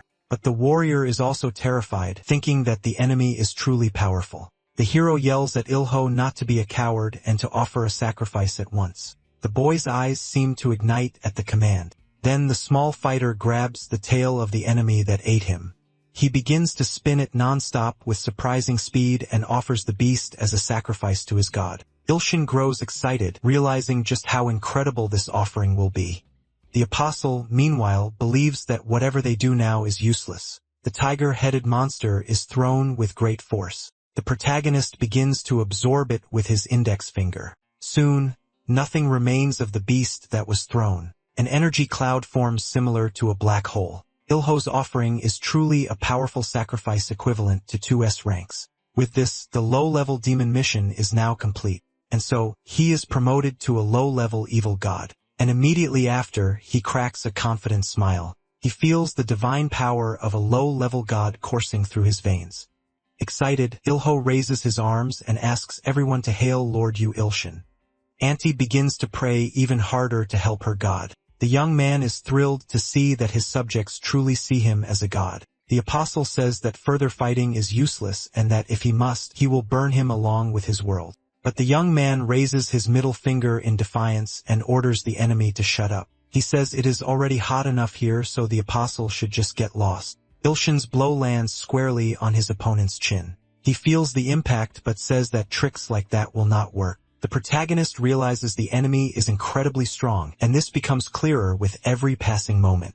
He thinks it might be because of the 100 billion sacrifices he received. Even after being promoted to a low-level god, he still feels he is no match for him. The apostle begins to advance, warning that such an attack will not make him retreat. As the monster approaches, the temperature rises and the fortress begins to melt. Ilshin, in turn, begins to think that the heavenly demon's realm will not work this time. He thinks he has no choice but to resort to the treasure of the heavenly sword. But the sword itself orders the boy to stop as there is nothing in the treasure that can cut through the flames. Desperate, the hero does not know what to do next. But then he notices a dark blue blur falling from the sky. The sword is also shocked to see this. Far away, a large building stands as night begins to fall. There are several empty boxes and a cell phone on a bed. The sword demon appears to be training with intense focus. Already looking exhausted, the young man seems to have reached a conclusion. He has finally grasped the depth of the second form, and all the energy he gained through hard training is sent directly to his god. The time has finally come to release the second form of the heavenly demon's divine sword.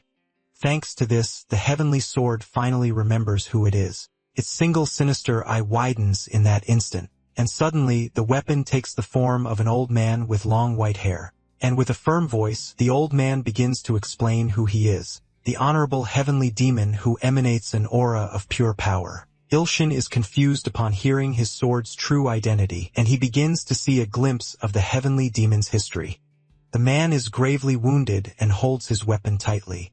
His eyes are welling with tears, and his face is covered in wounds. The wounded man watches a girl lying fallen before him. The heavenly demon killed his own daughter, who became a follower of the god of destruction. He also killed 1 million of her followers and then took his own life, a true tragedy. As his memories return, the heavenly demon begins to suffer from the loss. An observation notification appears stating he has been searching for someone to avenge him for thousands of years. He lost his memories in a fraudulent incident, but they returned thanks to the sword demon. The heavenly sword, which cuts through all things, tried to trick the heavenly demon into becoming its follower. But when faced with him, something unexpected happened. The heavenly demon refused, saying he hates fraud. That is why the heavenly sword erased the heavenly demon's memories and sealed him inside one of its swords, forcing him to work for free. Ilshin grows angry, seeing that the heavenly sword acted as a fraud. The spirit comments that the sword demon is responsible for his memories returning, so he can be considered a good follower. Clenching his fist, the man asks a pointed question. He asks if the young god thinks he can make his vengeance a reality. With conviction, the protagonist says he will make him taste his blade. This excites the spirit, and he begins to roar with laughter. Extending a hand to the young man, he says Ilshin can use his power and deserves to be his master.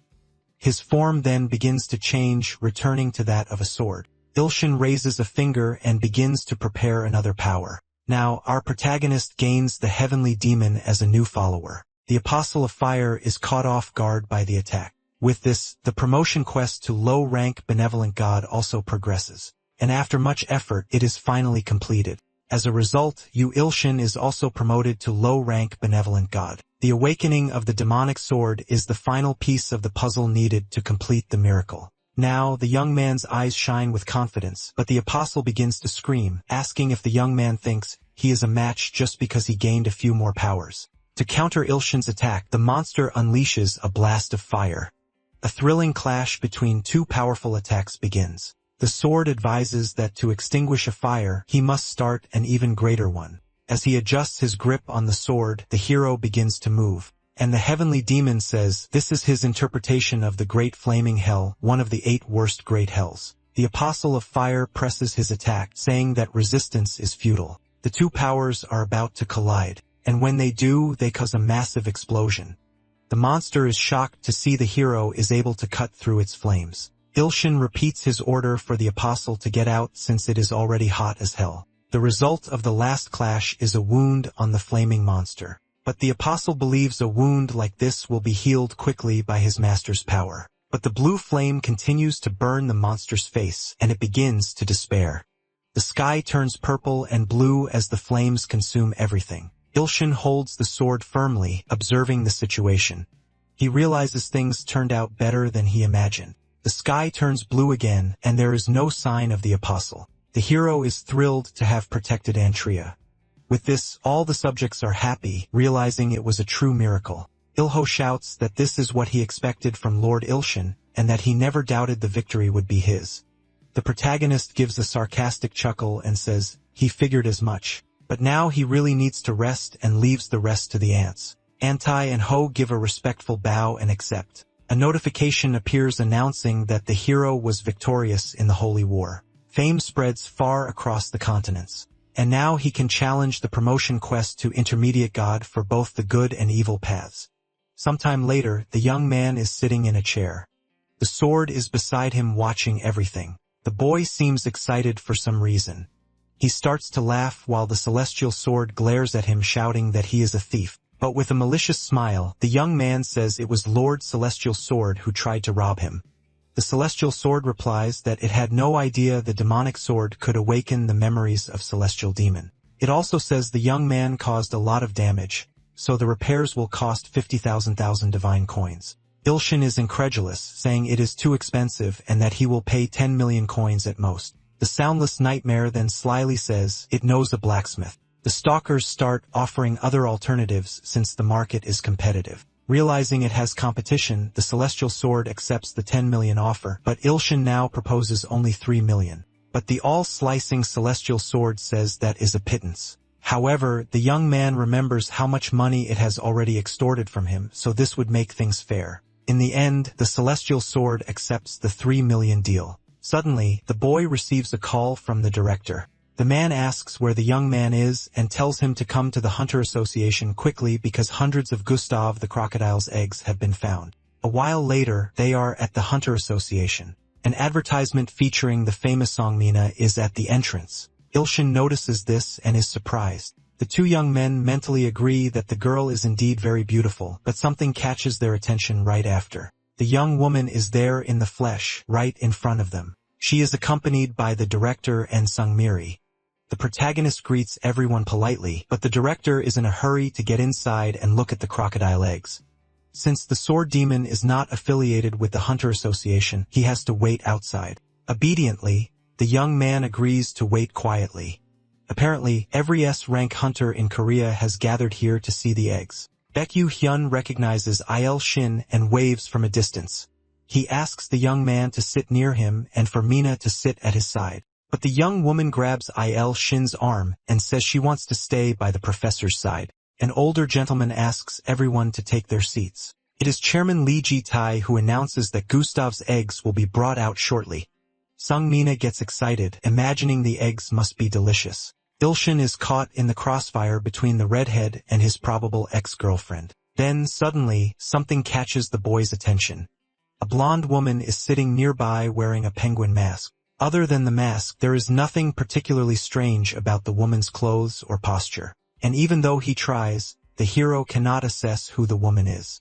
This leaves the young man deeply concerned, wondering who she could be. Then at a certain point, Mina spots an egg and becomes happy. A cart begins to approach, carrying the object. It is a gigantic egg with several shining stones embedded in its shell. The chairman presents the egg of the SS rank monster, Gustav, to everyone present. Of the 100 eggs discovered in Africa, this is the only one that has not yet hatched. The other 99 eggs that hatched are still being tracked down. Il Shin remembers nearly dying the last time he faced the monster, and now they say 99 of its offspring are roaming free. Suddenly, the giant egg begins to shake. The protagonist notices this and is shocked. The two staff members grow concerned and the egg begins to crack. And suddenly, a small crocodile with glowing eyes emerges. It leaves everyone there enchanted by its cuteness. The small creature begins to speak a few words that are difficult to understand, but Ilshin recognizes them as a threat. The baby says it has found its mother's enemy. The young man grows apprehensive, wondering if he is the only one who can understand what the baby is saying. And immediately, the crocodile darts forward, heading toward the far end of the table. The protagonist's eyes widen at the incredible speed of a newborn creature. The baby positions itself in front of Ilshin and says with conviction that it will kill him. It prepares to strike the young man with its claws. The boy still cannot believe what is happening and he freezes. But in reality, Ilshin seems to see the baby in slow motion. He then begins to realize that he is the one who has grown stronger. Now that he is a low-level god, a small crocodile is no threat. The moment the baby sees what the young man does, its expression changes instantly. The small creature realizes that it has only just been born, but this is the moment of its death. But before Ilshin's blow can land, a powerful punch arrives first and sends the reptile flying at an impressive speed. The man who threw the punch is Kong Young-hyuk, an S-rank hunter. The baby crocodile hits the wall, starts to feel pain, and thinks it needs to find a way to escape. But another hunter pins it against the wall in that same instant. It is Singyu, who says he was almost fooled by the creature's cuteness. Struggling for air, the baby becomes certain that it is going to die. But the hunter releases it and asks if everyone is alright. Ilshin tries to steady his breathing. He thinks it was quite embarrassing that they took down the creature before he could even attack. And he realizes that S-rank hunters are on a completely different level. Mina clings to Miri and starts screaming that the crocodile is terrifying. The director and Yoo-hyun are annoyed by the creature's audacity, but our protagonist remains silent, simply observing the crocodile's behavior. The small creature now starts to tremble all over. Prays that if there is a god anywhere, he please save it now. Someone with a firm voice approaches and asks if the animal is still alive, preparing a heavy stomp to end its life. The young man's foot is about to touch the reptile's head when an older man stops him saying, "Excuse me, he is Go Sadok, an S-rank hunter, captain of the Fire Temple Guild, and also known as the One-Man Army." Kong Jong asks why the old man is interfering. Duke replies that he cannot allow the creature to be damaged any further as he intends to take it for study. The blond man explains that he must kill the crocodile with his own hands or he will not be satisfied. With a sarcastic chuckle, the old man asks why young people these days are so rude. The entire place then begins to shake as if in an earthquake. The old man begins to gather his energy, saying that perhaps Kong Jong will learn some respect after a good beating. The sword demon begins to feel the tremor, as does everyone else inside the room. The director realizes the man is about to summon a spirit soldier inside the room and orders him to stop at once. But Kong Jong also has a trick up his sleeve and summons a special armor. He stands face to face with Duke, staring him down. Director Choi decides to stop the fight by stepping between the two of them. Il Shin watches it all, wishing he had some popcorn to enjoy the trashy spectacle. After all, he always finds it amusing to watch others fight. Meanwhile, the little crocodile is still on the ground, pleading for help. The protagonist notices this and his eyes go straight to the small creature. The once defiant hatchling is now scared to death. A notification announces the appearance of Gustav's apostle, a male crocodile who is terrified and can create a small miracle if saved. This makes the young man's eyes light up, but something makes the situation more difficult. It will be difficult to do anything with this fight going on. The notification returns, and the young man grows a bit more confused. The notice asks if the benevolent, low-level god wishes to grant mercy to an insignificant monster, saying it is possible to save him without anyone's knowledge. After reading everything, the young man clicks the word yes without much hesitation, and the little crocodile begins to glow with a blue aura. His eyes widen as he does not understand what is happening, and suddenly, the small creature vanishes as if by magic. Worried, Il Shin begins to wonder who could be behind all of this. He then decides to take out his phone to try and understand the situation. But as he looks at the screen, he is startled. The woman in the penguin mask notices the strange movement. The little crocodile ends up in Antria, right next to Auntie, and its form is also quite different. It looks much cuter. And by the looks of it, no one in the room seems to notice the animal is gone. They are far more preoccupied with the fight between the two hunters, but Il Shin knows it will be a huge problem once they notice, so he thinks of a plan B. But at that exact moment, the woman in the penguin mask appears behind him. The protagonist tries to back away from her and asks if she saw anything. The woman shakes her head no, but then she notices the crocodile is missing. Il Shin then asks her to wait a moment and that they should talk about it. The penguin woman raises her arm and the young man thinks it is all over. She notices and with a calm voice, he tries to talk to the penguin woman. But in reality, the woman is just greeting him. And right after, she turns her back and walks away as if nothing happened and she noticed nothing at all. Suddenly, an explosion at the location startles everyone. A young man emerges from the middle of the explosion, jumping onto the table. It is the sword demon who is worried about his god. This is very convenient for the protagonist who thinks he can use him to get out of there. But one of the hunters seems to recognize the young man's faithful follower. He asks if he is Kong Geometry, but the long-haired man says he is not. Sinew tells the young man not to lie and introduces himself as his only friend. Il Shin is curious, wondering if those two know each other, but he decides to focus on what is most important. In an angry voice, he calls out the sword demon's name. Scolding the young man, he asks how he dares cause a commotion in a place like this. He drags him out of the area, saying they should talk outside. The two brawlers and the director are left confused by the situation. Outside, Il Shin continues to drag his follower down the hallway. The sword demon, dramatic as always, begins to say he will kill himself as punishment for what he has done. But the young man, who is actually grateful, tries to calm him down, asking him to just be quiet for a while. Suddenly, Duke's shout is heard, asking where the crocodile went. But by now, Il Shin is already far away, safe and sound. This quickly becomes a reason for the fight between the two hunters to continue. This brings a malicious smile to the protagonist's face. Kong Jong argues that it is Duke's fault for saving the reptile, and the woman in the penguin mask just keeps saying nonsensical things. A while later, still at the Hunter Academy, but now in the school infirmary, Il Shin decides to lie down for a bit to enjoy the silence and solitude. Auntie is tasked by her god with raising the crocodile well. Il Shin places a powerful magic seal around the creature's neck like a collar. It is the least the young man can do since Auntie agreed to raise it well. But the young man is still very curious to see what kind of small miracle will happen. Suddenly, someone appears at the infirmary door. The gray-haired young man asks if this game is very fun. Il Shin quickly sits up and asks what Sinew is doing there. The man furrows his brow and says there is something he would like to ask, but his arm immediately begins to charge with blue energy. The protagonist begins to think that S-rank hunters truly do not know the meaning of a conversation.